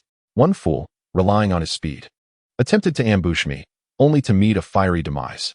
There was a fool among the hub chain, attempting to restrain me with mental attacks, oblivious to the vast disparity in our levels. The moment his mental force intruded, it was shattered by me, causing him to spew blood profusely." Judith boasted about her remarkable achievements, her exhilaration evident on her face. "Did you eliminate all those malevolent riders?" I inquired. "No, 2 managed to escape," Judith replied, taking a breath and emphasizing, "If I hadn't been concerned about you all, I wouldn't have let them go." This woman is indeed formidable. Though she faced 5 adversaries, aside from a slight flush and shortness of breath, she appeared entirely unscathed, without even a scratch. Clearly, those 5 wicked riders were no match for her, incapable of posing any threat. It seems that after breaking through the genetic lock, the gap in strength between different developmental levels is astonishingly vast. Judith continued, "However, you performed admirably as well. I was genuinely worried about whether you could handle the remaining members of the skeleton gang, knowing you could eliminate them all single-handedly. I have no regrets about letting those 2 who fled escape." Judith was no longer surprised by Levi's prowess. Although Levi had yet to undergo extreme refinement, particularly in physical strength, he had already reached a level of combat effectiveness that Judith believed rivaled that of those at the extreme tier. Thus, she merely admired his ability to independently vanquish a dozen or so members of the skeleton gang without any shock. After some idle chatter, Levi started the car. The road ahead, blocked by the skeleton gang, was certainly impassable. However, Wisdom had been comprehensively planned from the upper district to the lower, offering a reasonably connected network of roads. Although the conditions were somewhat poor and narrow, a detour would still lead to an alternative route. Should we pursue them? Pursue? Are you stronger than those 5 wicked riders? That would be courting death. So we abandon this commission? It's a considerable sum, even with money. One must have life to enjoy it. Don't overthink it. Who would have known that this commission involved Judith, the witch? We can't manage it. Let us retreat. Watching the wild horse disappear around a distant corner, 3 or 4 shadowy figures conferred in whispers before vanishing into the darkness. Following the encounter with the skeleton gang, Levi and his companions faced no further significant troubles. There was a brief incident involving a group of oblivious bounty hunters attempting to intercept their vehicle. However, this adversary proved to be even weaker than the contingent sent by the skeleton gang. As Levi focused on driving, Judith rolled down her window and incinerated the oblivious interlopers with flames. They safely reached the location of the sky elevator, the sole passage from the lower district to the upper district. It resembled a colossal black iron box, akin to a large off-road vehicle like a wild stallion, capable of accommodating at least a dozen or 20 vehicles without difficulty. For massive metal pillars stood at each corner of the box, and thick iron chains, densely intertwined, secured it to the elevator. Amidst the roar of the engine, the chains gradually pulled the iron box upwards. Unfortunately for Li Wei and his companions, they arrived at an inopportune moment, having just missed a departing elevator. They were compelled to drive their vehicle into the next elevator and await its full capacity before proceeding. Chapter 31. The Clover Guild. Upon entering the elevator, they endured several minutes of creaking machinery, which nearly overwhelmed their senses, until they finally reached the upper district. Gazing upward, the long-lost splendor of the starry sky evoked a profound sense of nostalgia in Li Wei. How long had it been since he had witnessed a true celestial expanse? Reflecting on the passage of time, he realized that since his rebirth into this new era, 2 months had already elapsed. Except for a bounty commission at the Chongling Manor, he had remained confined to the lower district. In that dismal place, the sky was obscured, leaving no room for stars. Shaking his head to dismiss the errant thoughts, he redirected his focus to the task of driving. Ascending to the upper district felt akin to stepping into an alternate reality. The air was invigorating, As he gazed into the distance, a breeze wafting from the mountains carried the essence of nature, refreshing his spirit. The surroundings were lush, with expansive greenery, wide and immaculate roads, and a steady flow of vehicles that, while busy, did not feel congested, hinting at a vibrant prosperity. The upper district of Westham bore a striking resemblance to the modern metropolis he remembered from his past life, yet it surpassed it in livability and environmental quality, resembling a wealthy enclave within the city. In stark contrast to the filthy, obscure, and dimly lit lower district, merely an elevator ride separated them from an entirely different world. Westham City did not explicitly delineate a separation between the upper and lower districts, nor did it prohibit lower district residents from ascending. However, the reality remained that few from the lower district ventured upward. What could they possibly accomplish in the upper district? Indeed, the shops, restaurants, healthcare, environment, and housing in the upper district were vastly more developed than in the lower district. If given the opportunity, who would not wish to live here? Yet, the exorbitant housing prices thwarted all hopes of the impoverished. These essentials required financial backing. Even an occasional visit to admire the scenery was a luxury beyond their means. They could hardly afford a meal, let alone other services. If it were merely a matter of enjoying the view, it might still be worth the trip, for the upper district was strikingly different from below. However, even sightseeing became an unattainable aspiration. The fare for a one-way journey in the elevator was 30 blue crystals, a price far beyond the reach of the average working-class individual. A skilled worker from the lower district likely earns only this much in a month. For laborers engaged in arduous tasks, this might represent their wages for 2 months. Viewing the scenery? When the cost of such vistas equates to 2 or 3 months' sustenance, it is evident that such beauty is beyond the reach of the impoverished. The upper district forbids begging, street vending, and various other forms of disorder. These regulations further entrenched the obstacles preventing the residents of the lower district from seeking a livelihood in the upper echelons of society. Aside from a handful of servants catering to the wealthy, there exists no space for the destitute to establish themselves here. There is no need for coercive measures or stringent prohibitions. These intangible barriers and walls have already delineated the two strata of the city with stark clarity. Asai escapes. This is an era of deeply entrenched class stratification. The upper district revels in excess, while the lower district languishes in darkness. The vast chasm between them fills any aspiring individual with profound despair. To some extent, this reality has only strengthened Levi's resolve. He has never entertained dreams of altering this world, but he is determined to change his own fate. The splendor of the upper district, the allure of a new era, and even the vast, unknown world beyond the city are what he yearns for.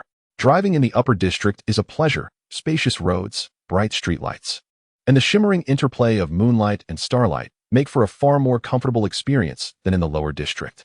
With typically good road conditions, Levi's vehicle reaches the Clover Division in no time. At 1 o'clock in the morning, driving his Mustang, Levi parks in the Clover Division's lot. In stark contrast to Aaron's dilapidated tavern, the Clover Division exudes grandeur. A 6-story building stands proudly by the roadside.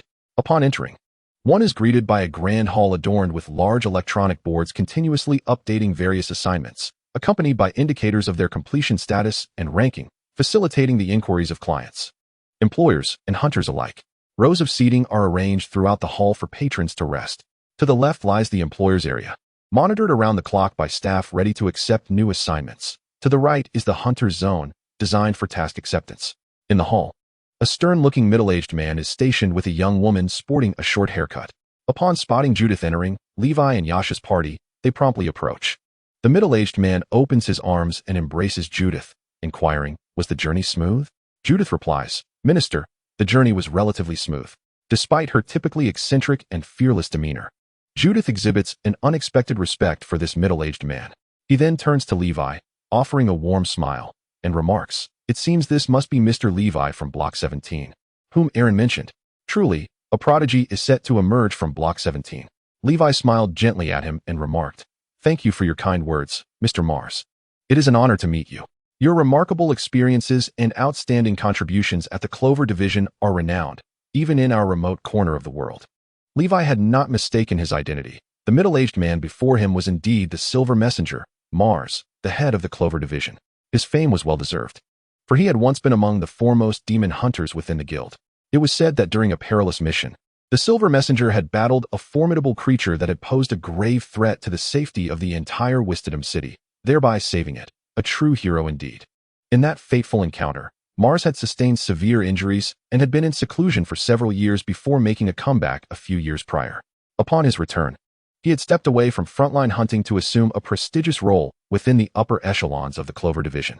It was indeed a rare and commendable gesture for someone with such a luminous history and heroic renown to greet a novice from the dilapidated Block 17 with such warmth, inevitably fostering goodwill. Haha, there is no great name to speak of, merely the duties of my position, Mars chuckled heartily. Come, come. I have been waiting for you for quite some time. The division has prepared a place for you to rest. Kai Yutong will escort you there. Please ensure you take a good day's rest. We shall discuss matters tomorrow. Chapter 32. A Maiden's Heart. Of course, Judith required no one to oversee her. After bringing Levi and Yasha to their destination, she returned home to rest. She was, after all, a hunter affiliated with the Clover Division. The nature of her work necessitated her prolonged absence, yet her substantial earnings afforded her the means to purchase her own residence within the Clover community. Meanwhile, Levi and Yasha followed a woman named Kai Yutong towards the rear of the hall. She had a chic bob, smooth and lustrous hair, and her delicate features were undeniably charming. Her voice was soft and gentle, occasionally giving her an endearing, slightly dazed demeanor. Through their casual conversation, Levi learned that she was a pupil of Mars, only 17 years of age, yet her prowess was not to be underestimated. She had completed rigorous training and independently managed 6-level missions, collaborating on 15 others, and had even assisted in a single major mission. When considering her age, skills, and experience together, it was truly astonishing. Levi sensed a formidable aura emanating from her. From this essence, he surmised that this seemingly doll-like girl could potentially be more fearsome in combat than figures such as the vampire Konstov or Zhang Zoming. It was an intuition that whispered to Levi, though he found it difficult to fully embrace. On the surface, Kai Yutong bore no resemblance to a formidable expert. Rather, she appeared more like a charming, neighborly sister. Indeed, one should not judge a person by their appearance. Ascending to the 4th floor of the branch, which housed the guest rooms, Levi escorted Yasha to her designated chamber, while his own room awaited him at the end of the corridor. As he pushed open the door marked 425 and stepped inside, he turned to express his gratitude to Kai Yutong, who stood at the threshold. She waved her hand dismissively, her eyes crinkling into a smile. No need for thanks, Mr. Levi. You've had quite the journey. Please take a shower and rest up. By the way, I heard you were sent by the 17th District to receive training at headquarters. We might be classmates. Will you be attending that training as well? He inquired. Indeed. Such a splendid opportunity must not be missed. In 3 months, I will join a few other companions from the branch for the training. And it seems we will be in the same group, Mr. Levi. Yes, barring any unforeseen circumstances, we should be together. Then I look forward to your guidance when the time comes. After bidding farewell to Kai Yutong, Levi closed the door and took a moment to inspect his room. It was modest in size and lacked extravagance, yet the amenities clearly exceeded basic standards. The mattress offered a perfect balance of firmness and softness, the carpet cushioned his steps, and the intricately designed wall behind the bed, combined with the warm lighting, created a remarkably inviting atmosphere, comparable to that of a 5-star hotel. After taking a shower, he stood by the window, gazing at the dazzling lights of the upper district, and once more reflected on how superior this place was compared to Aaron's dilapidated tavern. Alas, this was not his abode. He estimated that once he settled the matters related to this commission the following day, it would be time for him to return. He recalled that escorting Yasha to the Clover branch alongside Judith was a significant commission. There was no doubt that the bulk of the reward would belong to Judith. Throughout the journey, she had been the true powerhouse, while Levi's role had been akin to that of a chauffeur, merely dispatching a few members of the skeleton gang along the way. He held no grievances regarding Judith receiving the lion's share. Nonetheless, even his share of the commission's reward should amount to a considerable fortune. According to Aaron, he would at least receive a dose of great evolution fluid, and perhaps even some extra gains. This prospect excited him greatly. With such thoughts in mind, Levi reclined onto the comfortable bed, ready to rest. In a half-asleep state, he was stirred by a faint knocking at the door. Retaining his basic alertness, Levi jolted awake. Who is it? He called, but there was no reply. Furrowing his brow, he reached for the grip of the gun concealed beneath his pillow and queried once more, "Who is outside?" At last, the voice from beyond responded, "It's me." It was Yasha's voice. Li Wei relaxed somewhat, returning the gun to its place, standing up and opening the door to find a young lady in her pajamas, looking rather embarrassed as she held a pillow in her arms. "What brings you here at such a late hour?" he inquired. Yasha's cheeks flushed slightly as she lowered her head, speaking in a barely audible voice. I am having a bit of trouble sleeping. Do you have a moment, Mr. Li Wei? Could we perhaps chat?" Li Wei sighed, exasperated. He had initially thought something serious had transpired, only to discover that the girl was simply experiencing insomnia. Observing Li Wei's demeanor, Yasha felt even more awkward. "I'm sorry, Mr. Li Wei. I was too impulsive to disturb you. I'll just go back to sleep," she murmured. "Wait," Li Wei called after her. "Since I've already been awakened, I might as well stay up for a while. Come in." Seated on the sofa beside the small coffee table, Li Wei asked, "What would you like to discuss?" Yasha appeared somewhat anxious, regretting her earlier boldness. Earlier, she had tossed and turned in her bed, despite being physically and mentally exhausted from a day of travel. Sleep eluding her. In a moment of impulse, she had knocked on Li Wei's door. However, now that she was face to face with him, she found herself at a loss for words. Li Wei rolled his eyes, pouring 2 cups of water and handing one to Yasha. "Is there something weighing on your mind?" he inquired. Yasha nodded, asking, "Mr. Li Wei, what are your thoughts on the city of Westham?" Surprised by her question, Li Wei pondered for a moment before responding. "I believe it to be a magnificent city." This was his genuine sentiment. In this new era, while it certainly had its advancements and the existence of evolved beings and extraordinary powers, the overall productivity still lagged significantly behind that of the modern society he had known before his rebirth, often referred to as the old times. Furthermore, the environmental conditions of this era were far harsher than the safe and stable old times. Given such immense disparities, it was nothing short of miraculous that the sprawling city of Westham remained standing, regardless of how arduous life was for the people in the lower districts. Under the protection of the towering walls and the forces of hunters, guards, and the new god sect, at the very least, their personal safety was assured. Indeed, ordinary workers toil their entire lives for meager wages, destined to live in poverty. Yet without the safeguarding of this grand city, even the current state of existence might be compromised. Hence, he described it as a magnificent city. Listening to Li Wei's words, Yasha replied, "Indeed, it is a magnificent city. It was established by our forefathers, and generations of heroes have protected it. Yet now, it is gravely ill, riddled with wounds. It needs to restore its former glory. It requires healing." Chapter 33. Commission settlement. After all, the young lady was merely a girl, having endured a day of travel and even faced an attack along the way.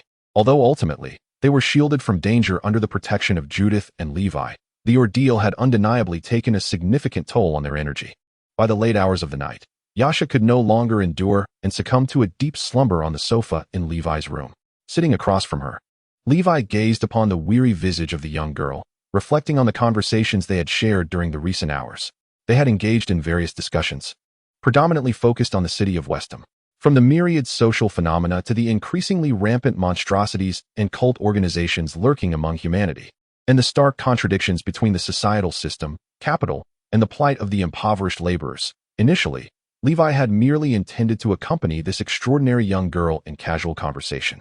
However, throughout their dialogue, he unexpectedly discerned that many of Yasha's thoughts were surprisingly mature.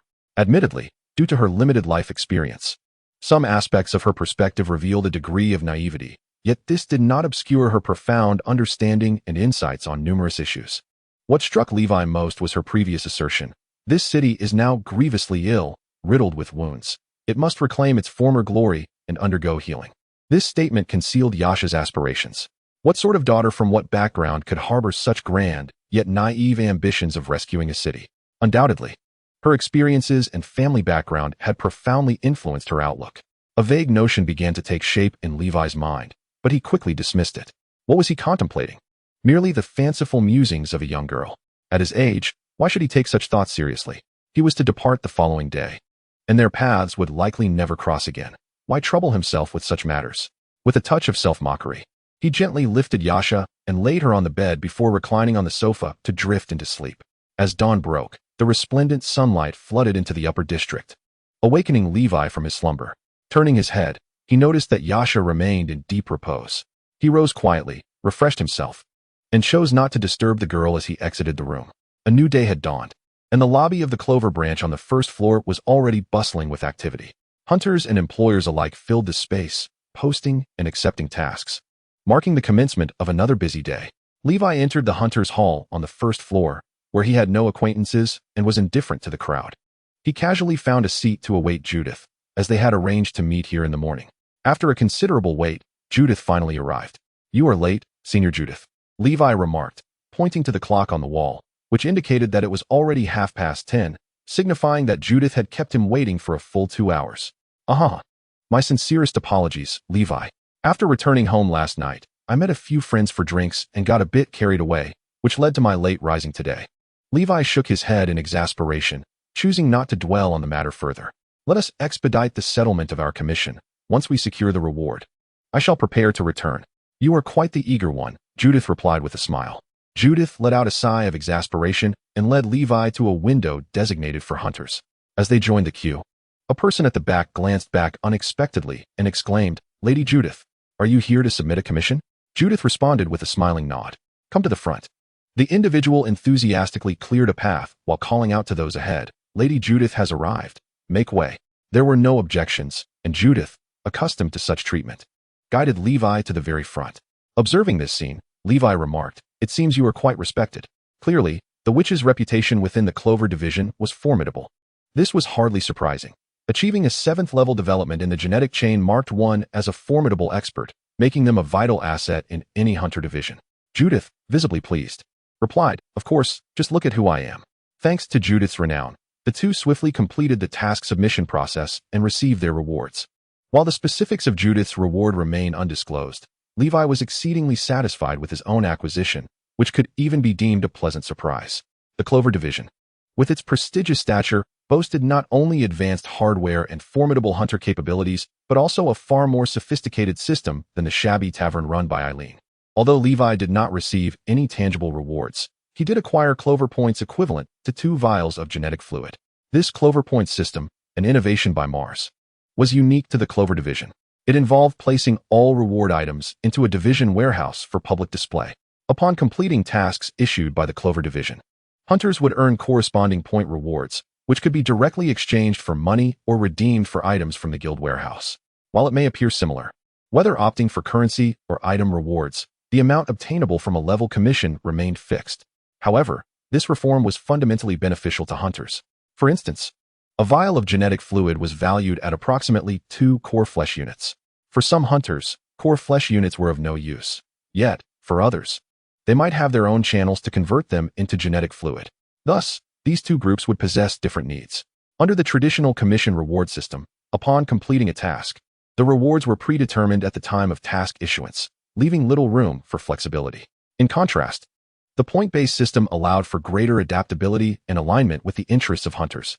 Following the establishment of this point system by Mars in the Clover division, the upper echelons of the Hunter Guild took a keen interest, with many divisions sending representatives to learn and prepare to emulate this innovative approach. There are even rumors suggesting that the Hunters Guild will undergo a comprehensive reform in the near future, introducing a point system. However, the timing of such a reform remains entirely uncertain. Regardless of distant matters that do not concern him, Levi found himself overwhelmed by the plethora of items available within the accessible ranks. The vast array of options left him somewhat bewildered as he pondered what to select. Chapter 34. Reward Redemption. The extensive catalog of rewards, all of commendable quality, could easily induce a state of indecision in anyone. Fortunately, Levi was not afflicted by such a dilemma. He promptly exchanged his points for a level 3 gene fluid and a level 3 flesh core. The former was intended to further enhance his physical form, with the aim of achieving the pinnacle of physical refinement sooner rather than later. The latter was, of course, meant for the Book of All Laws, as he sought to unlock new pages. He hoped the new page would bestow him with formidable abilities or perhaps provide an opportunity to enhance either the Demoness Hand or the Sharingan. While the remaining points were insufficient to acquire another level 3 gene fluid, they were ample for a level 3 flesh core, leaving him with a slight surplus. Nevertheless, after careful consideration, Levi opted against this exchange. He had set his sights on a different item, a book titled Elementary Energy Bullet Engraving Technique. His vivid memories of the light-engraved bullets Aaron had provided during his encounter with the lowly vampire lingered in his mind. Although he had not been able to vanquish the vampire with a single magazine of 7 bullets, he had certainly inflicted substantial damage. Had the vampire been in a better state, Levi's then current strength would have rendered him utterly incapable of victory. Subsequent battles, particularly the one against Zhang Zongming, had illustrated just how powerless conventional firearms were in combat against evolved beings. Consequently, during his confrontation with the skeletal faction's K's, aside from utilizing firearms to dispatch the minions, he had tucked his handgun away when facing K's, making no use of it whatsoever. This was not an ideal situation. In fact, firearms were a vital component of Levi's combat strategy. In his previous life, He had dominated the military, renowned for his elite status, which was attributed to both his exceptional close-quarters combat skills and his unparalleled proficiency with firearms. The sidelining of such a potent weapon would significantly impact Levi's combat effectiveness. However, a solution was not beyond reach. The light-engraved bullets Aaron had gifted him had evidently illuminated a potential path forward. The only issue was the exorbitant cost of the bullets. The last batch Aaron had provided, over 20 bullets, amounted to 30 blue crystals, and that was at the discounted rate offered by the Hunters Guild. Should he wish to purchase them at market price, the cost would likely double, if not more. The financial burden of merely procuring bullets for a skirmish was daunting. Who could afford such expenses?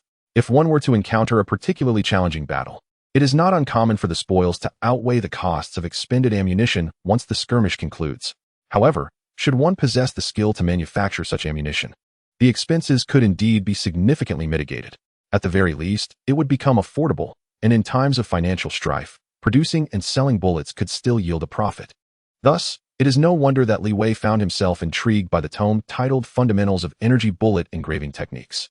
Upon inspecting the price, which was quite reasonable, merely the equivalent of a single blood core, he proceeded to exchange for the items he desired. After concluding his transactions, Li Wei casually selected a seat, awaiting the guild's warehouse to fulfill his order. This process typically required about half an hour to an hour, so he settled in to wait. Before long, Judith approached him, seemingly having completed her own transactions. "What did you choose?"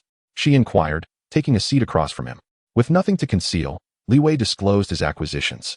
"What do you need the blood core for?" "I know someone who can convert it into gene fluid at a discount, making it quite economical."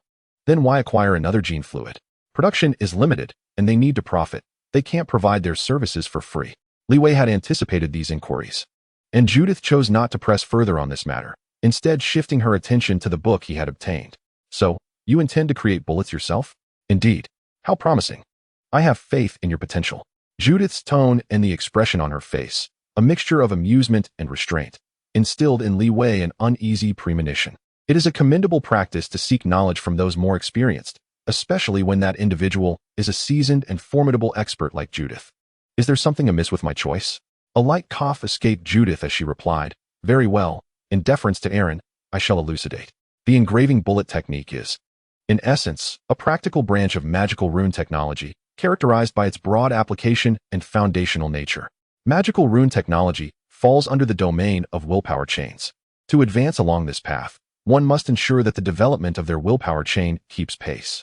Of course, for low-level engraving bullets, it is not strictly necessary to unlock one's genetic locks to commence learning. Nevertheless, even for those who have undergone extreme refinement, mastering the engraving technique at a low level presents considerable challenges. Furthermore, and most crucially, she continued, gazing at Li Wei with a hint of pity, regardless of the magical rune technology in question, including the most rudimentary techniques for crafting engraving bullets, extensive practice is required. I believe you possess the tenacity for this endeavor. However, practice demands materials. Even for the most basic energy bullets, a substantial amount of resources is necessary to acquire proficiency. This represents a significant investment. In other words, only those with wealth can afford to engage in such ventures." Although her words were not fully articulated, Judith's meaning was unmistakable. How dare a pauper like you plunge into this money-burning pit? It is truly a path to self-destruction. Observing the change in Levi's expression, which had grown somewhat grim, Judith showed no intention of offering him consolation. Instead, she continued her verbal assault. "Moreover, the recipes for magical runes are exceedingly rare. If I recall correctly, this introductory guide to engraving techniques contains merely a blueprint for the most rudimentary piercing bullet. The cost to acquire the recipe is exorbitantly high. Even the recipe for low-level ammunition is no exception. For instance, the blueprint for the light rune bullet that Aaron provided you with was roughly equivalent to a vial of advanced evolution liquid." A single design blueprint equating to a vial of advanced evolution liquid? What a farce. Levi's expression darkened considerably. Why was this not mentioned earlier? Judith, while relishing the change in Levi's demeanor, feigned innocence and remarked, "You cannot blame me. You did not consult me prior to your exchange." Levi fell silent momentarily before stubbornly declaring, "I trust in my own judgment." "Indeed," Judith replied, stifling a laugh as she nodded, "I believe in you too." Levi found himself increasingly exasperated with this woman. With a scowl, he stood up and announced, "I am leaving. I shall return to the lower districts." Hey. Judith grasped his arm, saying, "Do not be upset. Sit down, sit down." Aaron contacted me earlier and asked me to convey something to you. Chapter 35, Stay Behind. Aaron. Yes, she woke me up early this morning with her communicator. How annoying. Judith complained. Why could she not wait until my return to discuss it with me? Judith explained. She asked me to inquire whether you would like to remain at the Clover Division. Levi was taken aback. Stay at the Clover Division? What does that imply? Judith clarified. It is simply as it sounds. I believe it could be quite beneficial. Returning to the 17th Street District offers no suitable assignments for you to hone your skills. It is far too barren and underdeveloped for any substantive growth. Judith's assertion held merit. The reality was as she described. What worthwhile assignments or worthy adversaries could be found in the 17th Street District? What opportunities for refinement and advancement existed there? Conversely, the Clover District is situated in the upper tier and is quite renowned. The name of the Clover Division resonates throughout the entire Demon Hunter community. If given the chance, many would aspire to join the Clover Division. However, it is not simply a matter of desire. Numerous restrictions are in place. The two primary stipulations are, first, hunters not registered with the local guild are ineligible for the benefits afforded to local hunters, such as access to official medical services and discounts at the official guild store. Second, a significant portion of assignments comes with restrictions, where hunters must meet specific criteria to accept them. Levi had seen on the assignment board in the Clover Division's hall that some tasks were marked with the term local. Such assignments were off-limits to hunters not registered with the local guild. These restricted commissions account for more than half of the total commission volume, and the majority of them pertain to less lucrative tasks. Public commissions are predominantly those that are laborious to handle and offer average rewards. These two factors stymie many hunters from seeking opportunities in other divisions. However, there are ways to circumvent this, the primary method being the change of guild registration. This is generally not a difficult task. For instance, if a hunter wishes to transfer to the 17th District, Aaron would likely agree with enthusiasm. Yet, attempting to shift to a popular location like the Clover Division poses significant challenges. One would need connections within the guild's upper echelons or must cultivate such relationships. Otherwise, entry is nearly impossible. Of course, anyone possessing the strength of an elite or a seasoned powerful evolver like Judith, who boasts a high development level, would be warmly welcomed by any division. Yet, such individuals are exceedingly rare. These circumstances remind Levi of the household registration system from his previous life, equally frustrating. The hunter profession exhibits a rigidity of class that is not much better than that of ordinary individuals. It appears that the realm of hunters is remarkably equitable, with everything hinging on strength and the powerful earning respect. However, in reality, disparities in background and resources largely dictate that those from humble beginnings find it challenging to rise. To attain formidable strength, three elements are essential: talent, resources, and hard work. Yet, those from modest backgrounds struggle to compete with the offspring of the affluent or established hunters. The latter benefit from a different educational upbringing, having been trained from an early age to harness powerful abilities and optimize their potential. They have access to top-tier educational resources and can readily utilize gene serum. Conversely, the children of the impoverished are preoccupied with basic survival, and saving enough for a single injection of gene serum could take them an entire year. The disparity is monumental. Even aside from the gulf between the wealthy and the poor, the plight of hunters from lower districts striving to succeed is daunting. The volume of new commissions in the Clover Division in a single day may surpass the total that the 17th District could accumulate in a year. An abundance of quality commissions and skewed resources renders the Clover Division exceptionally attractive, propelling the growth of its hunters' abilities at an accelerated pace. When asked if Levi wished to remain in the Clover Division, he certainly did. The question, however, was how he could secure a place there. He need not fret about this. Upon hearing Levi's concerns, Judith remarked, "If you wish to stay here for a while, Aaron and I will draft a training introduction letter to Minister Mars for you, allowing you to enjoy the same privileges as local hunters. Having someone to support you is advantageous." Nevertheless, he still harbored a doubt. But isn't the training at headquarters scheduled for 3 months later? When the time comes, the opportunity for training at headquarters belongs to the 17th District branch. Leeway harbored concerns about whether transferring to the Clover branch would affect this situation. Judith reassured him, stating that there was no need for such worries. The introduction letter for transfer was a special system that would temporarily grant him the privileges of a local hunter in Clover for 3 months. It would not alter his registration location nor affect his training at headquarters. "All right, I have no further questions," Leeway replied, feeling fortunate. What more could he possibly desire? Judith smiled and added, "That's good to hear. Aaron has gone to great lengths to secure this opportunity for you. Make sure to perform well and don't let her down." Rest assured, I shall not disappoint, Li Wei affirmed, deeply grateful to Aaron. Since his rebirth, her assistance had been invaluable, leaving him at a loss for how to repay her kindness. Moreover, he harbored a subtle curiosity about why Aaron was so generous towards him. While unexpected fortune was indeed delightful, it could also bear unforeseen consequences. Although his friendship with Aaron was amicable, it did not warrant such extensive help. He found it hard to believe his charm could extend to such measures. After all, he had lived 2 lives and refused to be Na'vi. They were not family. What motivated her? Perhaps Li Wei was simply being overly suspicious, yet it was prudent to remain cautious. One should never harbor ill intent, yet vigilance is wise. For the time being, he decided to set aside these uncertainties, as he genuinely required Aaron's support. As for what Aaron truly intended, it was not his immediate concern. As a lone, impoverished individual, there was little for her to covet. He resolved to focus on his own matters. Regardless, the most fundamental weapon against all adversities was to strengthen oneself. Glancing at the gene serum and flesh core recently acquired from the Clover Branch's warehouse, as well as the techniques for crafting engraved bullets, alongside the myriad of commissions displayed in the Clover Hall, Li Wei anticipated a fulfilling period ahead. In the following 2 days, Li Wei refrained from hastily undertaking any commissions, choosing instead to remain in his quarters. On the first day, he injected the gene serum, aiming to enhance his own capabilities. His goal was to rapidly fortify his body, pushing its strength to the limits of rigorous training. Initially, he was eager for this single injection to facilitate a breakthrough. However, it appeared that the potential of his current physique was rather lacking. For those of moderate aptitude, after achieving a certain level of physical training, a few preliminary injections of gene serum could significantly increase the chances of transcending limits with a subsequent injection. Yet, despite having already utilized 2 injections of grade serum, he found himself unable to break through. He took a moment to assess his condition and realized he had reached a bottleneck. Perhaps, with 1 more injection, he could finally break through. Although he felt a tinge of melancholy, he understood that talent was something beyond his control. Setting this matter aside, Li Wei then retrieved the elite flesh core and completely absorbed it, having previously consumed a vial of elite gene fluid. The Book of All Methods finally unveiled its 5th page.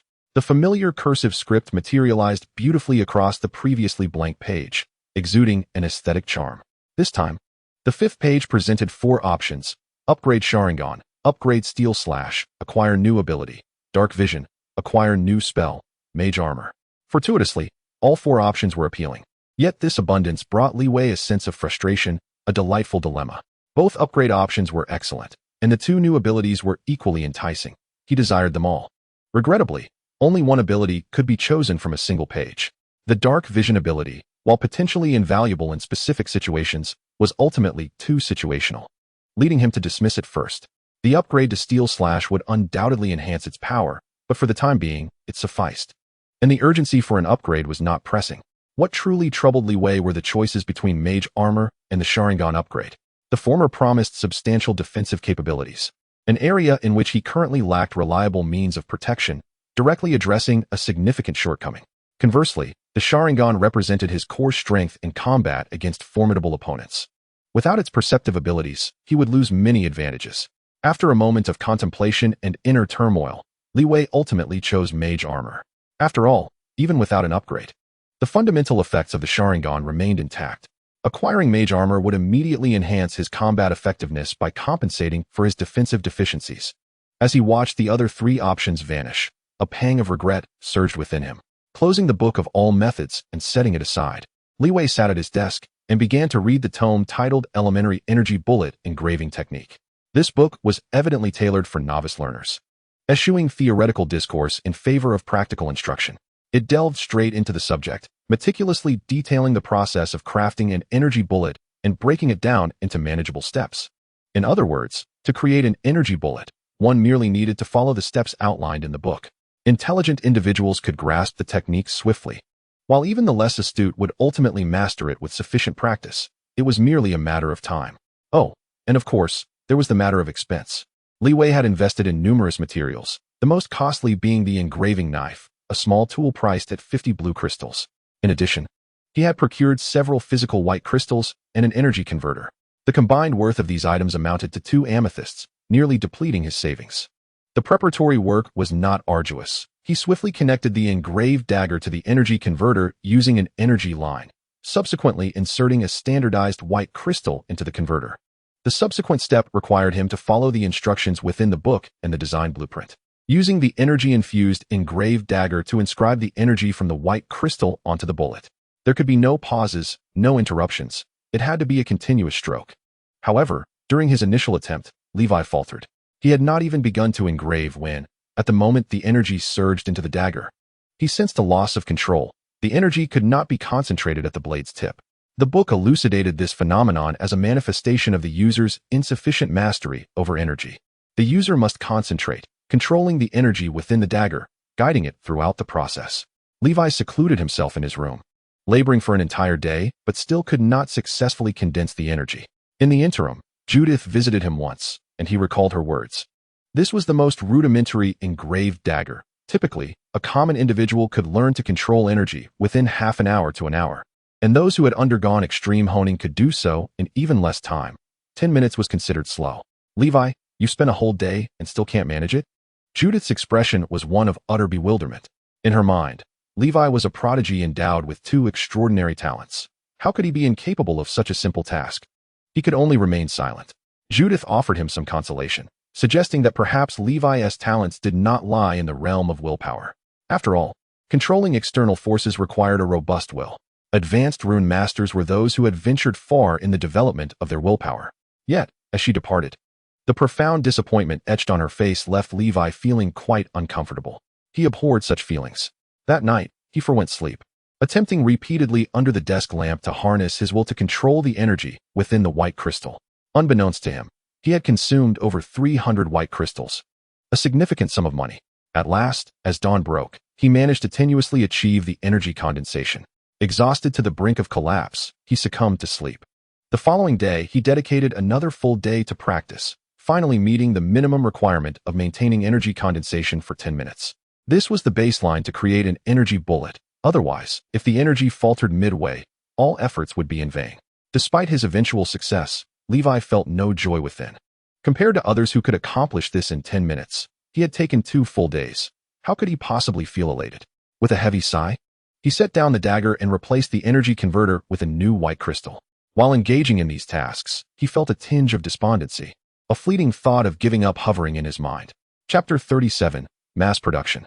With a sense of disenchantment, Levi contemplated surrendering. He stepped into the bathroom, turned on the shower, and let the hot water cascade down. Standing beneath the torrential flow, his bare skin turned crimson from the scalding heat. A sense of frustration burgeoned within him, leading him to question his worth. Am I truly inferior to others? Should I really just let it all go? Is this where it all ends? Absolutely not. My innate talent may not rival that of others, but so what? If I abandon the path of magic patterns, will I then forsake the even more arduous journey of evolution when faced with challenges? Should I resign myself to a life of mediocrity? Absolutely not. I must not give in. I cannot yield, even to the grave. Leeway raised his head, his damp hair clinging to his face. He struck his fists against the bathroom wall twice and turned off the water. Drying himself and donning his clothes, he returned to his workstation. Grasping the carving knife, he activated the converter, channeling his focus to control the errant energy. He retrieved a prepared bullet and secured it on the workbench. Activating his Sharingan, he observed the minute metallic patterns on the bullet with acute clarity. As the carving knife pressed against the bullet, his hand remained unervingly steady. A pattern began to unfurl, continuously extending from its initial point. Time elapsed slowly. The energy from the melted white crystal within the converter imprinted steadily onto the bullet's tip, synchronized with the knife's movements. After an indeterminate duration, a stunning secondary piercing bullet, worthy of being deemed a work of art, emerged on the workbench. Leeway gazed in disbelief at the bullet in his own hands, murmuring, "Is it complete? Have I truly accomplished this?" Were it not for his mature mindset, he might have been overwhelmed with exuberance. Regaining his composure and reflecting carefully, Leeway surmised the reasons behind his success. Indeed, the body he inhabited, in terms of talent, was exceptionally lacking. With poor physical potential and mental prowess, as evidenced by his prolonged struggle with energy convergence while learning the carving technique. It was clear he possessed little aptitude. However, everything changed due to Li Wei's transference. The Sharingan granted him an insight that transcended human limits, a crucial factor enabling him to complete the intricate magic pattern carving in one breath. Moreover, another decisive element lay in the remarkable steadiness of his hands. This was unrelated to the body he occupied. He had discovered this talent when he first began practicing marksmanship. In fact, his instructor once jested, "You lad, could balance a mosquito on your hand while shooting, and the mosquito wouldn't even flinch." This assertion may be somewhat exaggerated, yet the truth remains that his steadiness is unmatched. Furthermore, after several enhancements through gene serums following his traversal, this quality has been significantly amplified. If one were to consider this a talent, then perhaps Li Wei cannot be deemed entirely devoid of merit. Naturally, the ability to create engraved bullets in a single attempt could also be influenced by psychological factors. After all, the obsession weighing upon his heart was so intense that it was almost fearsome. He could not afford to squander this momentum. He needed to seize the moment with vigor.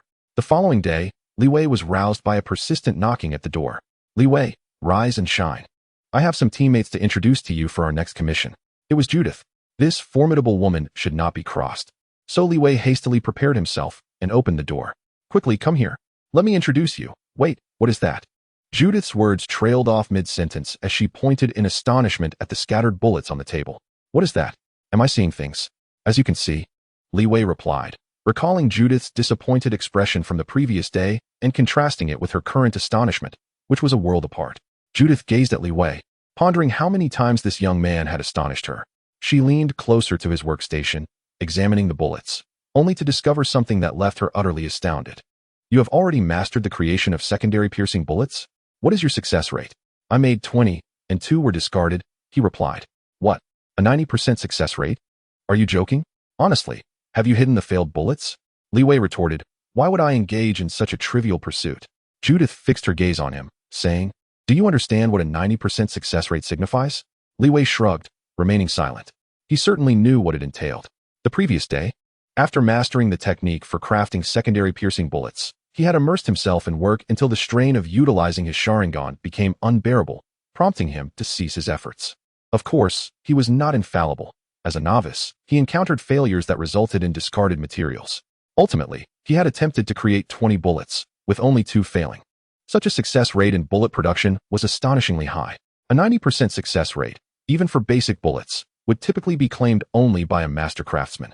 Most skilled technicians would consider a success rate of 60 to 70% to be exceptional. "Forget it. I should not have doubted you the day before yesterday," Judith said, shaking her head. "Honestly, why must you play coy in front of me? In merely 3 days, one could have produced the patterned bullets in bulk. Yet, at that time, he appeared utterly incapable of even condensing energy. Your morbid sense of humor is truly remarkable." Levi had no intention of elaborating further on this matter. He simply smiled at Judith and remained silent. Judith, feeling a mixture of embarrassment and irritation from his gaze, slapped him on the head. "Ouch!" Levi exclaimed, feeling a bit dazed from the force of the female demon's blow, which was indeed formidable. As Levi cradled his head in pain, Judith's sense of vindication was satisfied, but she soon recalled her original purpose. "I almost forgot. I need to introduce you to a teammate. There's a commission that would be perfect for the 2 of you to tackle together. By the way, you should have met her. She asked the girl who welcomed us alongside Minister Mars that day." "Are you referring to that girl named Kai Yutong?" "Yes, let us hurry. She has been waiting downstairs for quite some time." Following Judith downstairs, Levi beheld a 17-year-old girl awaiting him in the hall. Kai Yutong had transformed entirely from the short-haired girl he remembered from their previous encounter just a few days ago. Chapter 38. Pursuit. Dressed in military attire, clad in leather armor, and armed, the short-haired girl was indeed Kai Yutong.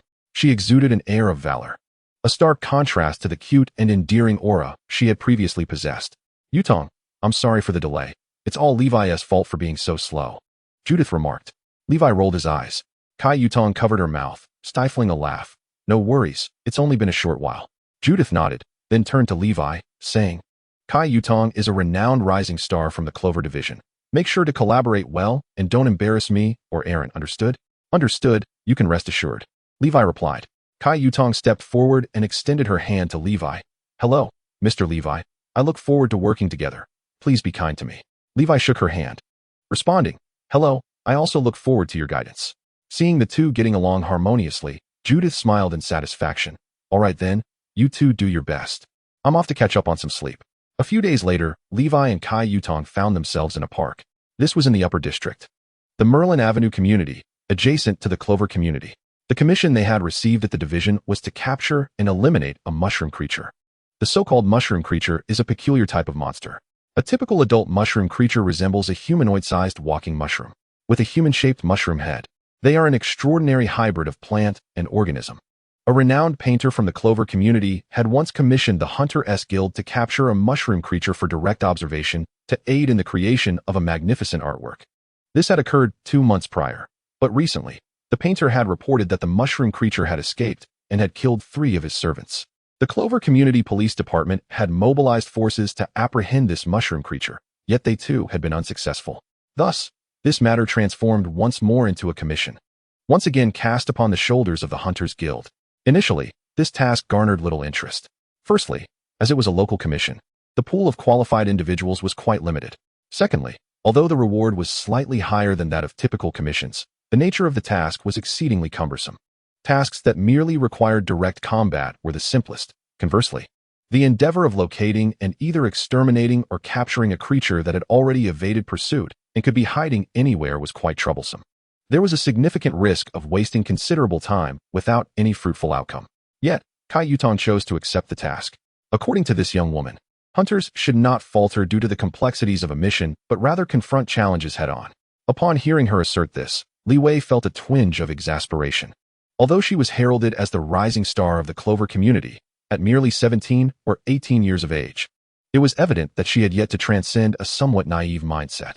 While her abilities were indeed commendable, she had not yet mastered the cunning expected of a hunter. Perhaps this was a characteristic of an academic hunter, one nurtured in a relatively privileged environment.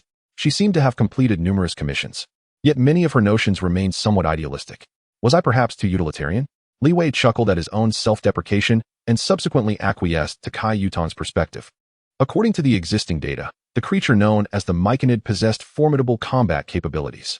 While their temperament was not particularly savage, this particular one, having escaped from the artist, had already claimed the lives of 3 or 4 individuals. Allowing it to roam unchecked posed a significant danger. Moreover, the fundamental reason for Li Wei's readiness to agree was rooted in his self-assurance. Tracking prey was his forte. At the onset of the mission, Kai Yutong and Li Wei separated to seek clues and trace the whereabouts of the elusive Myconid. The intelligence and leads Kai Yutong uncovered were rather scant.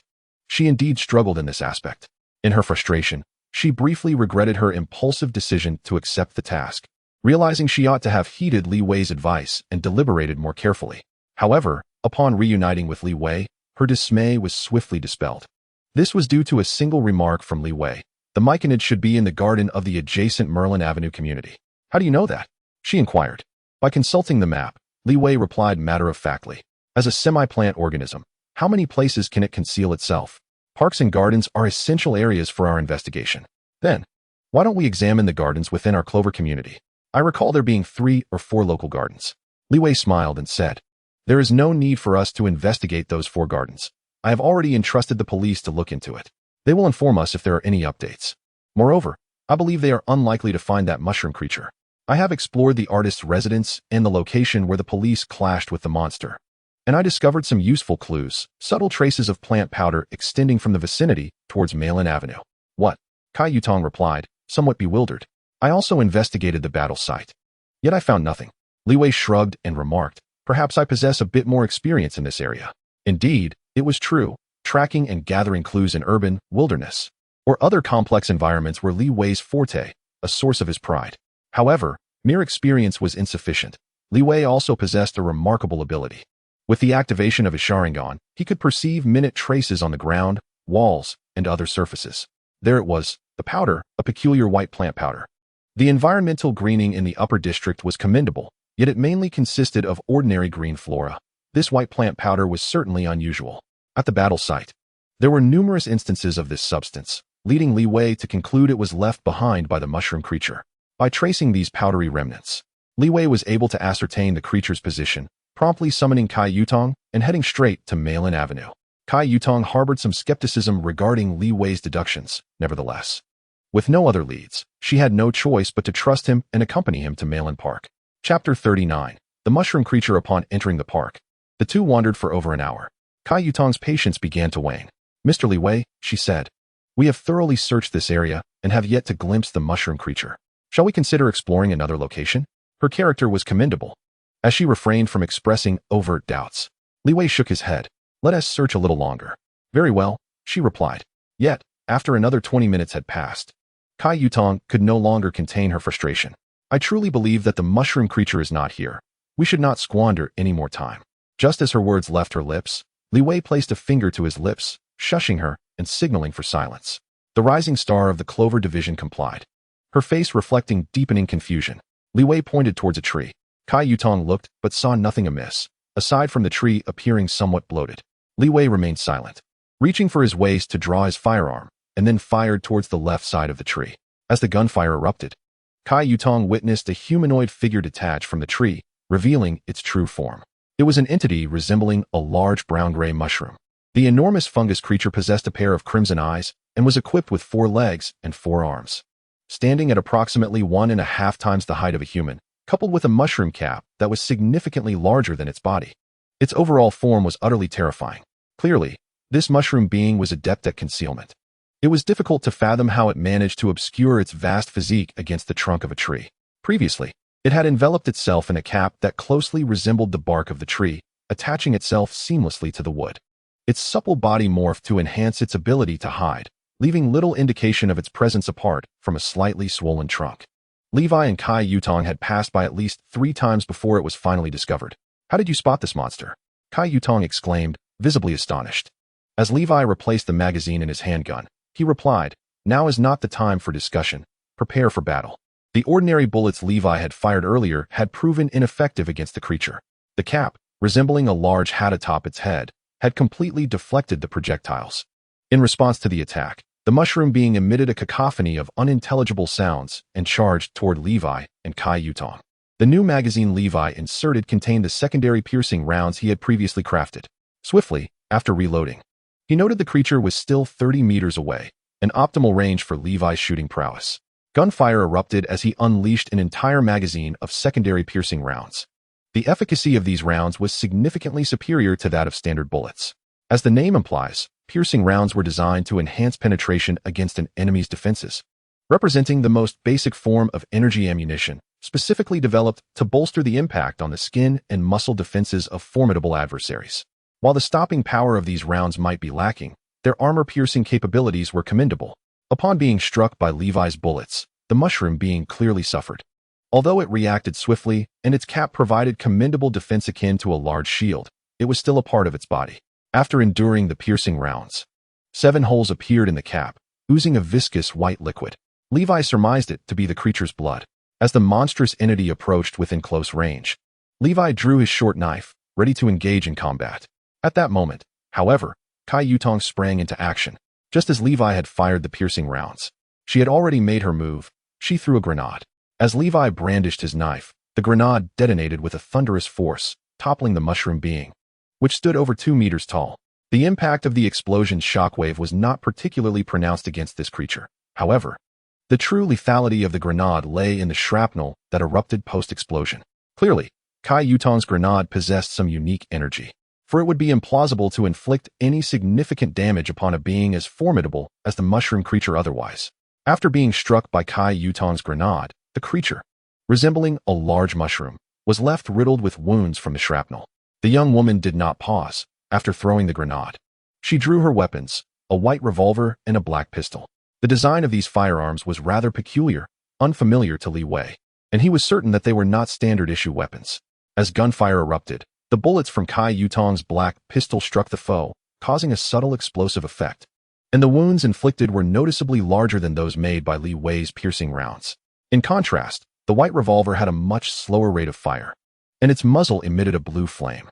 With keen eyes, Li Wei observed that the bullets from the white revolver formed a crystalline frost upon the wounds of the creature.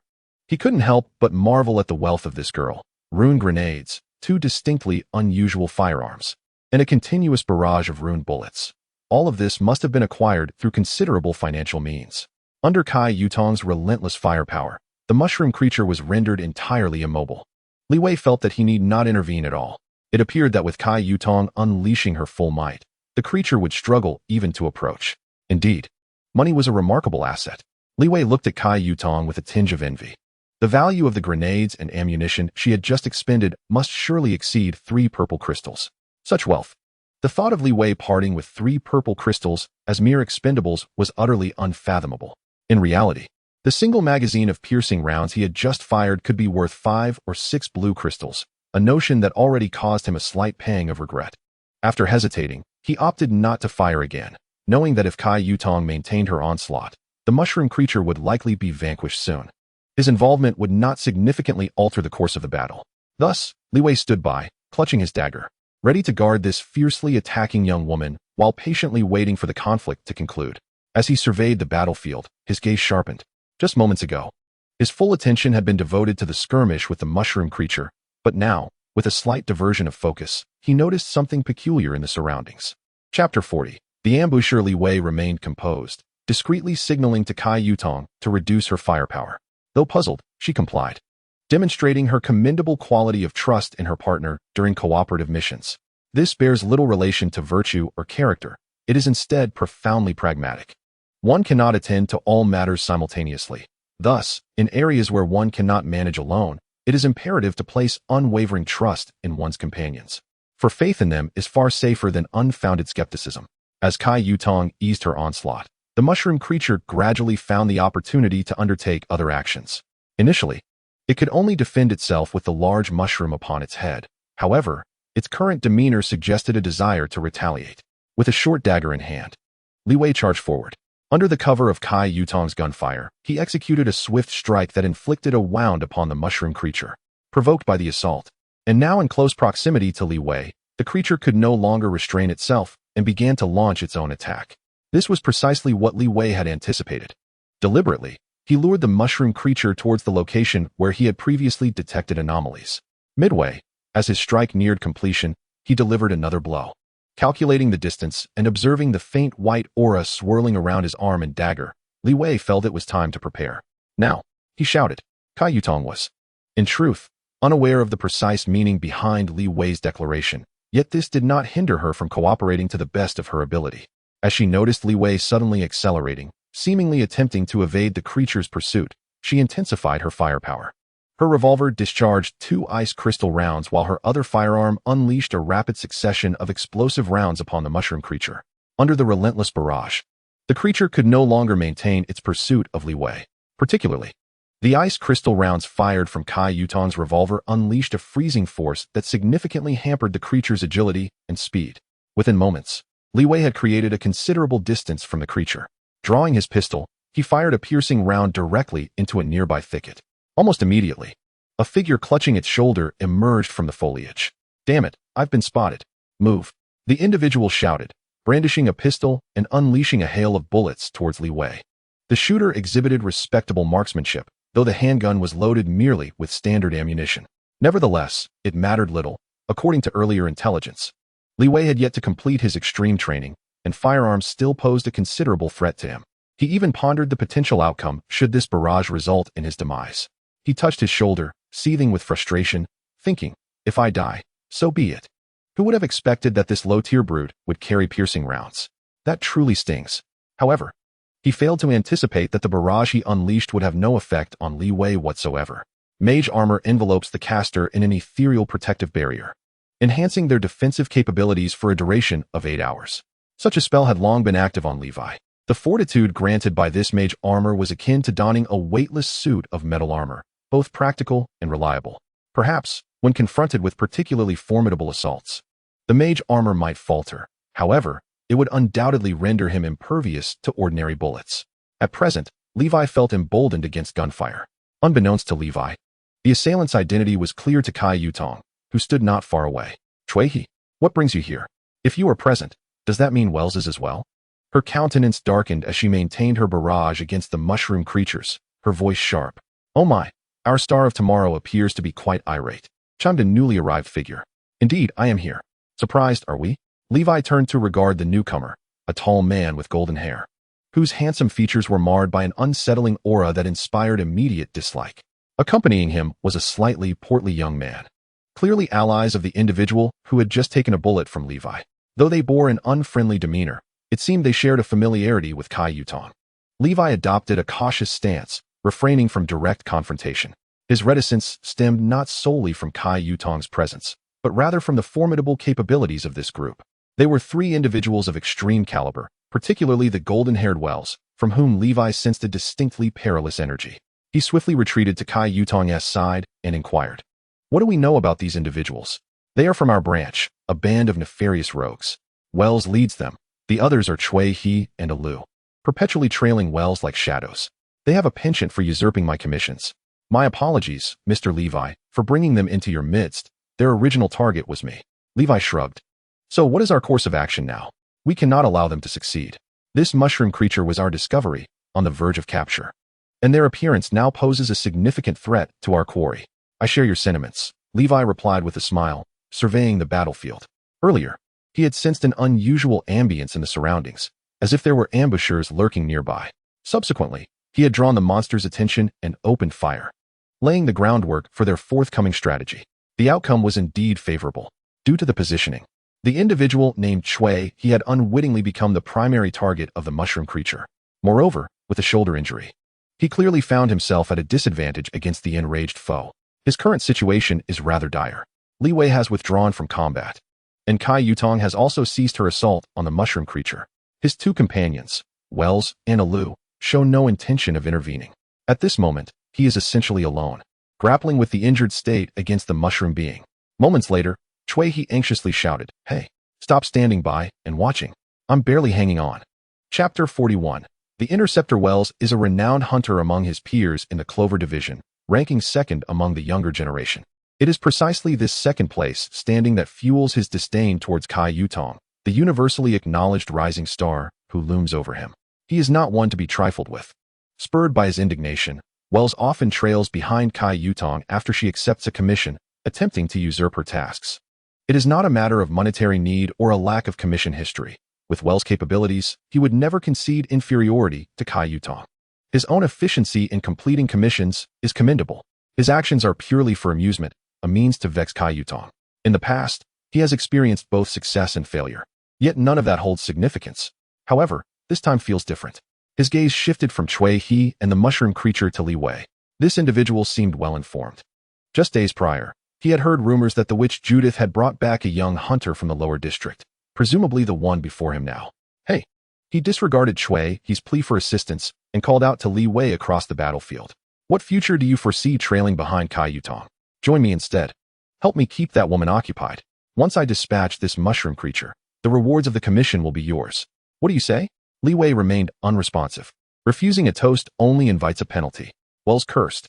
Beside him, the slightly plump Alu spoke with concern. "Wells, we should hurry to help. It seems Chui He is genuinely struggling against that mushroom creature, which poses a real threat." Upon assessing the situation, Wells spat in agreement. "Then let us move quickly. We'll unleash our full strength to eliminate that mushroom creature." He added a reminder, "Be sure to seize the mushroom's eyes. They are proof of completing the commission." Understood.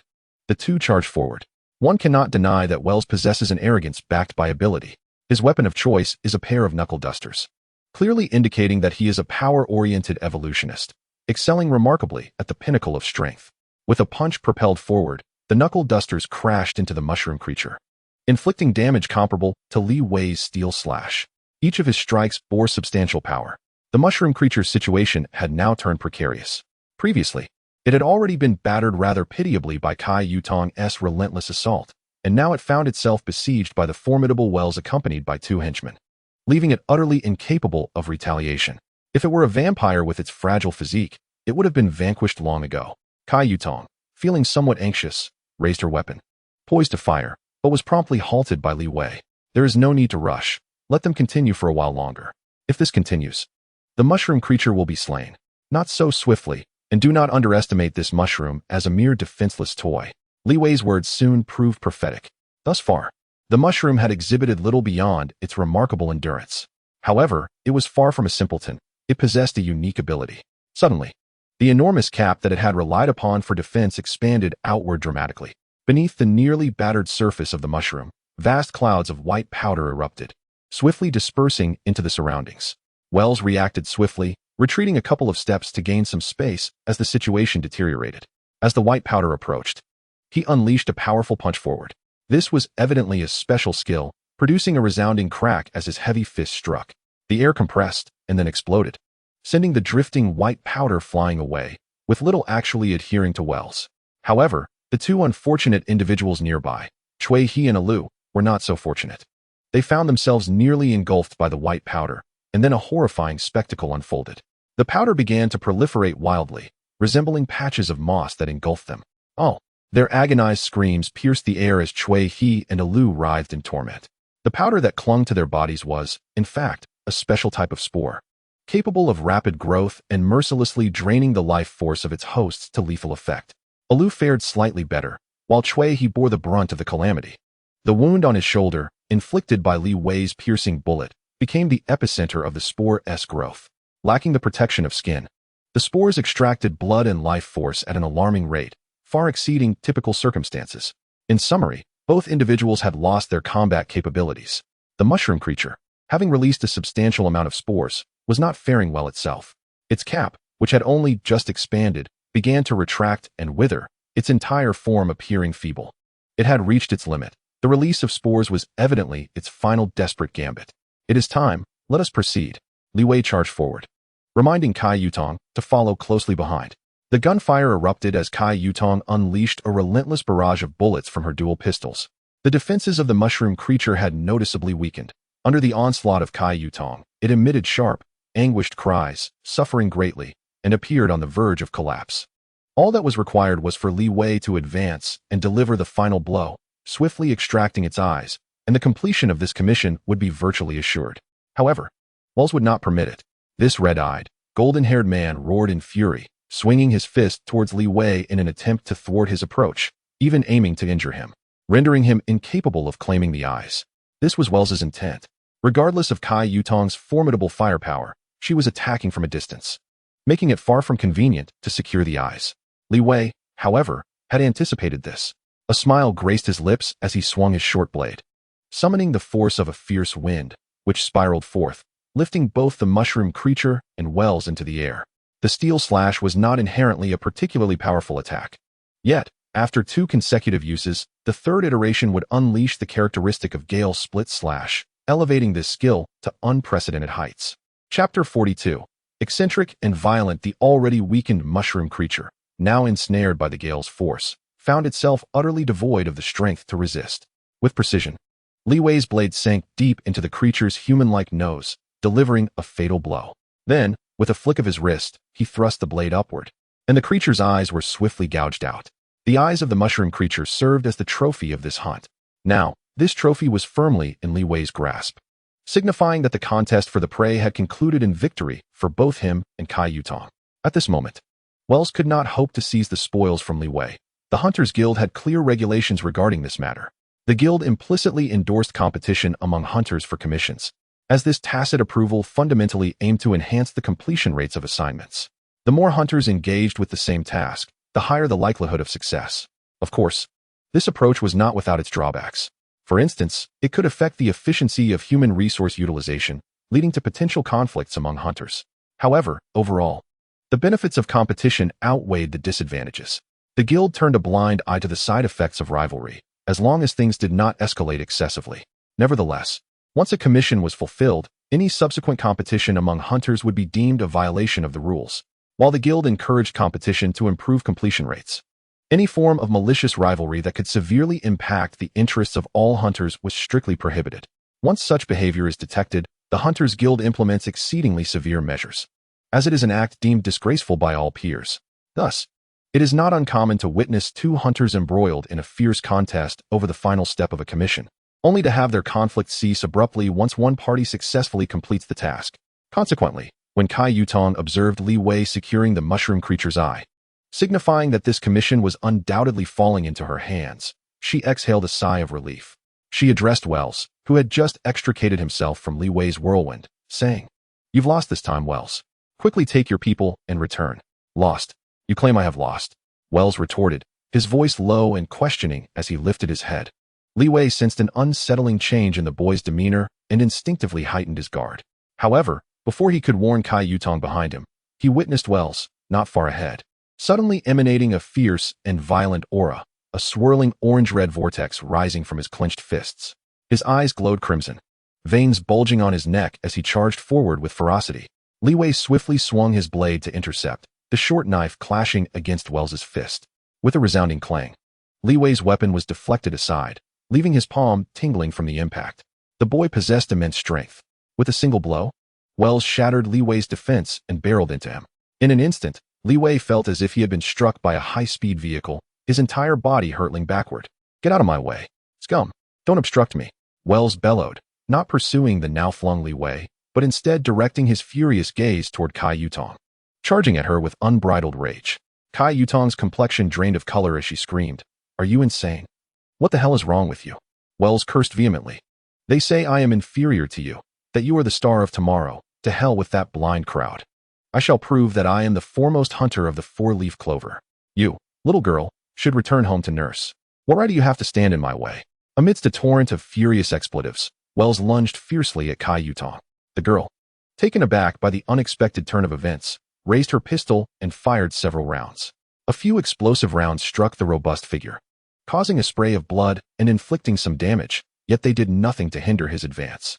The ice crystal round, which posed the greatest threat, was effortlessly swatted away by his fist. As Cai Yutong retreated, she discarded her pistol and retrieved a cylindrical object, approximately the length of her forearm, yet as thick as a thigh, wrapped in burlap from her lower back.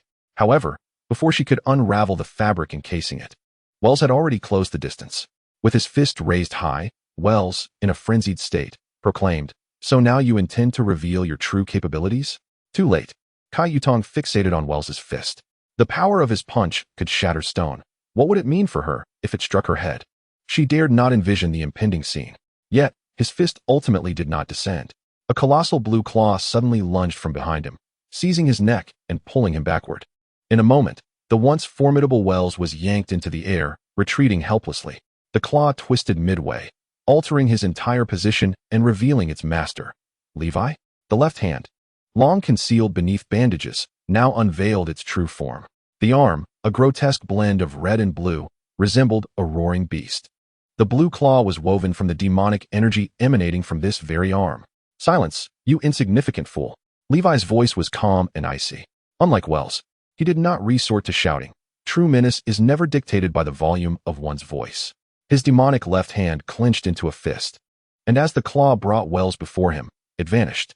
Levi's left fist then struck with thunderous force, crashing into Wells' face. Blood gushed from his nose, and Wells was propelled several meters away. In the distance, Cai Yutong finally seized the opportunity to respond. Brandishing a compact hand cannon she had just retrieved, she fired a beam of blue light that struck Wells midair. This was a pure energy blast, more potent than the rune grenades she had previously hurled. Observing Wells being sent flying, Levi stretched his neck and smiled. A sense of relief washed over him. Indeed, the force of Wells' earlier strike was formidable. Had it been someone else, even a slightly weaker individual within the same tier, they might have suffered broken ribs. In truth, Levi also felt the impact. The mage armor he wore was shattered as a result. However, it was precisely this armor that had spared him his life. Without the enhanced protection of the mage armor, that blow could have left him severely injured. The erratic and violent Wells had genuinely posed a threat to his life. Levi harbored no compassion for such a creature.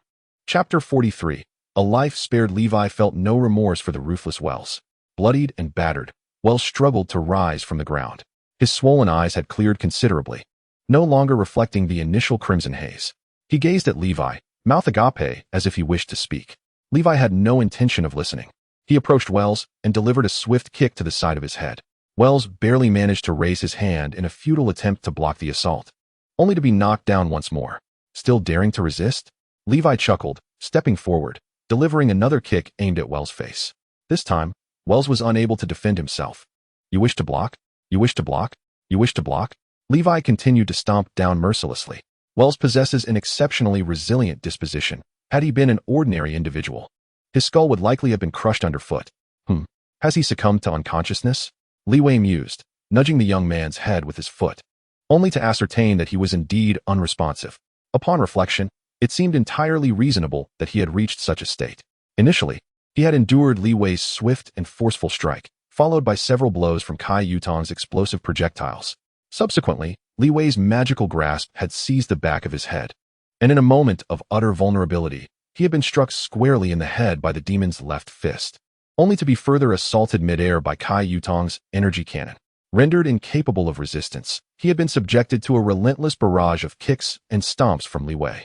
Despite Wells's formidable nature, the cumulative impact of such heavy, targeted assaults rendered his unconsciousness entirely normal.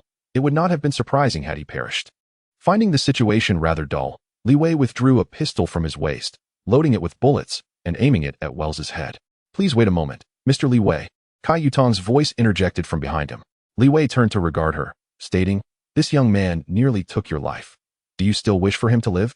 Slay him, and even the guild cannot hold us accountable, for he initiated the conflict in pursuit of prey." Cai Yutong inhaled deeply, responding, "While that is indeed the case, I earnestly hope you can spare Wells's life. Consider it a personal request from me. I wish to understand," she continued. "Wells was not always like this. Though his current demeanor may seem erratic and volatile, he is not beyond redemption." Li Wei remained silent, his finger unwavering on the trigger. The gun still aimed at Wells's head. Clearly, the young woman's explanation failed to satisfy him. Cai Yutong took another deep breath, saying, "His father, his grandfather, and the esteemed predecessors Marlin and Ramos were all heroic hunters of the Clover Division. The Agler family has served the Clover Division for generations. Particularly, his father, Marlin Agler, managed numerous crises and was once the most formidable demon hunter within the division. However, 5 years ago, his father defected. Since that time, Wells's character has drastically altered, and even his grandfather Ramos has struggled to restrain him, ultimately leading to his current state. Nevertheless, his family has made tremendous sacrifices for the guild. Moreover, he is a member of the Clover Division, a comrade I acknowledge. I cannot stand by and watch you take his life." Gazing into the young woman's resolute eyes, Li Wei shook his head, lowering his weapon and securing it back into his belt. He then approached the mushroom creature. "Mr. Li Wei," Cai Yutong softly called. Li Wei waved his hand dismissively, stating, "For your sake, I shall spare his life. However, how to transport him, along with the 2 individuals felled by the mushroom creature's spores, back to the division is your concern. Do not expect me to assist." "Thank you." A smile graced Cai Yutong's face. Such a naive girl," Li Wei remarked. "This core of flesh and blood shall serve as the reward for sparing that young man's life. I shall not share it with you." Mr. Li Wei." "Please take it," Cai Yutong replied with a smile. Li Wei, having taken his seat in the police vehicle, returned to the Clover Division. The precinct in the upper district proved to be far more dependable than that of the lower district. As Li Wei departed, leaving Cai Yutong and Wells behind, the police had already arrived outside the park along Merlin Avenue. He encountered no difficulties, although the relationship between the hunters, the police, and even the city guard was not particularly amicable, and at times even fraught with conflict. The case of the escaped mushroom creature was one the police had been unable to handle and had thus referred to the Hunteress Guild. In this regard, it was only natural that Li Wei received a degree of courtesy for aiding the officers. Upon returning to the guild, Cai Yutong and the others were still absent. Li Wei paid no mind. He took the 2 eyes of the mushroom creature to the designated area for hunters in the guild hall and began the process of submitting his commission. The procedure remained unchanged, and after an hour, when he received his reward and prepared to leave, he spotted Cai Yutong's return. "Mr. Li Wei," Cai Yutong called out to him. Wells, Alu, and Chui He have just been sent to the hospital." Cai Yutong's expression bore a hint of sorrow. It seemed that Chui He might not pull through. Li Wei furrowed his brow. Recalling who Chui He was, the one he had initially injured with a shot, and who had subsequently been overwhelmed in a duel with the mushroom creature, yet had received no support, ultimately succumbing alongside the Rotunda Lu due to the spore eruption. The death of a stranger, or even an enemy, did not deeply affect him. He merely felt a twinge of sentiment. Chui He's demise was somewhat connected to him.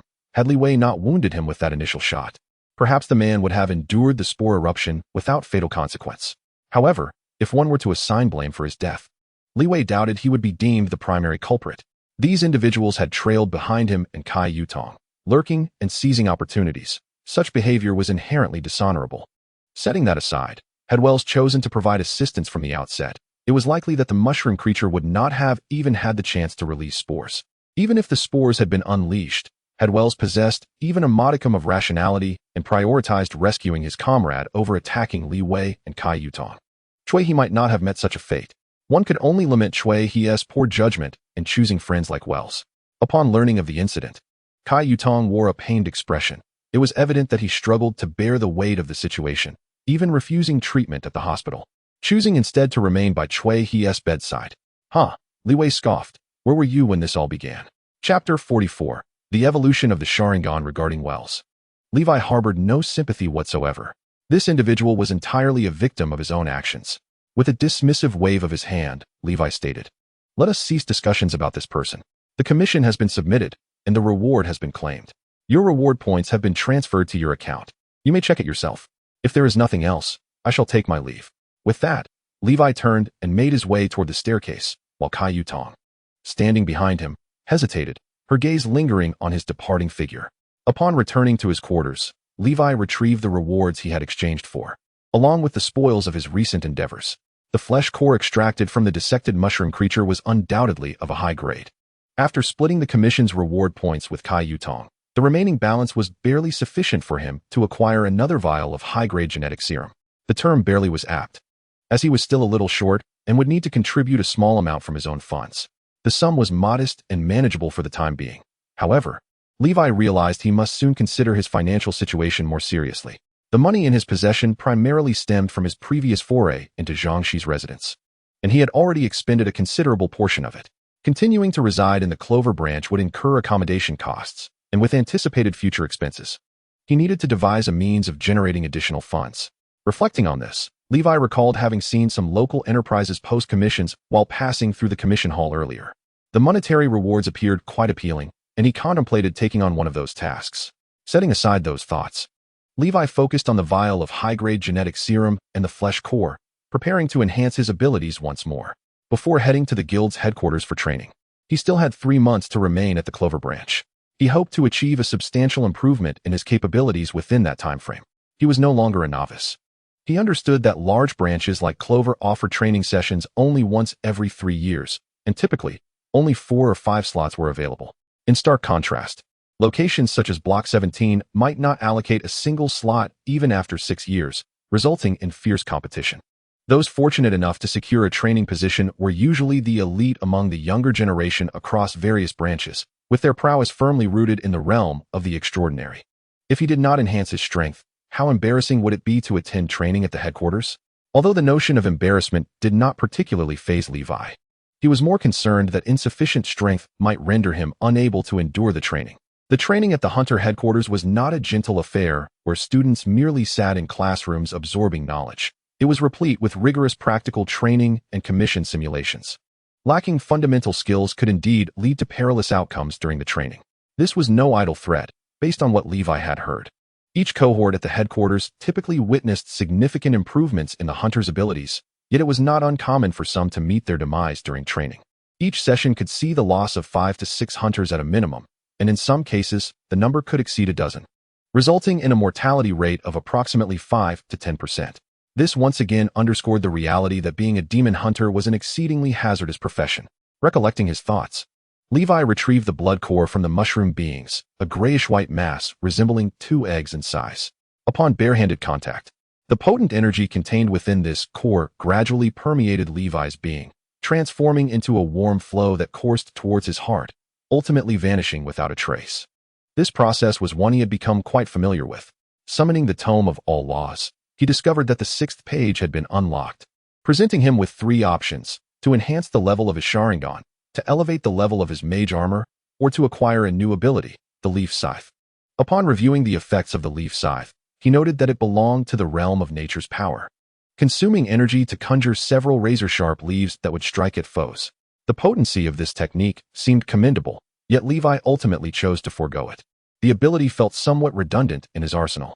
Currently, he possessed a commendable close-quarters combat technique in the form of the Steel Flash, while for ranged combat, he could rely on firearms and engraved projectiles, rendering the need for the Leaf Scythe rather minimal. Moreover, as the skill originated from the realm of pocket monsters, he found it would be rather peculiar to adopt it. After dismissing the Leaf Scythe, Levi contemplated his options and decided to allocate the upgrade to his Sharingan. Upon making his choice, the text on the 6th page of the tome shifted once more, culminating in the enhancement of his Sharingan. In the next moment, he felt a searing heat in his eyes. With his eyes closed, he endeavored to endure the sensation. After several minutes, as the burning pain gradually subsided, he opened his eyes and approached the mirror to reveal his Sharingan. Now he possessed 2 eyes. The newly manifested right eye remained a single tomo, while the left eye had ascended to a 2-tomo state. After a brief assessment, Levi sensed a marked increase in the power of his eyes. His current Sharingan boasted formidable insight and a degree of hypnotic capability. Following this upgrade, the completion of both eyes and the enhancement of the left eye resulted in an approximate 20% increase in both insight and hypnotic ability. While the physical burden and energy consumption during use were halved, this was a significant improvement. However, in the original narrative, the capabilities of the Sharingan extended beyond this. Even before reaching the Manjiki stage, the Sharingan was already an exceptional ocular technique. Yet, Levi had yet to perceive any direct ability to recognize or resist illusions. Nor could he replicate the techniques employed by adversaries, nor could he directly unleash hypnotic illusions. These were distinctly separate matters. Evidently, the potential of the Sharingan remained to be explored further, necessitating additional upgrades to its level, which was not an immediate concern. For this enhancement, the paramount advantage lay in the reduction of physical strain following the completion of his eyes, thereby bolstering Levi's combat endurance. At his current state, confronting entities or creatures of extreme caliber posed minimal challenges when he unleashed his full strength. However, his capacity for sustained combat is rather poor.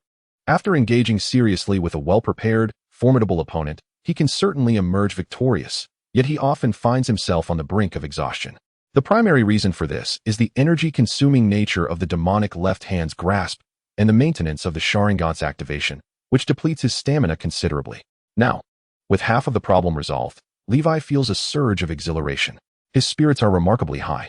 After resting for a while and sensing that his physical condition is quite favorable, he resolves to harness this momentum and utilize the other vial of genetic evolution fluid. He specifically exchanged for the evolution fluid rather than the flesh core, indicating his intent to amplify his own power. He is now merely a step away from transcending to the ultimate tier, and this injection presents a significant probability of allowing him to break through directly. Chapter 45. Extreme Refinement. Stowing away the Book of All Laws, Levi retrieved the vial of genetic fluid. The transparent, colorless liquid was slowly injected into his body as the syringe was pressed down, and a familiar warmth began to rise within him. He had grown accustomed to the sensations brought on by the genetic fluid's transformative effects. However, this time felt somewhat different. As minutes passed, and he sensed the energy from the fluid fully absorbed by his body, the heat that should have gradually subsided instead surged with greater intensity. This was no longer merely the power of the genetic fluid. The increasingly tumultuous energy emanated from within his very being. The barrier that had long obstructed his advancement to the ultimate tier finally presented an opportunity for breakthrough. Seated upon the sofa, Levi closed his eyes and attentively felt the power continuously welling up within him. His body, once deemed devoid of potential, resembled a sturdy dam. While his latent abilities were akin to water, the dam had firmly held back all the water, trapping it within a secluded lake. Now, this dam had finally been breached. A torrent of water cascaded down, swiftly filling every part of his being. It seemed that the extreme refinement was nearing completion. Not quite. Logically, when one's potential is fully realized, and the body is filled with power, it signifies entry into the ultimate tier, thus completing the extreme refinement. Yet, he was startled to find that his extreme refinement appeared to be far from over. He sensed a force exceeding his body's capacity battering at various points. This excess power emanated from two sources, his eyes and his left hand. Could it be? The Sharingan, transformed by the Book of All Laws, and the demonic left hand were indeed influencing the extreme refinement? At the cusp of breakthrough, Levi had diligently sought information regarding extreme refinement and had made certain preparations. However, no one could have forewarned him about the peculiarities that the Sharingan and the demonic left hand, elements foreign to this world, might introduce during such a process. This additional power imposed a tremendous burden on his body, which had previously been deemed lacking in potential. He felt an overwhelming sensation coursing through his muscles, blood vessels, and even his internal organs, as if they were being stretched to their limits. And this force continued to intensify. If allowed to persist, it was likely that his frail body would be utterly shattered. He was somewhat at a loss, yet he understood the necessity of devising a solution. Despite his attempts, he found himself unable to control this burgeoning power. What to do? What to do? Then, an idea struck him. Gritting his teeth against the pain, he summoned the Book of All Laws from the depths of his heart. Instantly, the nearly explosive energy within him seemed to find an outlet, rushing into the Book of All Laws in a torrent. As the painful pressure subsided, he couldn't help but sigh in relief, grateful to have been spared. In that moment of extreme peril, he had resorted to desperate measures, uncertain whether the Book of All Laws could absorb that overwhelming force. He was nonetheless relieved to see that his gamble had paid off. Slumping onto the sofa, he took some time to regain his breath. This had truly been a narrow escape, yet perhaps it could also turn into a fortunate turn of events. Since the Book of All Laws had absorbed this power, it should yield some reward, he mused. Reinvigorated by this thought, he focused his mind and opened the Book of All Laws. What a bountiful harvest! Skipping the first 6 pages, he was astonished to find that both the 7th and 8th pages had been fully unlocked.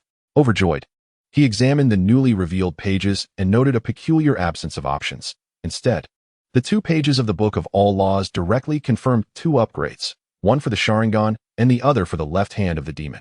When he had initially acquired the Steel Cutting Flash, he had encountered a situation where only a single option was available on the unlocked page. However, having no options at all, yet still confirming abilities, resulted in the same outcome, while fundamentally being 2 entirely different matters. Why was this? The enigmatic Book of All Laws offered him no true answers. Yet, he speculated that this occurrence might stem from the unique nature of the energy he had infused into the book. This power originated directly from the Sharingan and the left hand of the demon. These 2 abilities, which had fundamentally altered his physical form, were awakened during his extreme training. The potential contained within the Sharingan and the left hand of the demon far surpassed that of his frail body. So much so that the resulting energy was beyond his capacity to endure. Upon its infusion into the Book of All Laws, the unique nature of this power led to the pages being unsealed solely for the enhancement of these 2 abilities. Although the lack of options left him slightly disheartened, the Sharingan and the left hand of the demon were indeed his core abilities at present. Upgrading these 2 powers was undeniably a fortuitous boon. This unexpected surprise left him with no room for dissatisfaction. After the upgrade, the Sharingan transformed into the double Tomo Sharingan. The enhancement of insight and hypnotic effects has indeed progressed, though the burdens have not diminished. Rather, new abilities have emerged. The capacity to identify and resist illusions, as well as to replicate skills, has come to the fore. As for the first 2 abilities, they remain untested, as Levi has yet to encounter an adversary wielding illusions, thus rendering him unable to assess their efficacy. His current Sharingan possesses a form of hypnotic power, which can be loosely categorized as an illusion, yet it pales in comparison to true illusions.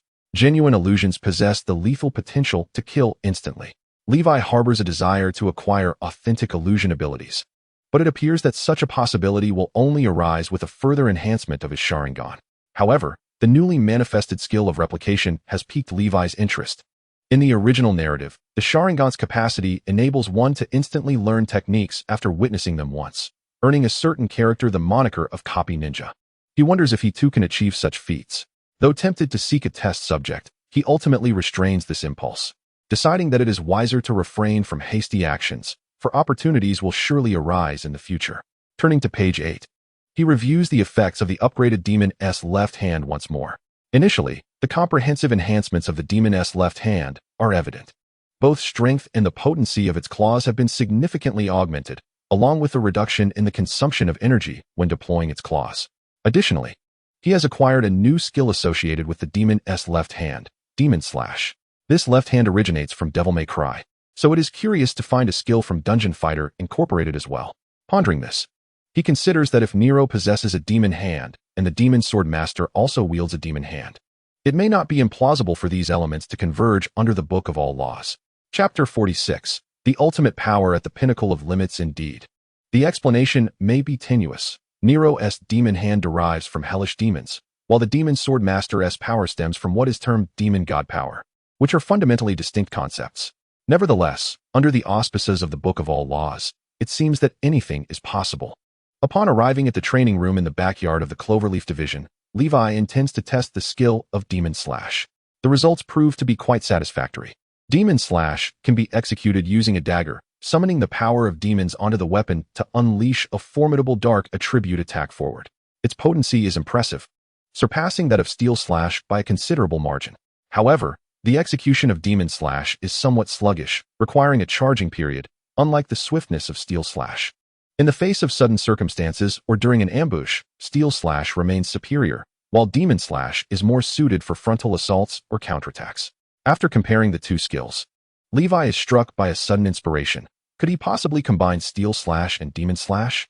By executing a single strike that merges the power of the demon god with the gale, perhaps extraordinary results could be achieved. With this thought, excitement wells within him as he prepares to experiment. The outcome was somewhat awkward. The The simultaneous exertion of the powers of the devil and the tempest left Levi utterly unable to maintain control. The dagger was thrown off course by the dual forces, and the uncontrolled energy flitted about chaotically, proving difficult to coalesce. This rendered it devoid of practical combat value. Nevertheless, Levi felt no discouragement, for he perceived a glimmer of possibility. Should he find himself utterly incapable, he would have resigned himself to despair. However, the current situation clearly indicated that it was feasible to wield both powers simultaneously, albeit with the challenge of managing them concurrently, leading to the failure of skill execution. This was not an insurmountable issue. Through further research and practice, Levi was confident in his ability to master these new abilities. At present, he had arrived at a fundamental assessment of his strength. He had already transcended to the limit of his potential, and with the power bestowed by the Book of All Laws, he was undoubtedly capable of reigning supreme at this pinnacle level. In his eyes, opponents of a similar caliber had become little more than insignificant prey. Even someone like Kai Yutong, hailed as a rising star in the Clover Division, merely evoked a degree of caution regarding her long-range firepower. In close quarters, Levi believed he could dispatch her within 5 seconds. Of course, how to breach the firepower blockade posed by an adversary like Kai Yutong in direct combat was another matter entirely. The only one worthy of comparison in close-quarters combat was Wells. Although that scoundrel had suffered a crushing defeat at the hands of Levi and Kai Yutong in their previous encounter at Merlin Avenue Park, that did not necessarily signify his weakness. In truth, Wells likely possessed a level of strength that was genuinely formidable. The force behind his punches was comparable to Levi's steel slash. Previously, in a one-on-one confrontation, Levi might have struggled against him. However, now he felt confident he could easily dominate. Setting aside everything else, Wells' greatest asset was his raw strength. At this moment, Levi's unarmed strikes utilizing the power of his devilish left hand were certainly on par with, if not superior to, Wells. Not to mention, he also had access to a suite of skills such as the demonic claw, steel slash, and ghost slash, along with the rapid evolution of his Sharingan. In his exhilaration, Levi considered his strength to be nearly invincible at the limit level. Yet, he chastised himself not to become overly complacent. Taking a deep breath, he recalibrated his mindset. There would always be someone stronger, and he must not disregard others simply because he had achieved a breakthrough. Still, the thrill was undeniable. On the 6th floor of the Clover Division, in the Fate Conference Hall. The Fate Conference Hall held a special significance in the hearts of all hunters within the Clover Division. In essence, it was unremarkable and bore little distinction from an ordinary meeting room. However, what makes this place particularly unique is its historical significance following the establishment of the Clover Branch, where a series of operational meetings were held to address one major crisis after another. Over time, the Fate Conference Hall became the designated venue for high-ranking officials of the Clover Branch to convene in the face of the most pressing matters. At this moment, within the Fate Conference Hall, which had not been utilized for some time, 6 or 7 individuals had gathered. All were esteemed demon hunters, with Judith being regarded as a junior in this assembly. Presiding over the meeting was Mars, the minister of the Clover Branch. After elucidating the operational outline and assigning tasks, Mars respectfully addressed a young lady seated opposite him, saying, "Your Highness, you may now depart." Seated across the long conference table was Yasha. Upon hearing Mars's words, she withdrew her gaze from the window, nodded, and replied, "Very well, but before I leave, I would like to bid farewell to someone." "Who?" inquired Judith, sitting beside her. "Levi," Yasha responded. "I must inform him of my departure." Hearing Yasha's intention, a middle-aged man leaning against the door interjected, "Your Highness, please refrain from such impulsiveness." He was Xiao Feng, a senior demon hunter of the Clover Branch, possessing the ability to manifest the element of barrier chains. Sitting before Xiao Feng was Gu Shirqiu, also a senior demon hunter and a master of reflective chains. He remarked, "In addition to us, the guild headquarters has dispatched a total of 20 senior demon hunters for this operation. Recently, several brothers from Iron Cross Avenue have been waiting for us at the super elevator, and there are also a dozen senior hunters on standby at the Arc de Triomphe, all awaiting your Highness. We cannot afford to waste time." The third individual present was Yu Gua, a woman adorned with a pure white eye patch. She stated, "You must understand that even within the Clover Branch, your safety cannot be guaranteed in its entirety. After all, your whereabouts have been exposed. And this is the traditional territory of Blackbird Heavy Industries." Each of these 3, all top-tier experts from the Clover Branch, urged Yasha to reconsider. Yet, Yasha remained steadfast, asserting, "I merely wish to say goodbye to one person." "Very well, then," Judith said to Mars, "let her go.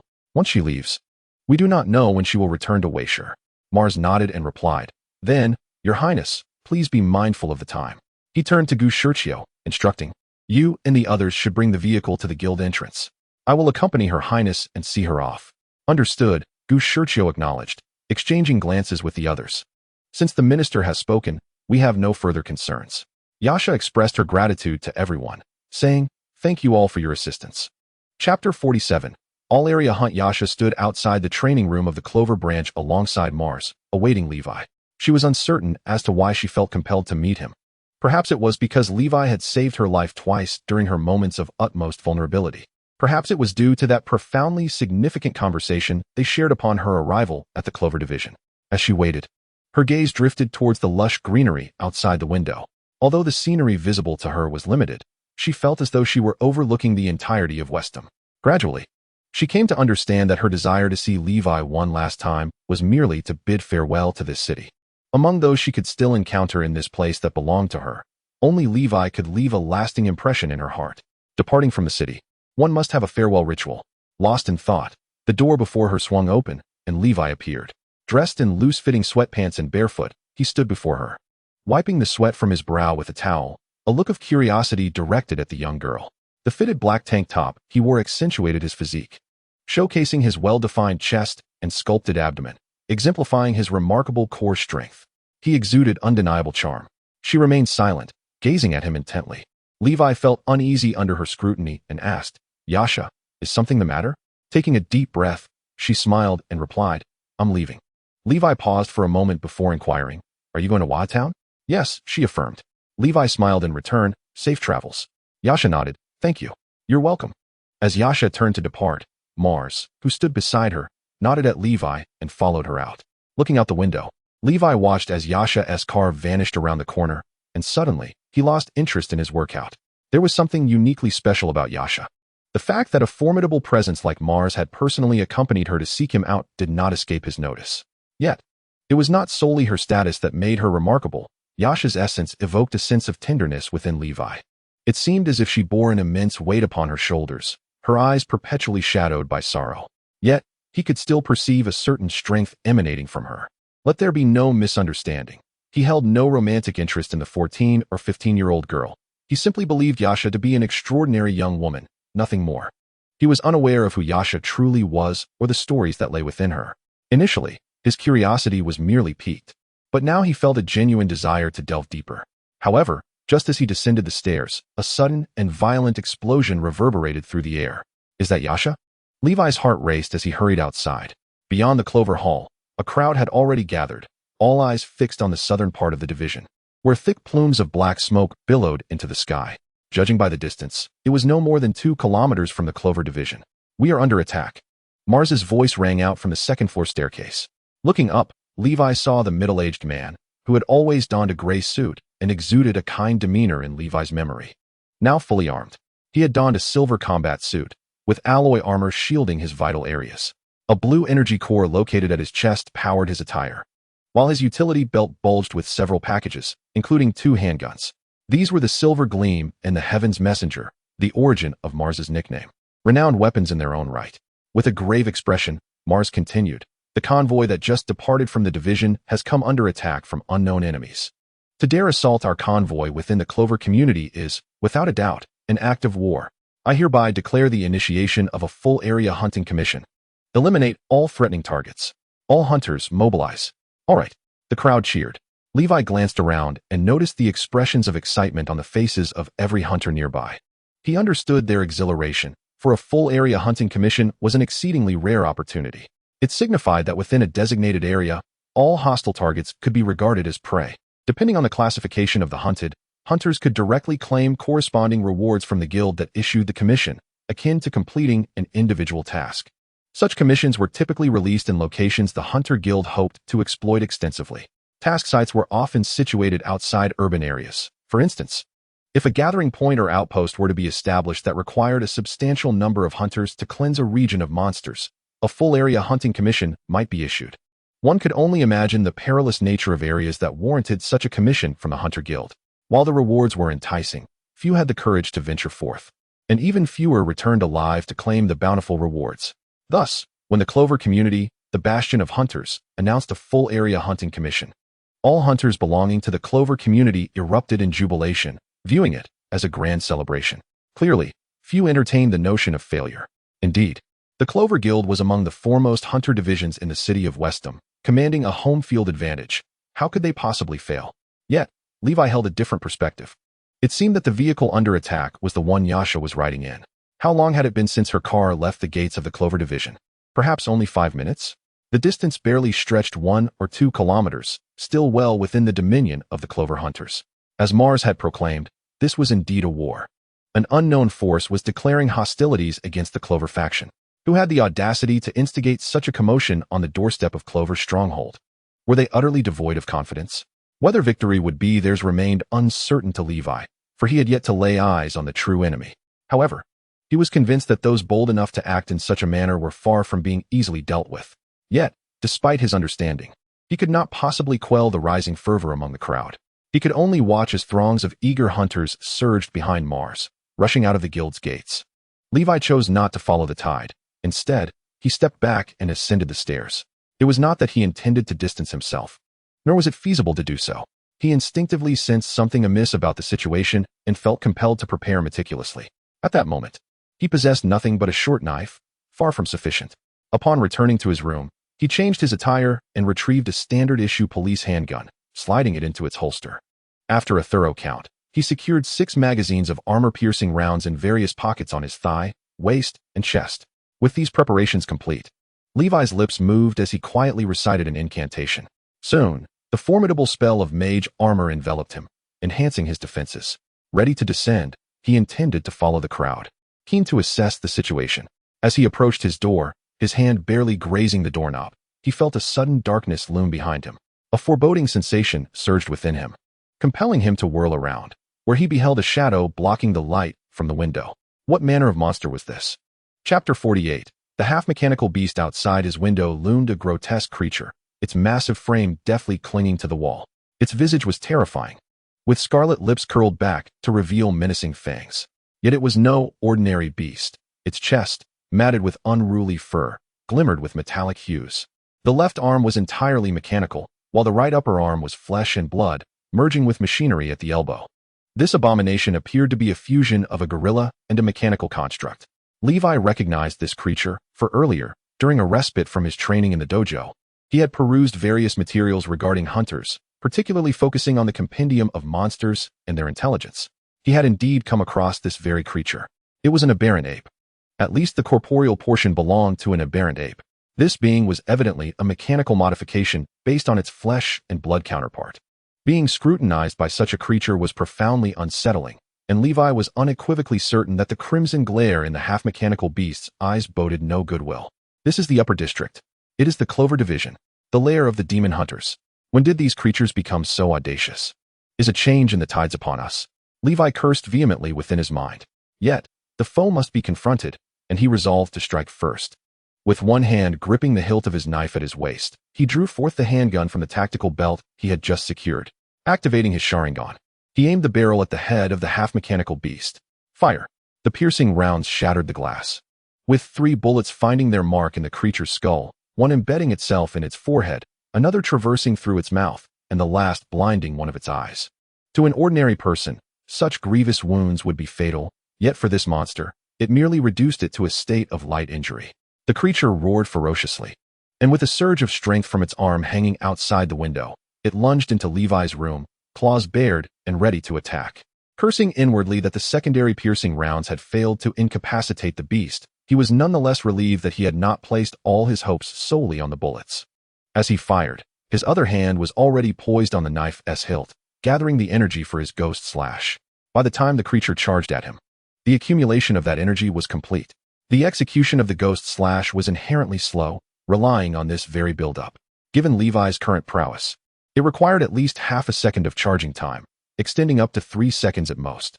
The longer the charge, the greater the power of the released ghost slash. A fully charged 3-second ghost slash could yield a destructive force surpassing that of a half-second charge by over 10-fold, making it his most potent skill to date.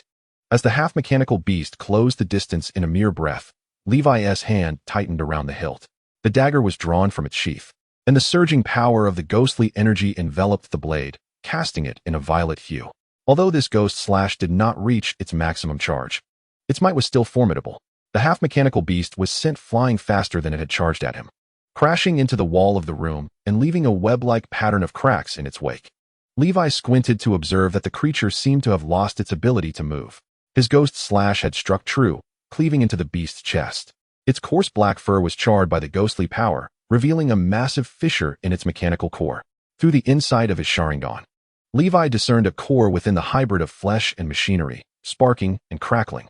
Approaching, he delivered a finishing blow, severing the head of the incapacitated yet twitching beast, thus bringing a definitive end to its lamentable existence. Reflecting on the sensations experienced while wielding the ghost slash and observing the speed at which the creature charged, Levi formed a preliminary assessment of its strength. It likely possessed the capabilities of a human who had just entered the extreme tier. He had anticipated it to be somewhat stronger. He recalled the information he had perused in the monster compendium regarding a creature endowed with formidable strength, remarkable agility, and a supple physique. It was advised that extreme tier hunters should not confront it alone, but rather in squads of 3 to 5. However, the half-mechanical entity before him evidently fell short of the threshold that necessitated such numbers for hunting Not to mention, this contraption could not withstand even a single ghost slash, especially considering that Levi, after his breakthrough in strength, had undoubtedly surpassed the ordinary extreme tier. It seemed that even a typical hunter of the extreme tier would encounter little difficulty in dealing with this mechanized. It appeared that the mechanical modifications did not enhance the creature's prowess. Rather, they diminished it. Levi speculated that the intent behind such mechanical alterations was not to augment the creature's strength, but to exert control over it. A certain faction had presumably employed this modification technology, incurring considerable cost to capture these monsters alive, subsequently transforming and subjugating them for their own purposes. Crouching down, Levi examined the headless corpse of the half-mechanical, seeking to ascertain whether it possessed a flesh and blood core akin to that of ordinary magical beasts. Indeed, he discovered the core, the very object he had obliterated earlier, emitting sparks from within the creature's chest. Upon extracting it, he recognized it as a blood and flesh core, albeit one that had undergone modification. Half of its structure had been replaced with mechanical components. An energy core, approximately the size of half a fist and composed of compressed purple crystal, provided power to this semi-mechanical heart. Further examination revealed that within the blood and flesh structure of this heart, there existed an exceedingly minute trace of vitality, roughly equivalent to 1/5 of a genetic serum. Levi felt a twinge of dissatisfaction. To acquire vitality equivalent to a grade blood and flesh core from such a creature, he would need to vanquish 50 of them, a rather poor return. Nevertheless, even the smallest mosquito is still meat, and he exerted some effort to transfer the energy from these blood and flesh cores into the codex of all laws. After scrutinizing the blood and flesh core, Levi continued to sift through the remains of the creature, hoping to uncover any additional treasures. Although he found nothing of immediate utility, he did observe a particularly unique pattern on the creature's purely mechanical left arm, the emblem of a black, two-headed bird. Could this creature be a product of Blackbird Heavy Industries? As Levi pondered this, a sudden thunderous noise erupted from outside the door.